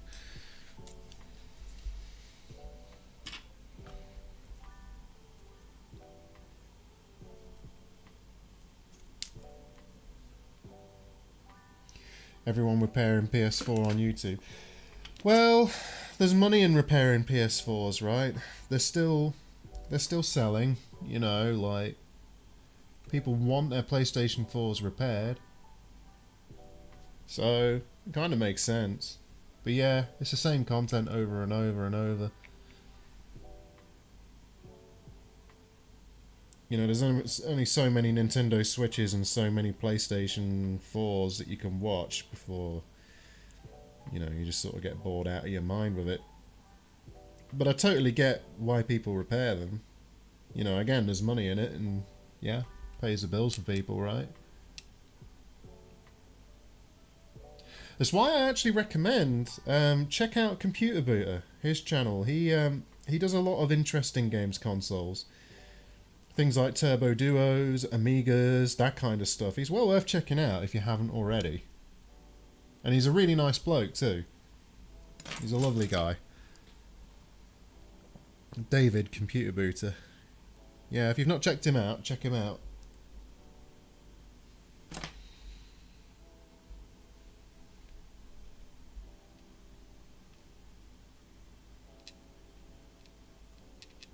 Oh, there we go. They're nearly there.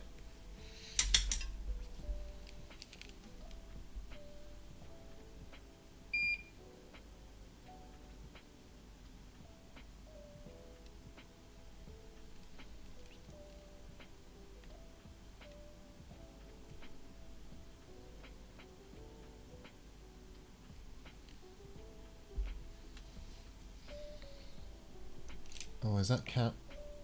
That cap is slightly too far. I need to bring that back a bit because that's going to block the Game Gear from closing up.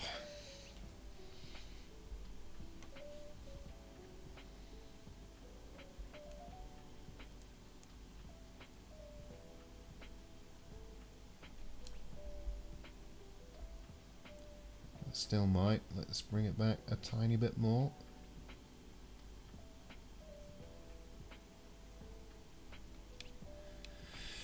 I'm going to have to get a bit of flux on that now because I've dried out the flux that was on there and we've got some nasty oxidization going on. Oxidation there. Let's get rid of that.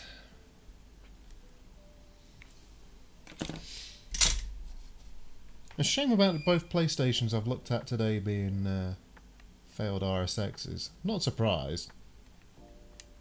Oh, damn it. Damn it. Can't see what I'm doing either.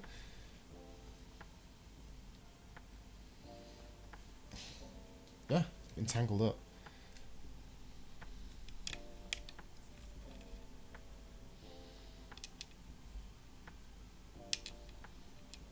It's funny, I can still smell that gross old electrolyte, even though I thought I'd cleaned these boards quite well.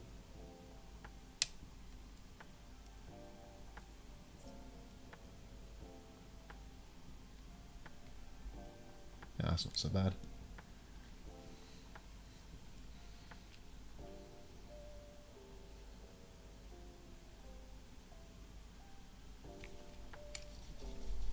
Right, let me check on the chat.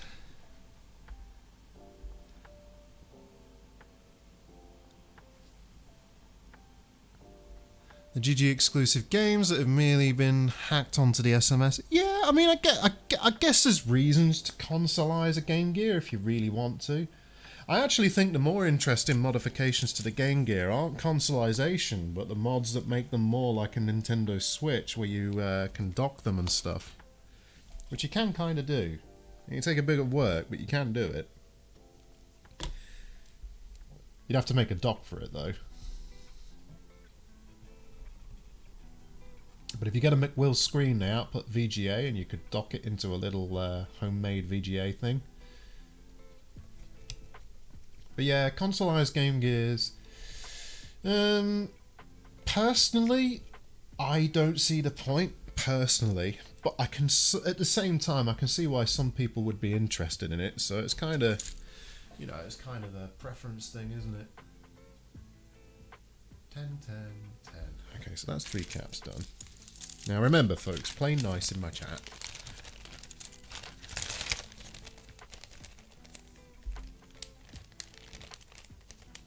You might buy an OG DS.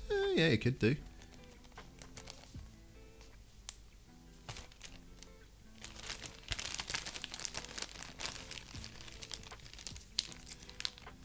Game Boy Advance SP going for crazy money now. Like a year or two ago, AGS 001 was going for like 30-40 bucks. Now they're like $100, and the 101 going for 130 bucks. Damn, that's quite a bit actually, Adam.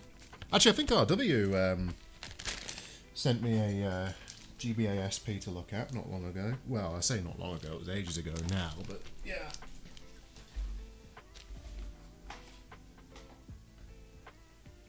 Might buy an OG DS. Yeah, why not? I mean, if you're into your DS's. Right, what cap do I need now? I need a 33 at 6.3. Which I think is these. Yep.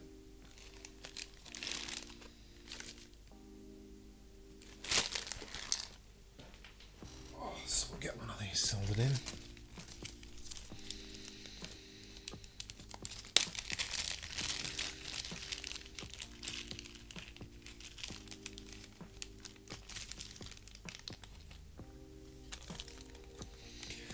Yeah, a lot of people like the SMD cap kits for these. Personally, I don't.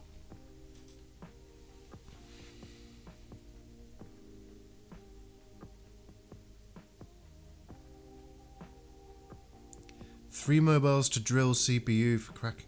You need to drill the CPUs, really? What, you have to like sever some kind of connection inside the CPU? Man. Anyway, Kaiser, have a good night. You sleep well, buddy. Right, what was this? What was this cap? 33? 33 at 6.3, so C1. Where does C1 live?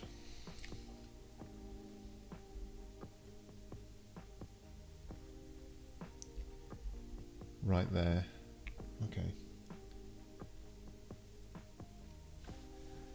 Easy enough.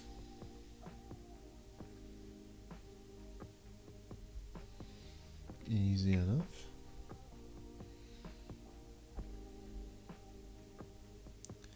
First whiff of fish when I repaired that classic too. Oh yeah, I hear I sometimes watch Brankus Creations, Bruce, and he recaps those a lot. He always says they smell like fish.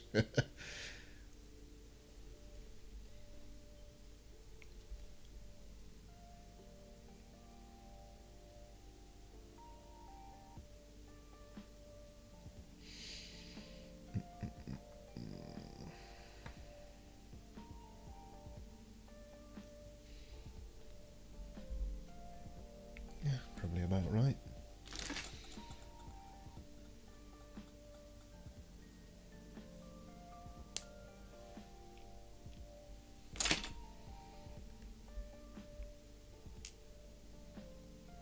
Nope.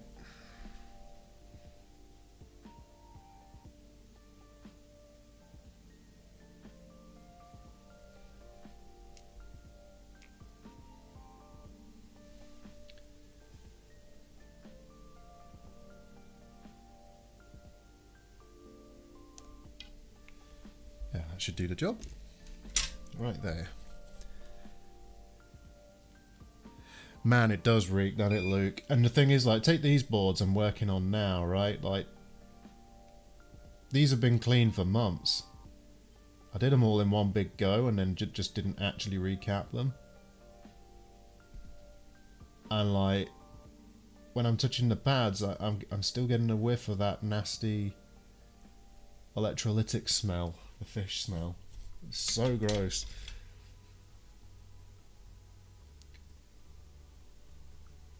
It's kind of weird that that's even a thing as well, isn't it?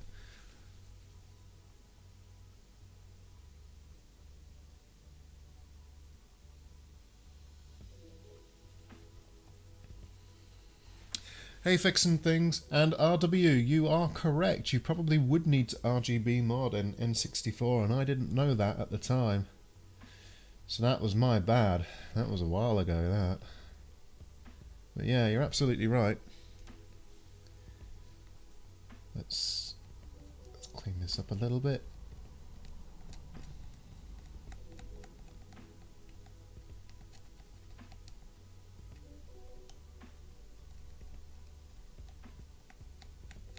Use the tweezers to do it.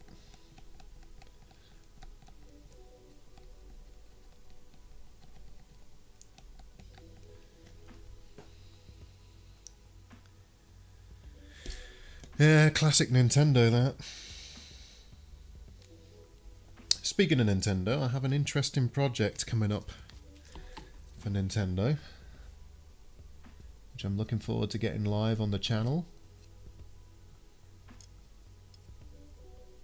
I am going to be building an original NES from scratch, including the shell, from entirely modern sourced parts.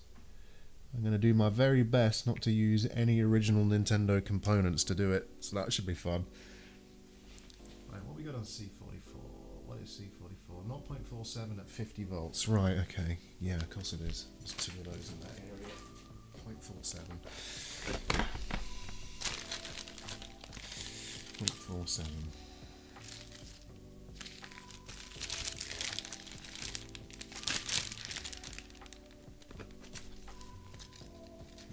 Not too many in that one.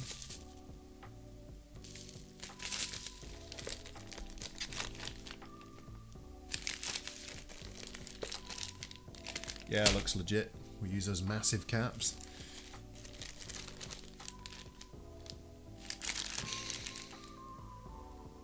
I guarantee. Okay, I do need a 68 microphone. I guarantee I'll dig through all of these and it'll be right at the bottom what I need. Guarantee it.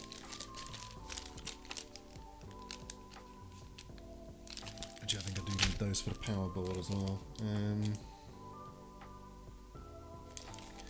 What was I after? 0.47, wasn't I? 0.47, nope. Nope.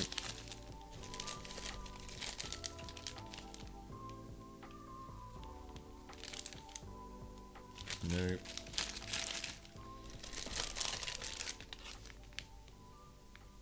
Nope. Yeah, look at this. I'm already getting down to the bottom of the pile. That's 0.47 at 50 volts. That is exactly what I need, though. Perfect. So I need that. What others do I need?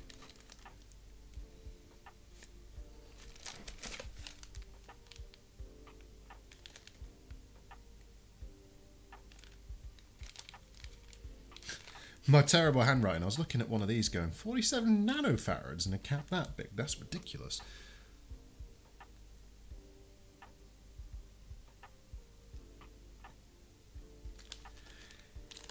Yeah, Bruce does some insane attempted repairs with some of those old Macs. He does good by them though. 6.3 volts at 22. Yeah, I do need that. What else do I need?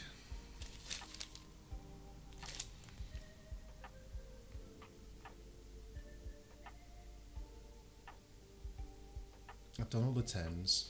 I'm going to need some 100s. Okay.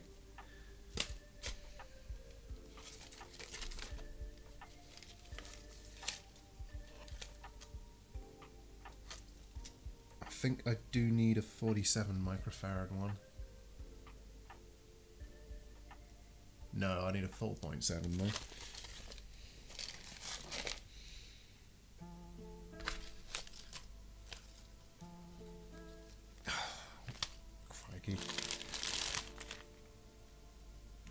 Wait, I just said 47, didn't I?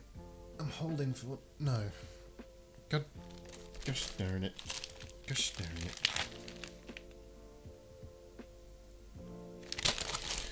Nope. 2.2 at 50, I think that's for NES's. Hang on to that, we'll need that for my NES project. 6.3 at 33, do I need that? No, I've already done that one. 6.3 at 100. Do I need that? 6.3 at 100. Can do. So many caps.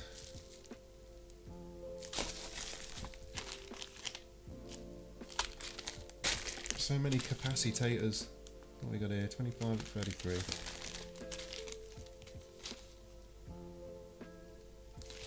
Ah, yes.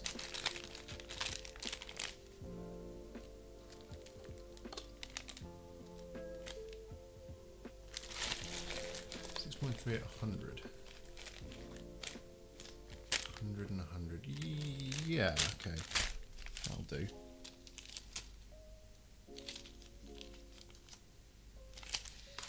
Alright, I think I've got all the caps I need. Got a small pile of them. Yeah, doing alright. Doing alright, Dad. Doing alright. Good to see you. Good to see you. I hope you're doing okay yourself, bud.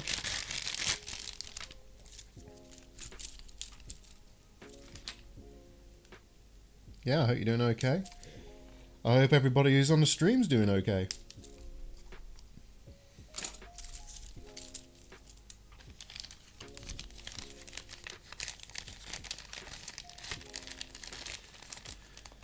RW is a 3-chip different than a 2-chip.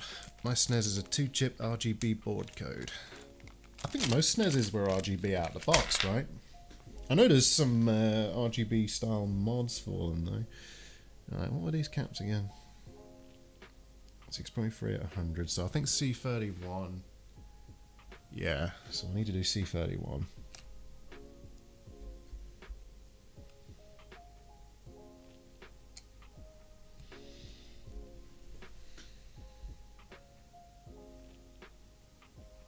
Let's do it.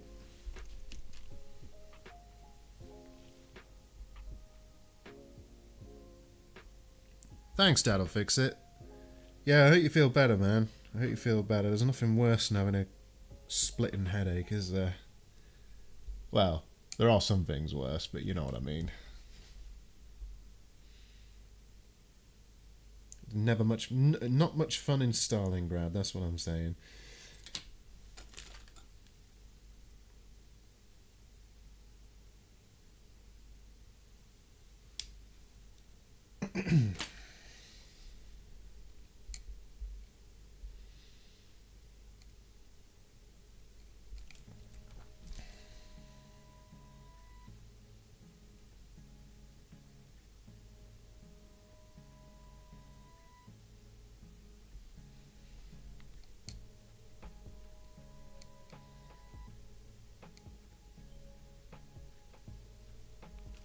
Right.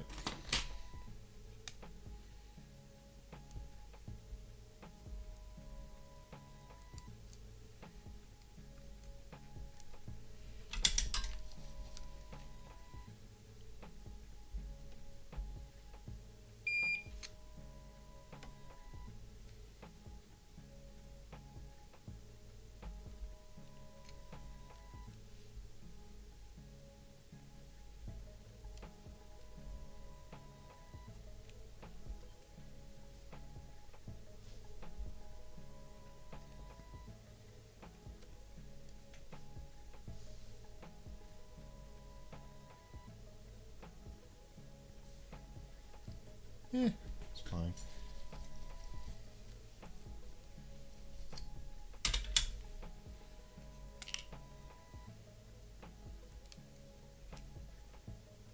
What else have we got? C37 for C39.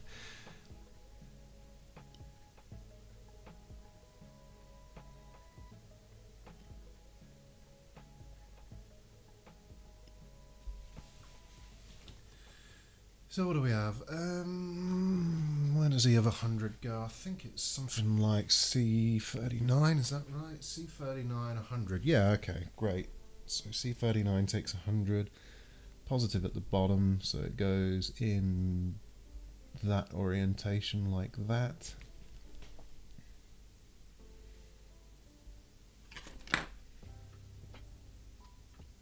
Yeah, shame about the PS3s. I was really hoping I'd get a fix today on those.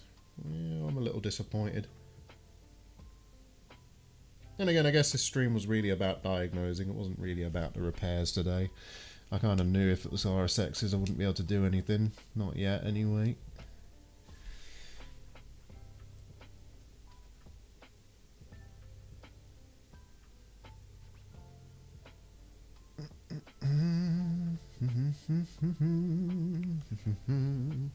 Still sad. Sad times. Sad times.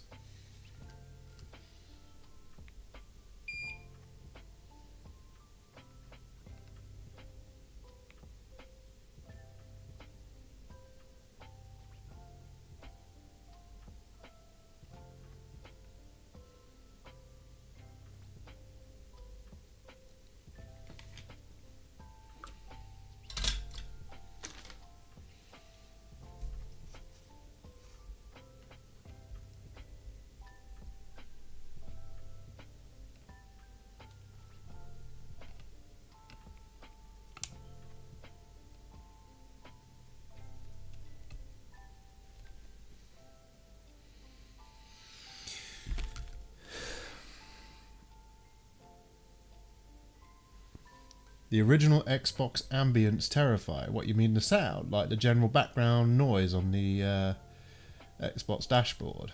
Like the old school one?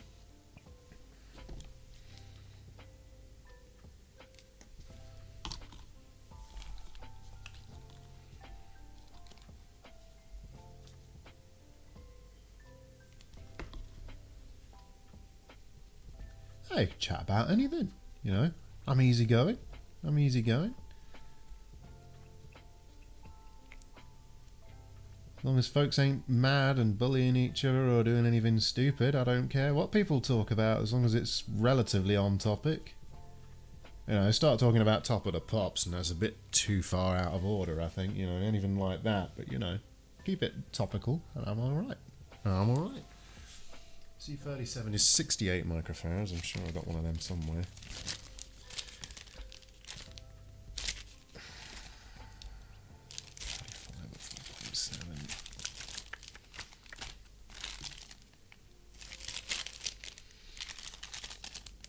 Why did I leave? Oh yeah, for power. 68 microfarads. Perfecto.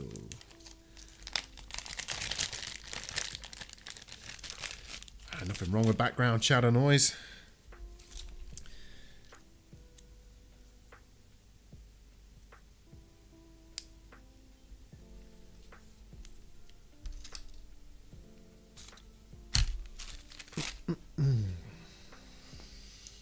Okay. Where's right.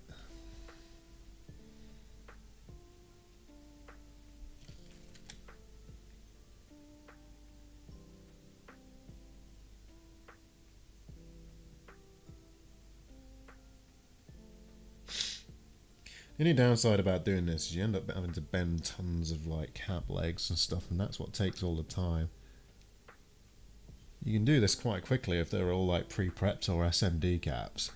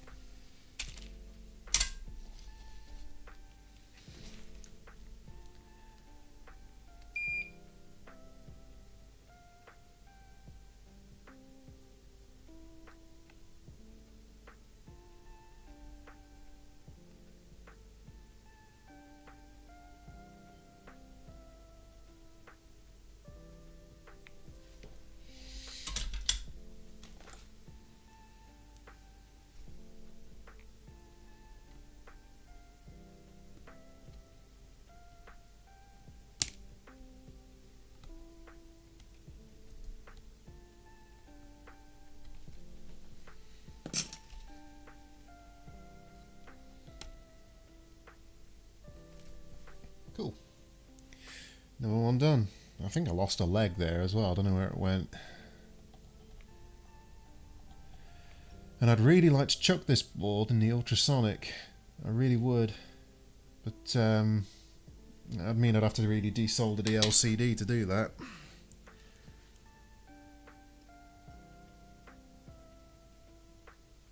Yeah, actually, do what Adam Smith suggests. The Xbox is super moddable and there's a ton of dashboards for it. That's one of the really nice things about it.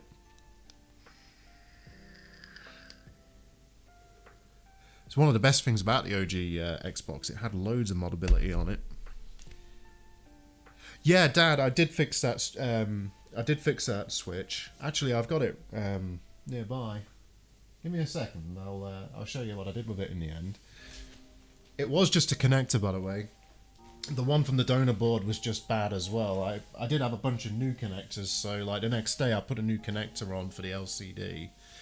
And it sprang back to life. So yeah, it was just a bad. It was just a bad connection, bad connector. But yeah, where is it? Where is it? Where did I put it? I knew I had it earlier. I put it somewhere safe. But where was safe?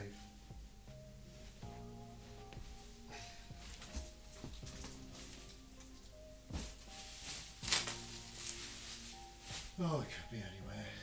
It could be anywhere.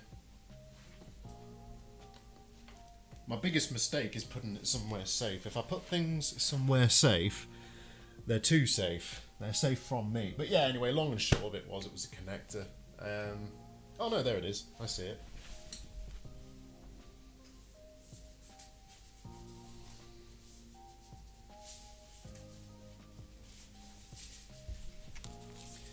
So we just switched the old camera.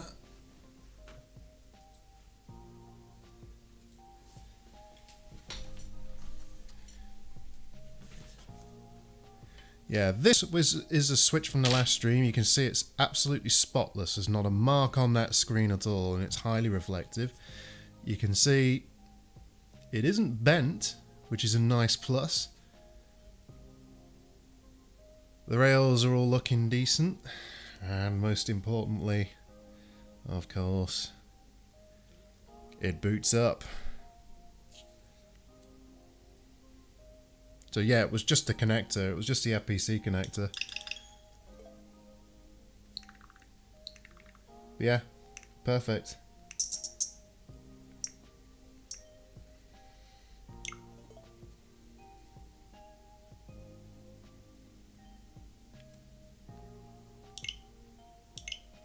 Yeah, what happened is I must have damaged the FPC connector trying to plug the LCD back in, because those stupid FPCs are so delicate.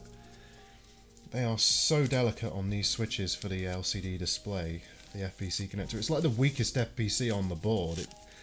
You know, you so much as sneeze on it and it will break. But yeah, like new.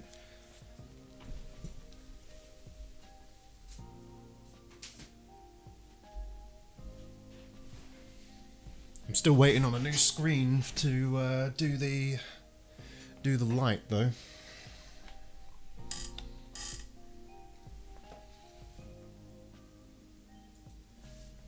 There we go.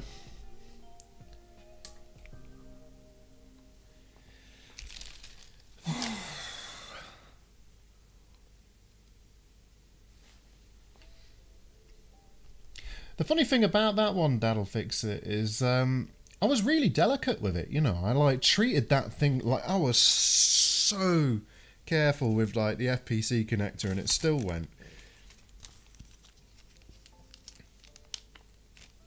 Wait, are these my 68 ones? Yeah, cool. Right.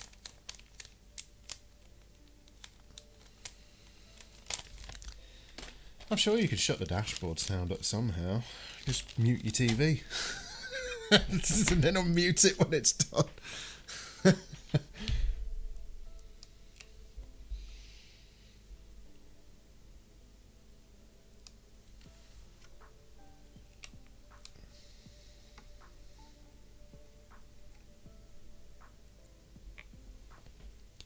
Well, that focus is a little bit out, isn't it? There we go, nice and sharp now.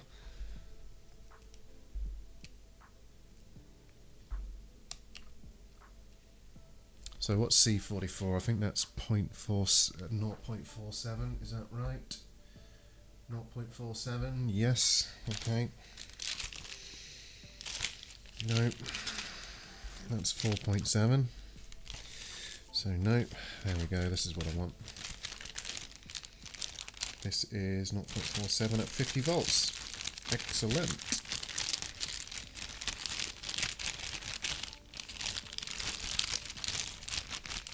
I believe I need 2 of these.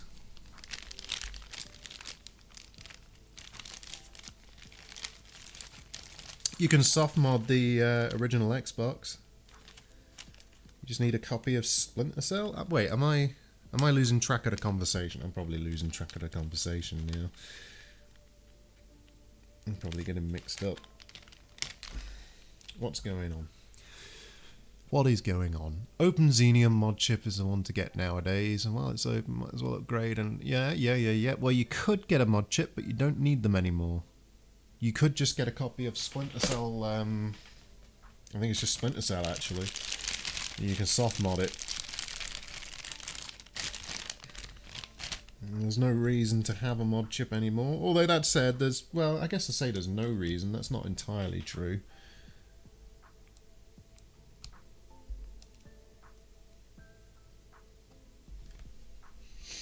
Yeah, that's not entirely true. There are reasons.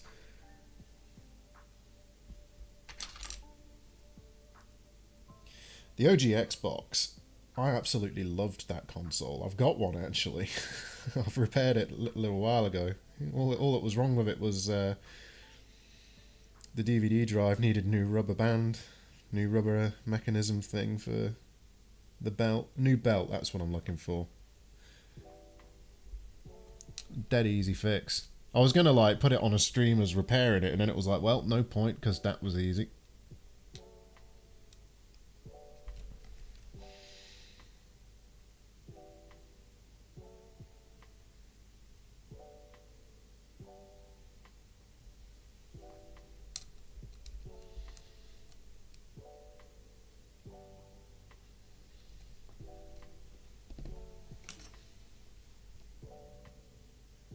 Oh, RW, got a question for you. Your old, the Game Gear I did for you, how's that holding up? Is it still okay?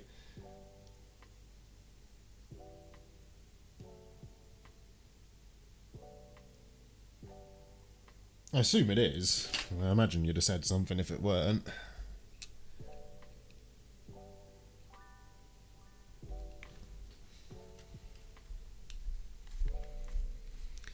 There's a spline to sell, misspelled spline version where, yeah, it might do. Depends if you got version 1 or 0.9746. There's subtle differences between the spline to sell versions.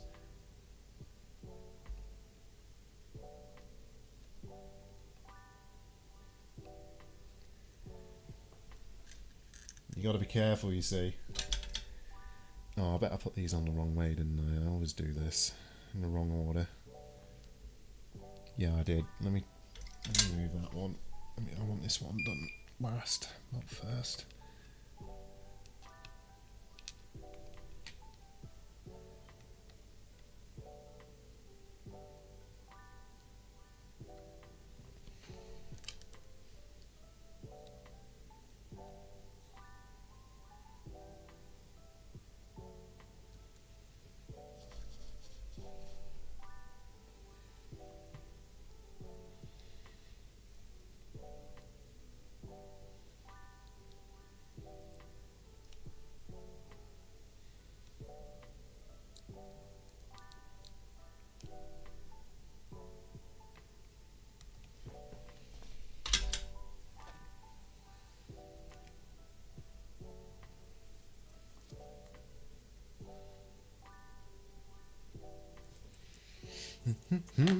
Bit of flux.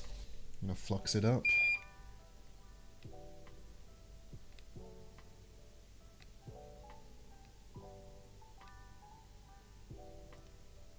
Nice. Perfect. That will do the job.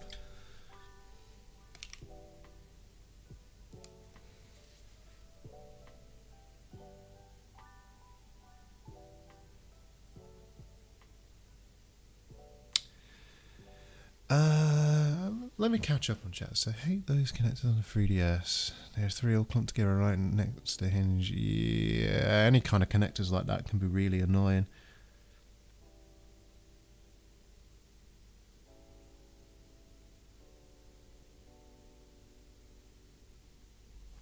Yeah. Okay.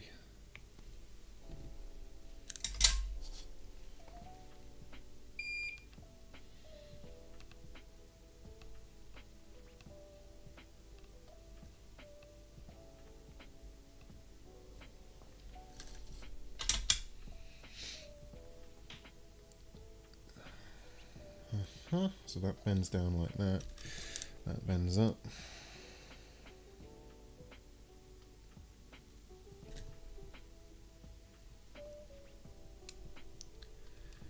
Question to the viewers. Does anybody here know why these caps fail so badly? The original Game Gear caps. There's a little bit of trivia. It's interesting trivia. But does anybody know?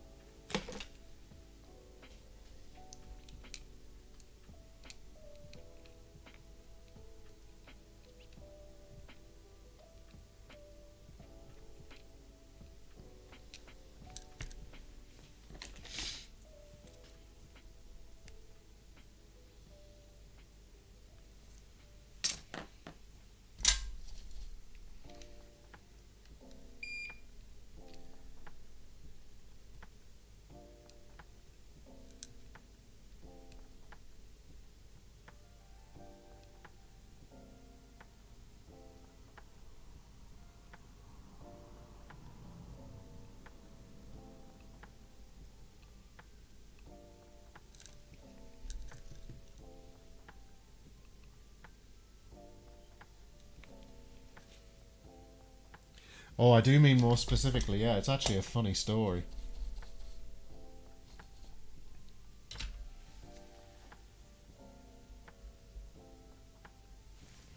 here's a funny story. So I take it that nobody knows. Nobody knows. Is that right? Come on, somebody must know. Somebody must know without Googling it. Come on. Right, what's C49? 22 microfarad, okay. I did grab one of those, I know I did. 25, 22.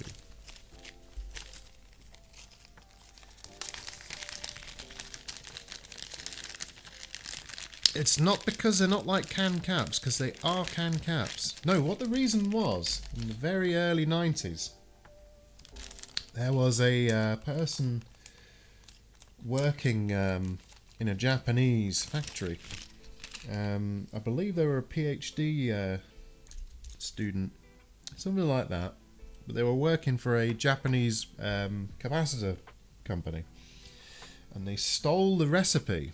And they took that recipe for the electrolytic fluid with them to Taiwan. But the particular recipe they stole happened to be bad.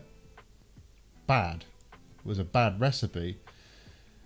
And then what they did is they started manufacturing millions of these capacitors that they'd stolen the recipe for in their Taiwanese factory.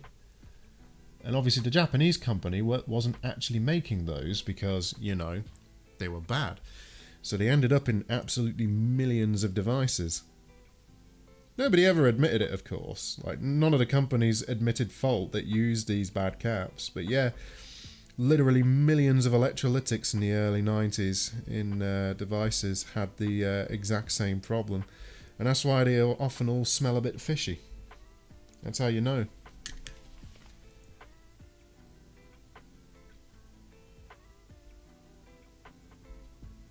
But yeah, it's just an interesting little bit of trivia. It was basically from one chap trying to steal the recipe. Well, not trying to steal, they did steal the recipe. Just the wrong one. Right, C49, 22 from microfarad. Cool.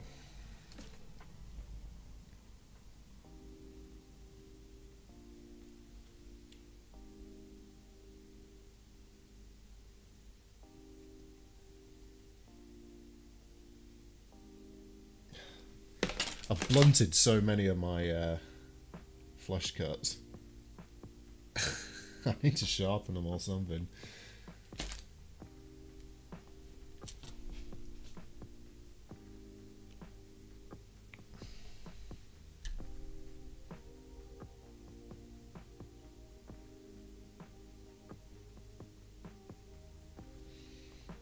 There we go. Nope.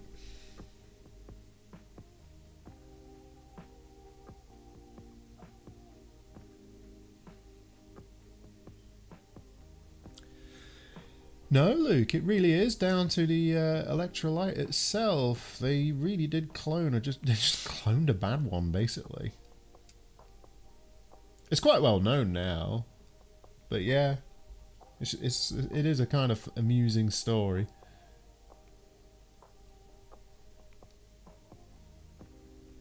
I need to trim a bit more off one of these legs.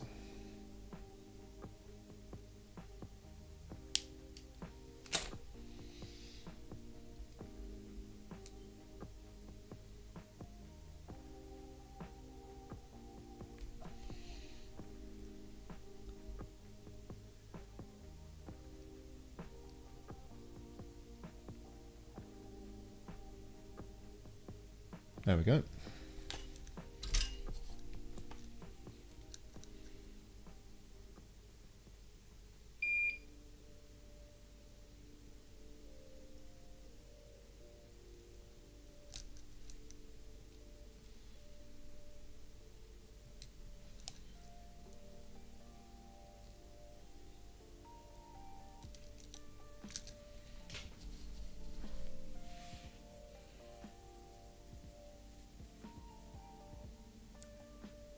Are you asking me, Dad, if this is my full-time job?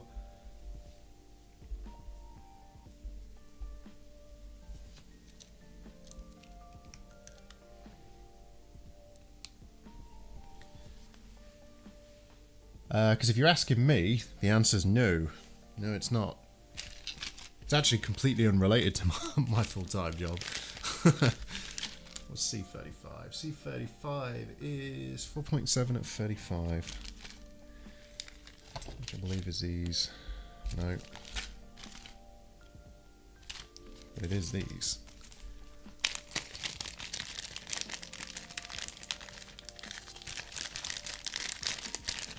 No, my full-time job is I'm a full-stack developer.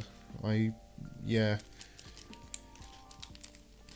I'd say I develop software, but well, I do, but you know.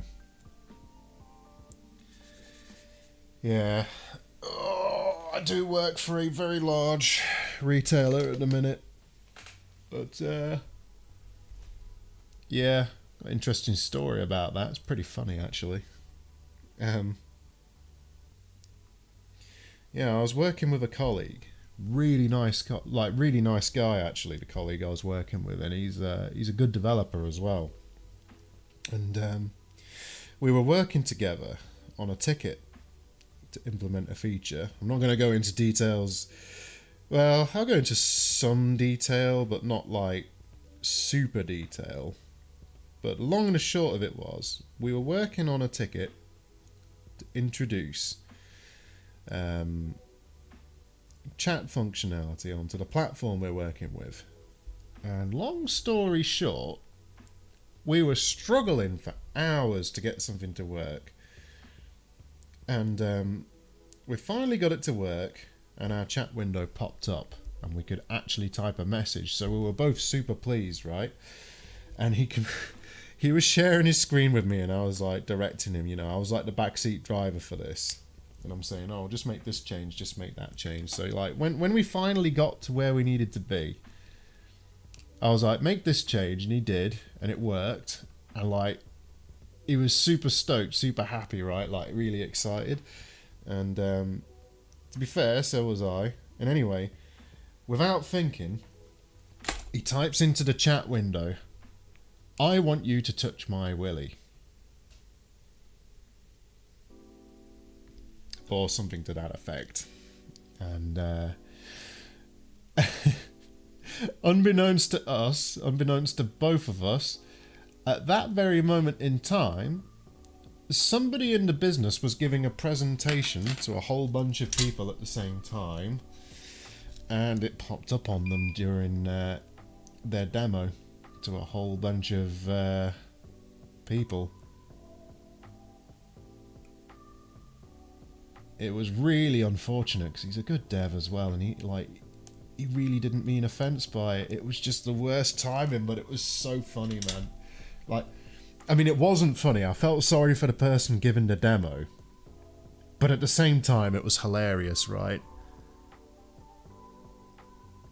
Oh god, like I laughed so hard after the fact. Like, I felt so bad for I felt so bad for him, and I felt so bad for the person it popped up on as well. But at the same time, it was funny, you know. It was just one of those things. Like, it was just the worst possible timing. Oh, is this actually fully recapped now? Did I do them all? I think I did them all. Hey, I think that was everything. Yeah, I think I've done the main board.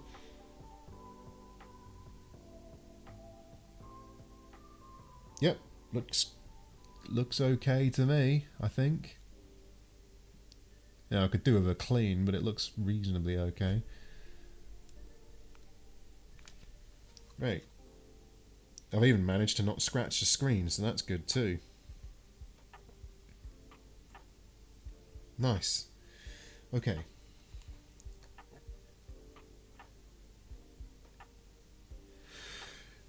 Do you know what, Dad? Like, you say that, always better when it happens to someone else. I really wish it hadn't happened at all. I mean, it's funny in hindsight, right?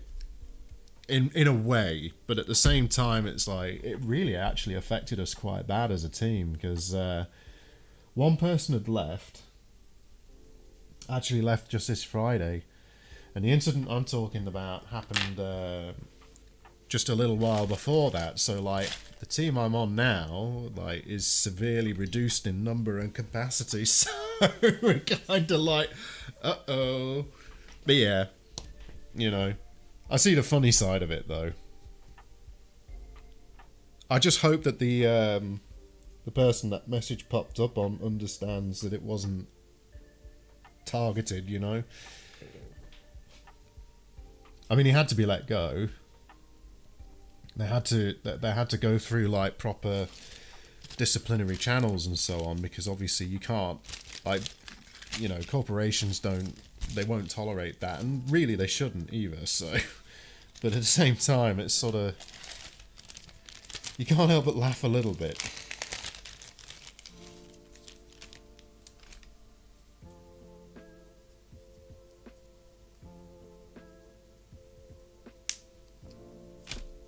Just a damn shame. Really good developer as well. Really good developer. Nice guy. Get on with him quite well.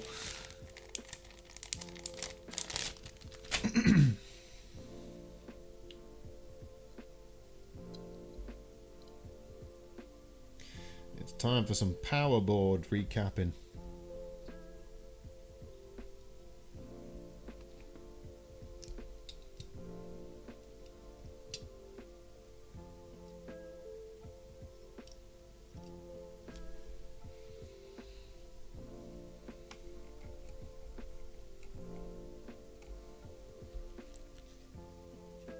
Yeah, I think it was something to do with SGI, Luke. The N64. Pretty sure.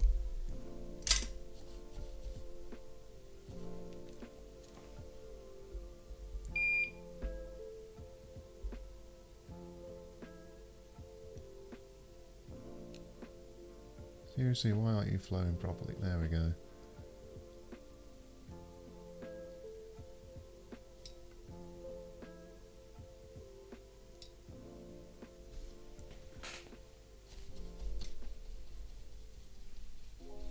You watch the boxing? Nah, I'm not really a boxing person myself. I'll occasionally watch if there's a huge match on that everybody's watching, but I can't actually say personally I'm that up on it, you know.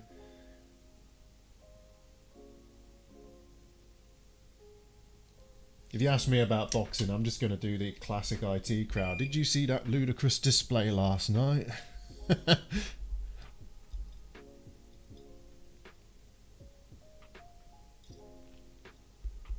Right, there we go. Okay, so that's that in. I need 2 more caps on the power board. What do I need?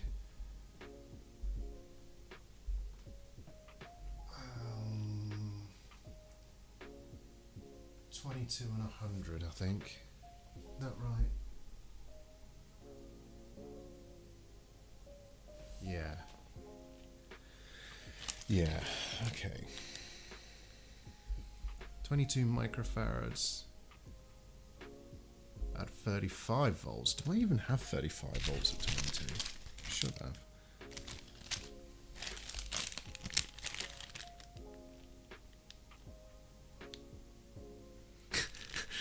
Yeah, exactly, Luke. The problem is, I think they can just walk it. 6.3 at 100. Do I need that? No. God dang.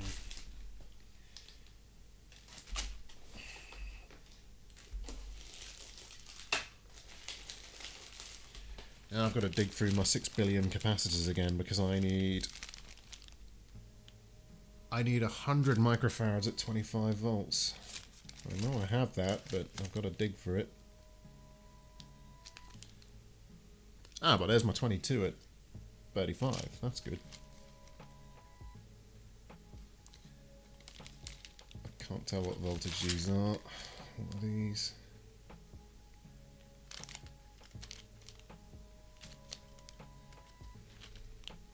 Give me your secret. 16 volts. No, too low.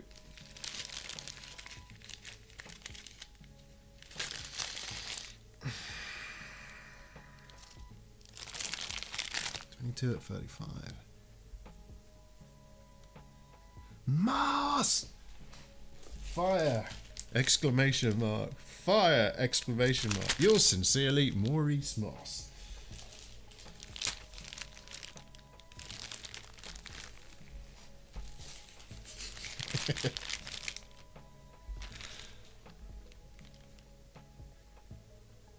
$100 at 25. Come on, I must have 100. No. No. No. No. No. 100 at 25. Yes. Excellent.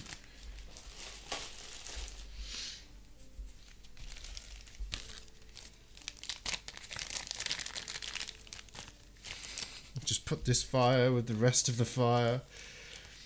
Just love the way the smoke's coming off the top.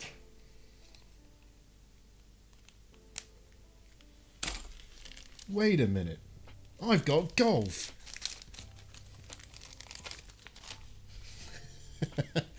Yeah, you can probably tell I've watched a fair bit of the IT crowd. Right, which one is C10? C10 is probably 100 and 25.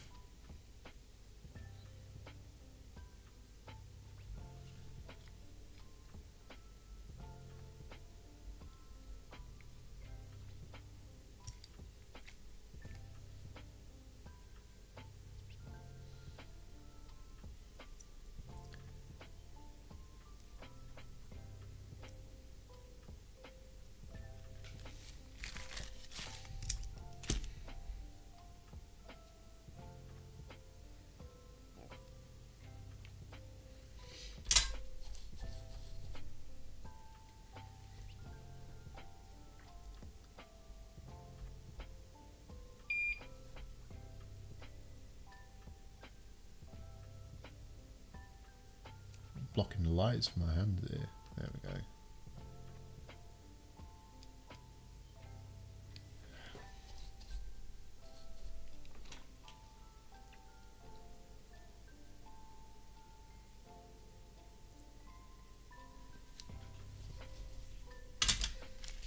And lastly for this board,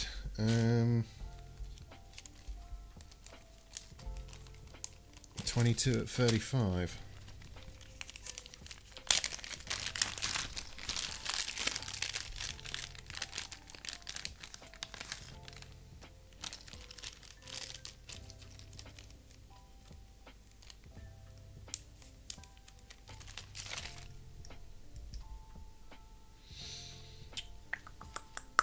So how does this go? So we need positive on the right, and I'm going to have to pinch these legs together a bit to get it in there.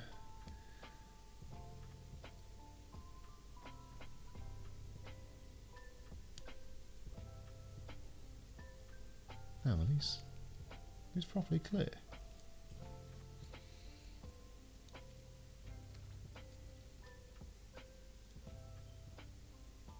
Is that the right cap?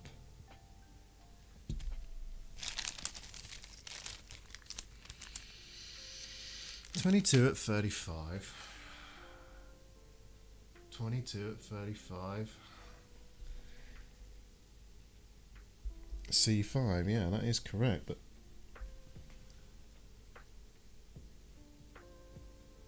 I don't even think it's a solder problem.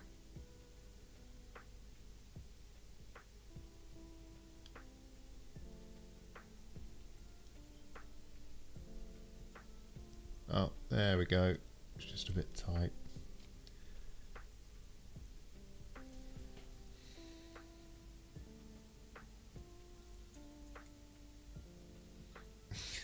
Okay, I buckled that cap. Nice.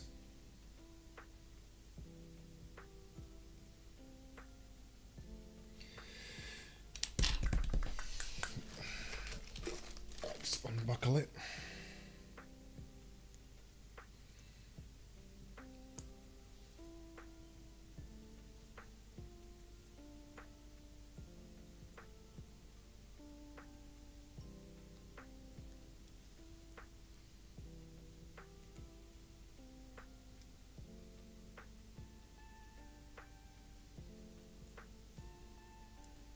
There we are.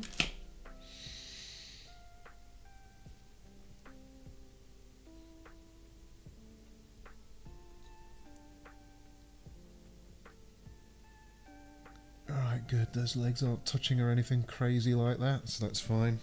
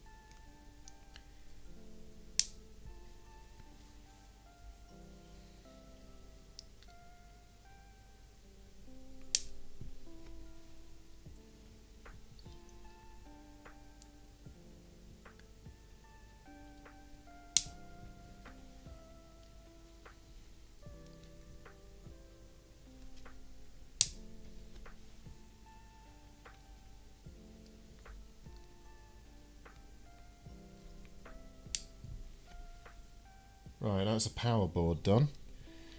That is a power board done. So we've got the main Game Gear board done. Wherever I put that. There. We've got a power board done. So the last thing to recap is the audio board. And then that's the recapping done. So, if I fish out the audio board, here we go. One audio board with what looks like it could be some melting. Yep, that's suboptimal. I might just go grab another audio board because that's not so great, sadly. There's always something. There's always something. You know, not that it even matters that much.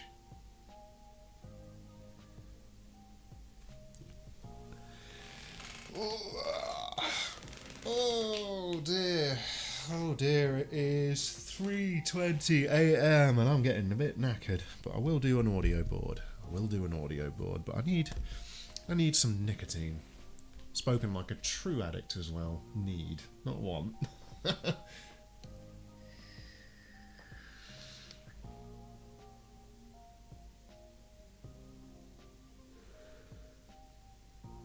Yeah, why not, RW? Why not?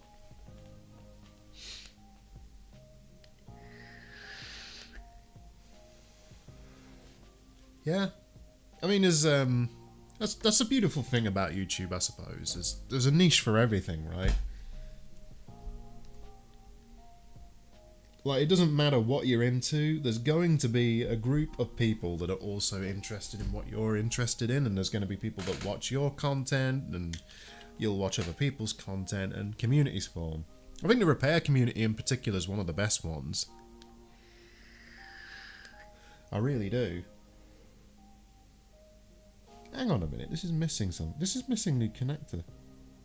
What did I do to this? Huh. Whoops.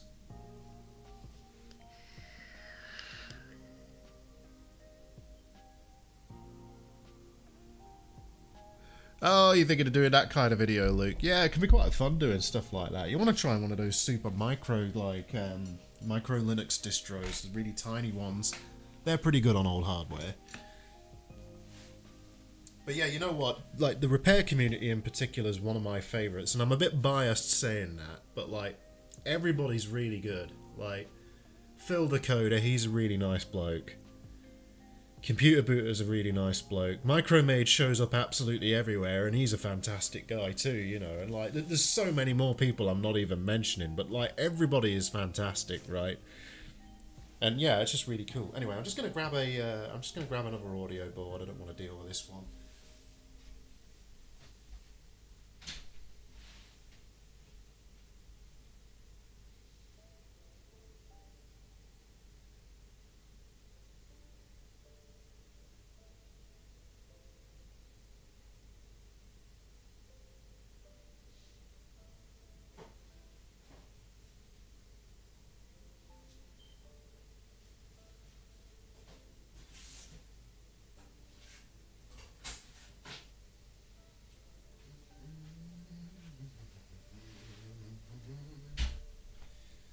Looks like a nuclear bomb has hit this room.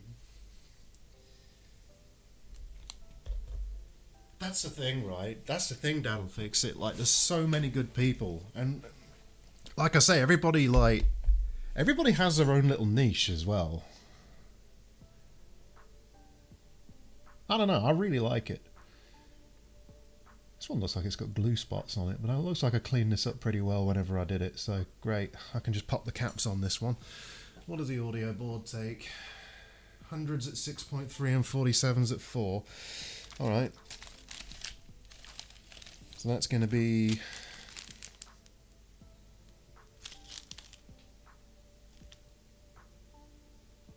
not them ones. But them ones. So what do we have? 6.3 at 100. And I need 47 at 4. So 47 probably at 6. I think.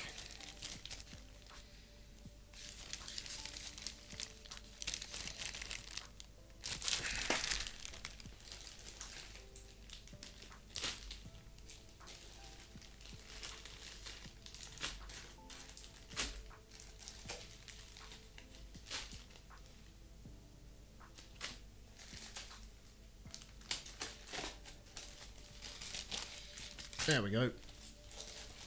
Some nice audio grade capacitors.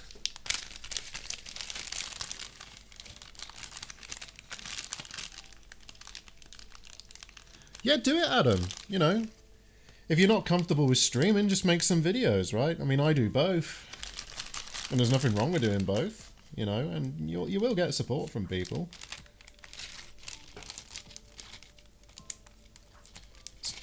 What have we got? 2 47s and I need 3 100s. Okay, let's do that.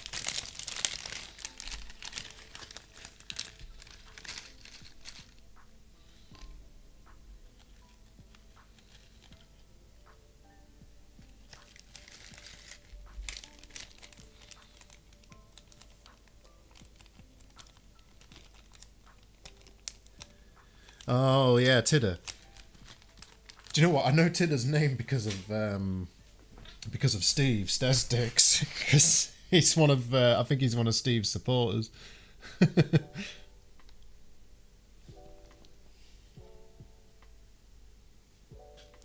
there we go. Look, talking to good people. He's another good one. Stesdix Fix, Steve. Scary when he blew up that radiator though.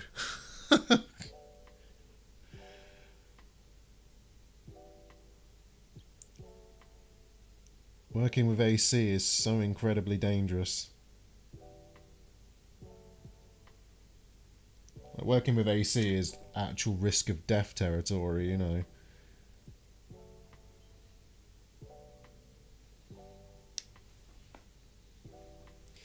Yeah, we're just trimming up some caps.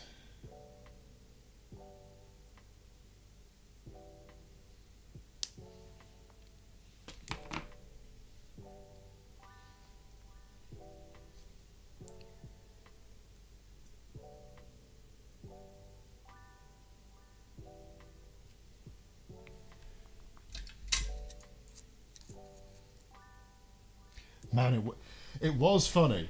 It was funny, and I'm just more than anything, I'm just glad he was safe, because that was so ridiculously dangerous what happened. He's really lucky.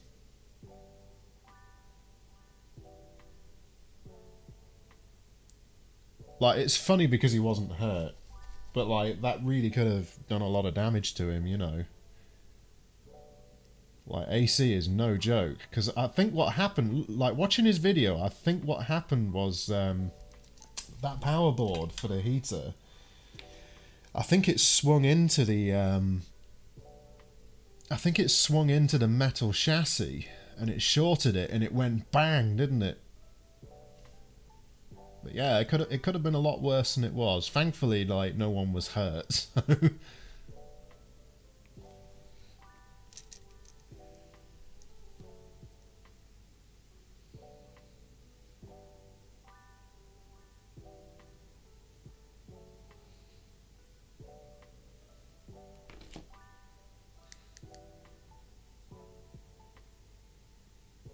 it went to a big Clive video. Yeah, totally.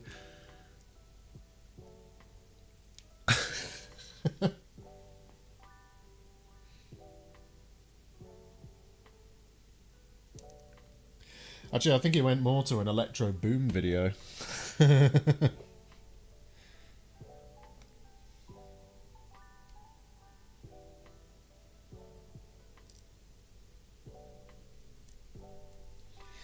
Let's tin these pads first.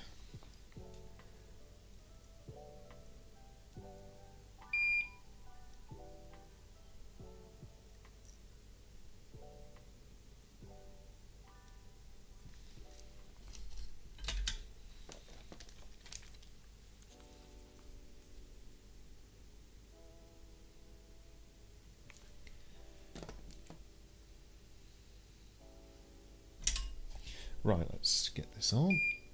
Let's get it on.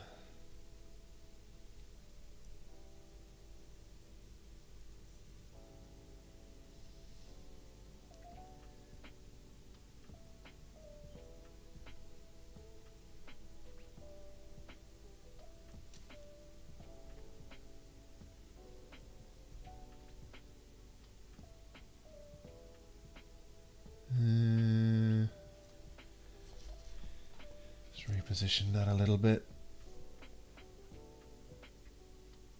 Actually, no, that's fine.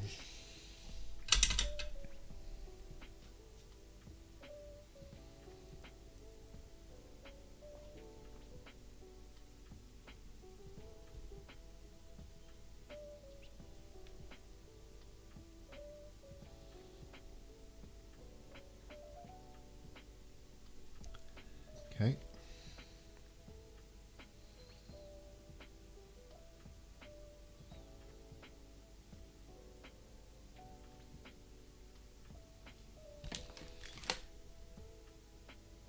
Yeah, of course you can. Feel free. Luke, yeah, put a link to your channel. Go for it. I'm not sure if my chat has URLs disabled. I don't think it does, but it might do.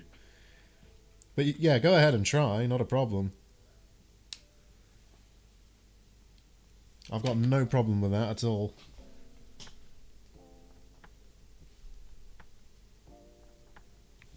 I can be a git, but I'm not that much of a git. There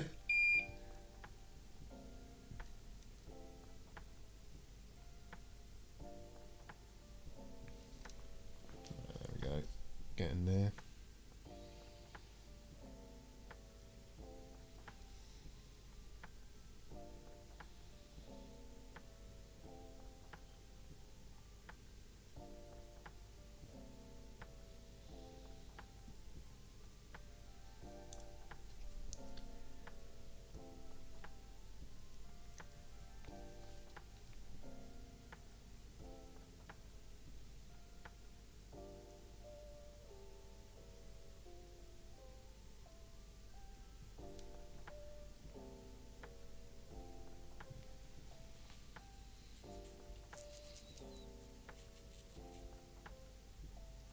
Yeah, look, I think what I did is I disabled links because of bots.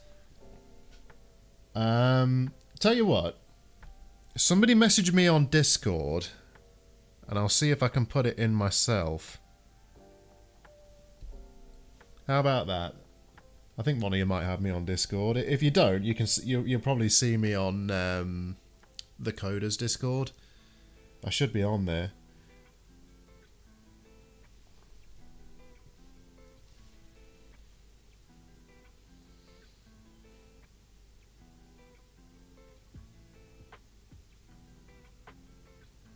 But yeah, I'm pretty sure I disabled links because of bot spam.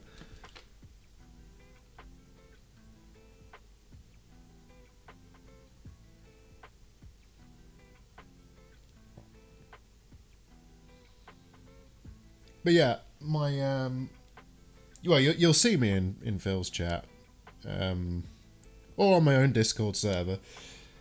Just DM me the link and I'll slap it in. Not a problem. You have to give me a minute though, because obviously I'm soldering right now. I'm nearly done. I'm nearly done.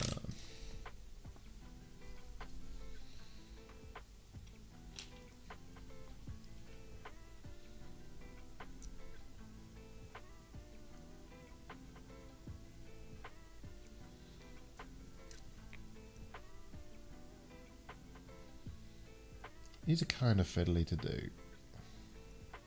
Come on.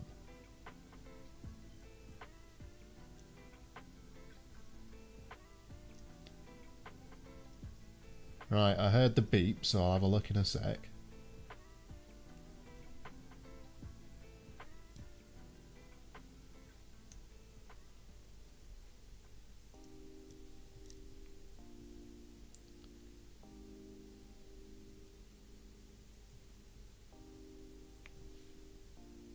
Oh yeah, it's already looking quite neat, isn't it?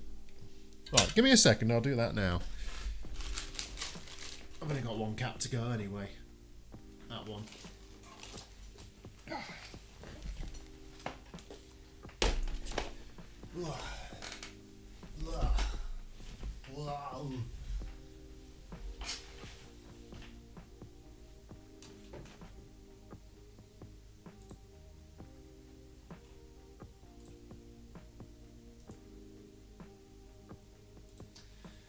Right. Wait, no, that's not right.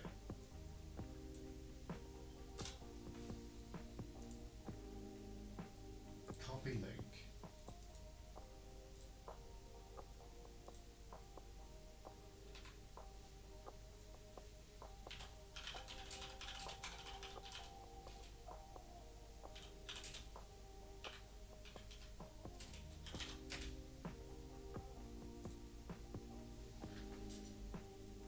Did it take my own link off? I don't know if it did. Oh, there we go. I think that worked.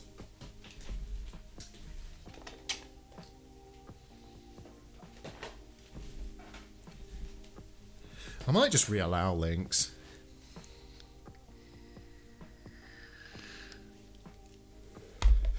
Luke, most people's content starts out mediocre. It's not like what I'm doing right now is that riveting. I'm just soldering caps, you know. I started out diagnosing some PlayStations and then like, yeah, it's not that exciting.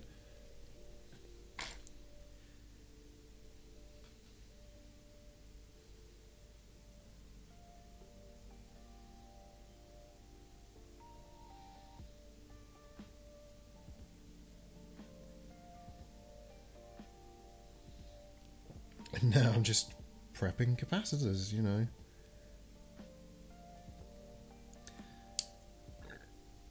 No problem, Luke, no problem.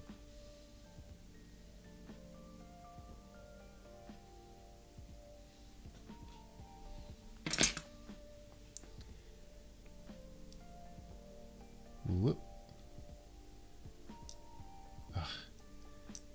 Yeah.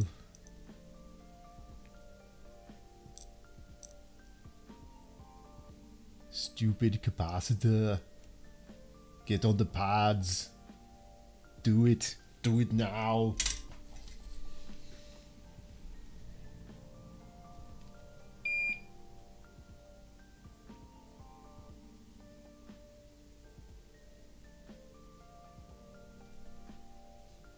Alright, I think that's got that one.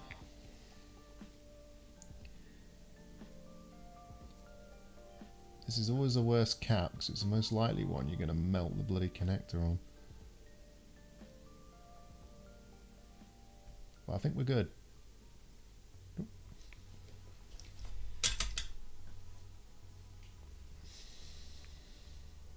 Excellent. Nice. I think we got it.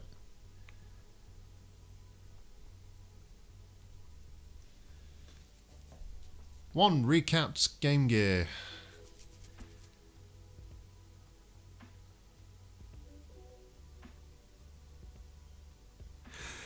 Luke, the bots don't format their links correctly because that's how they're trying to get past link filtering, right?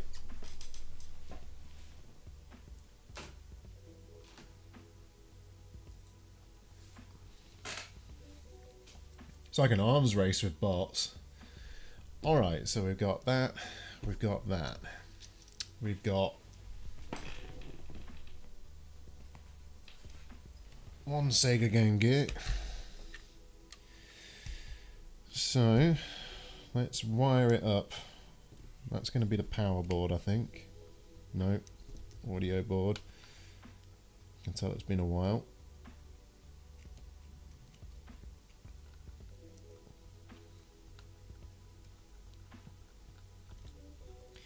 That's the audio board. I'll probably have a speaker knocking around somewhere.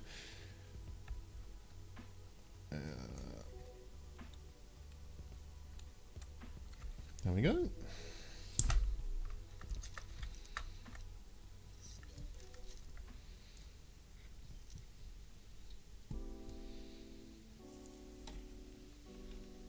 Let me grab a game. No, it wasn't for stupid grammar. It's literally those bots are just trying to bypass link filters. And if it... Yeah, YouTube will be checking stuff that looks like a web address.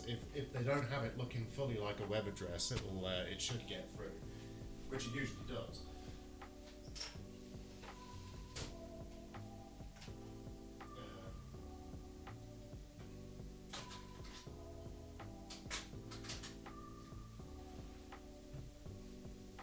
We'll try a random game.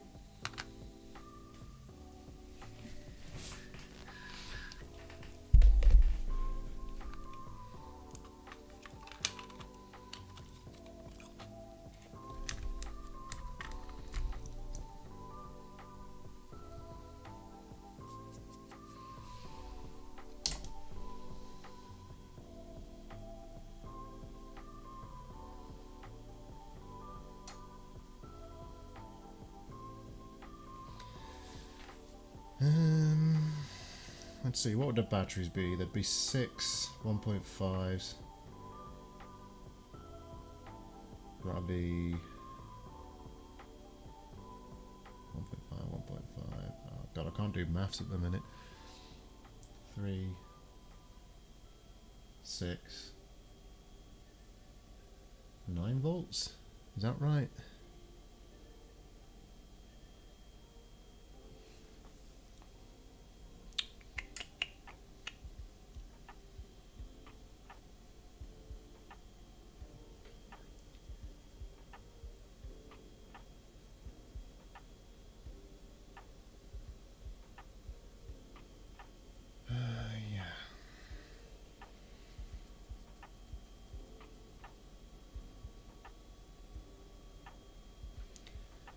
YouTube it makes you jump through a lot of hoops. It really does. It makes you jump through a ton of hoops.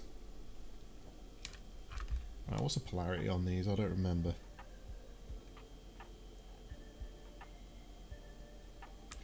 You know what, I'm just going to use a Sega adapter because I don't remember the polarity on those and I don't want to risk it. Not while I'm being this tired. I don't want to break anything, especially not after doing a full recap.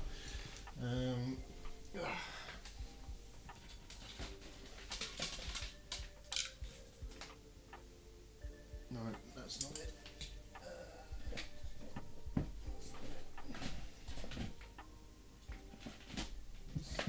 That's not it.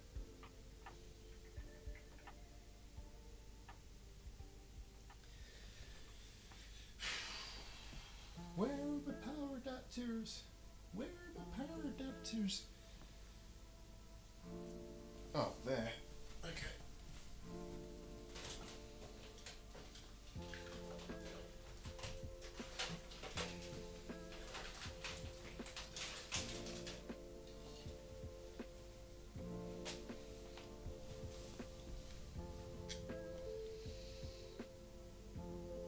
That should do it.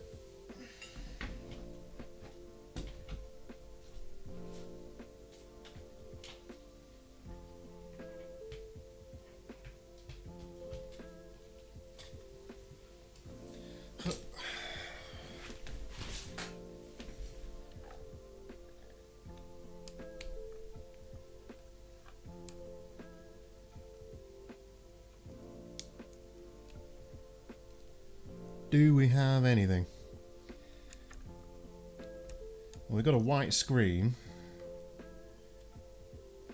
I don't see it actually doing anything with the game.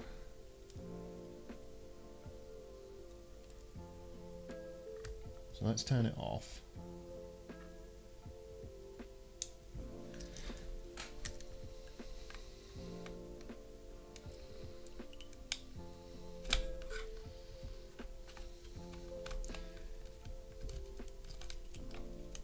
Yeah, I probably should ask Phil about that.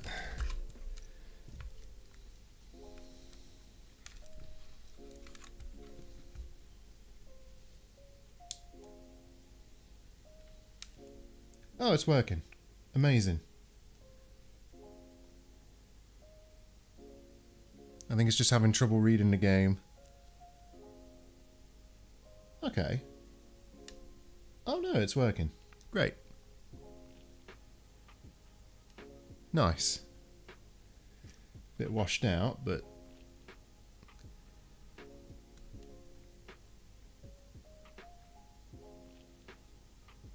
These old game systems are. I do want to try it with a speaker super quick though. Let me grab a speaker.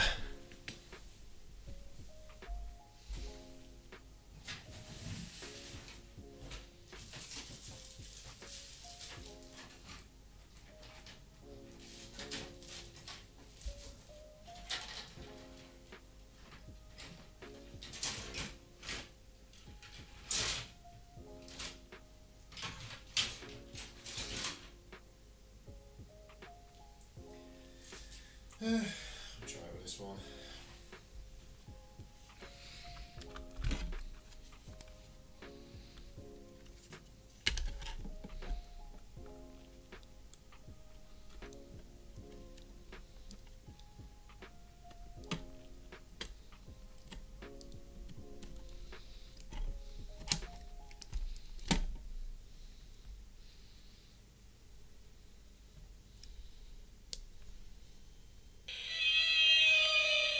Wow, that's loud.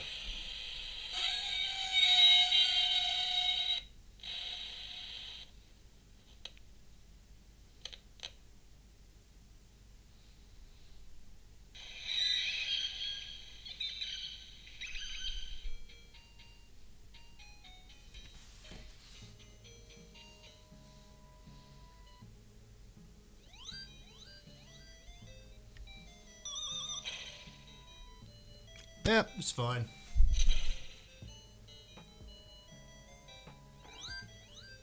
Can't boast of nice emotes.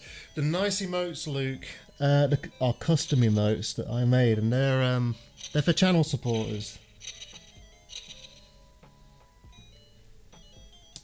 YouTube has a concept of channel supporters. I don't know if you know, but like, when you get to a certain number of subscribers, 1,000 I think, but YouTube sometimes tweak that, so I couldn't tell you the exact number now. But when you get to a certain number of subscribers, you can set up benefits for people. And one of the benefits is channel supporters. So if you're a channel supporter, you pay a small amount of money each month. I think mine, I set the lower one to about £2 or something like that. It's not that much, but as kind of a sign of gratitude to people, I made a bunch of emojis. And yeah, so if you're a channel supporter, you get access to those. But that's pretty standard across YouTube. So yeah, you basically gain access to it when you can monetize your channel. So my channel's monetized.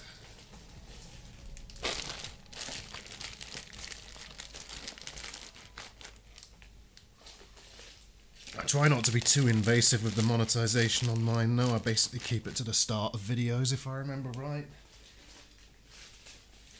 Like the actual ads. But YouTube has a mind of its own. It does what they want anyway. So...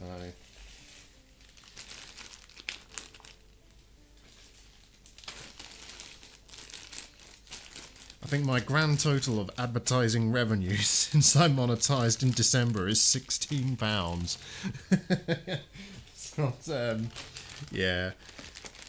Yeah, you need a lot of supporters to get, like, a livable income from YouTube. It's just nice for me, that's all.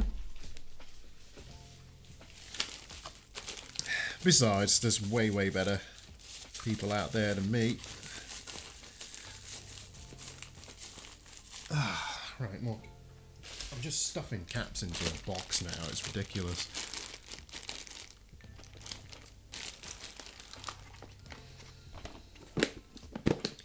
There we go.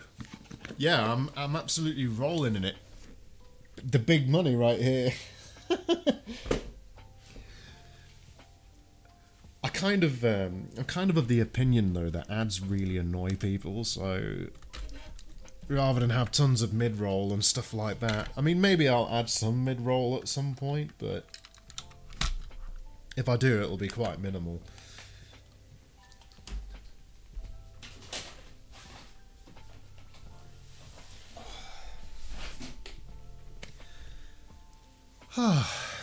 Anyway, it's getting to that time of day where I'm ready to get my head down because it's nearly 4 in the morning. And I think I've had a pretty good run tonight. I've diagnosed 2 PS3s, both with the same fault, funnily enough. Go figure. Yeah, so 2 PS3s need new RSX chips. Yeah. That'll be interesting to resolve. So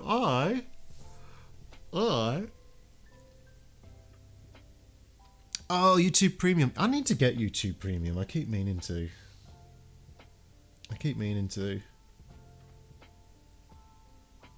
Yeah, it's a nice option, YouTube Premium, actually, for things like that.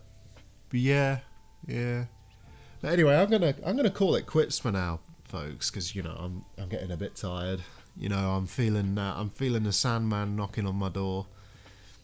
I also need to clean up, like, this absolute bomb site that I've created around me. I started out with everything neat and tidy, and like now, if we have a look at the desk, like I went from a clean worktop to this, and the same around me. So yeah. Yeah, if you folks just want to say your goodbyes to each other and so on, I'll end the stream once you're done doing that. I normally just end immediately, but I kind of like to give people a chance to say goodbye to each other. I'm glad you liked it, Adam. I'm glad you liked it. I'm trying to be a little bit more active on YouTube because I've been sort of semi-inactive for a while, and I'm trying to bump that up a little bit. And given time, I will.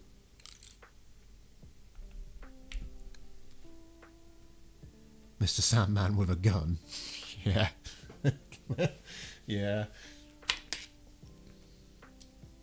Sandman was a brilliant comic series, by the way. Really weird, though. Worth a read, though, if you ever get the chance. But yeah. Anyway, folks, it's been great having you all along.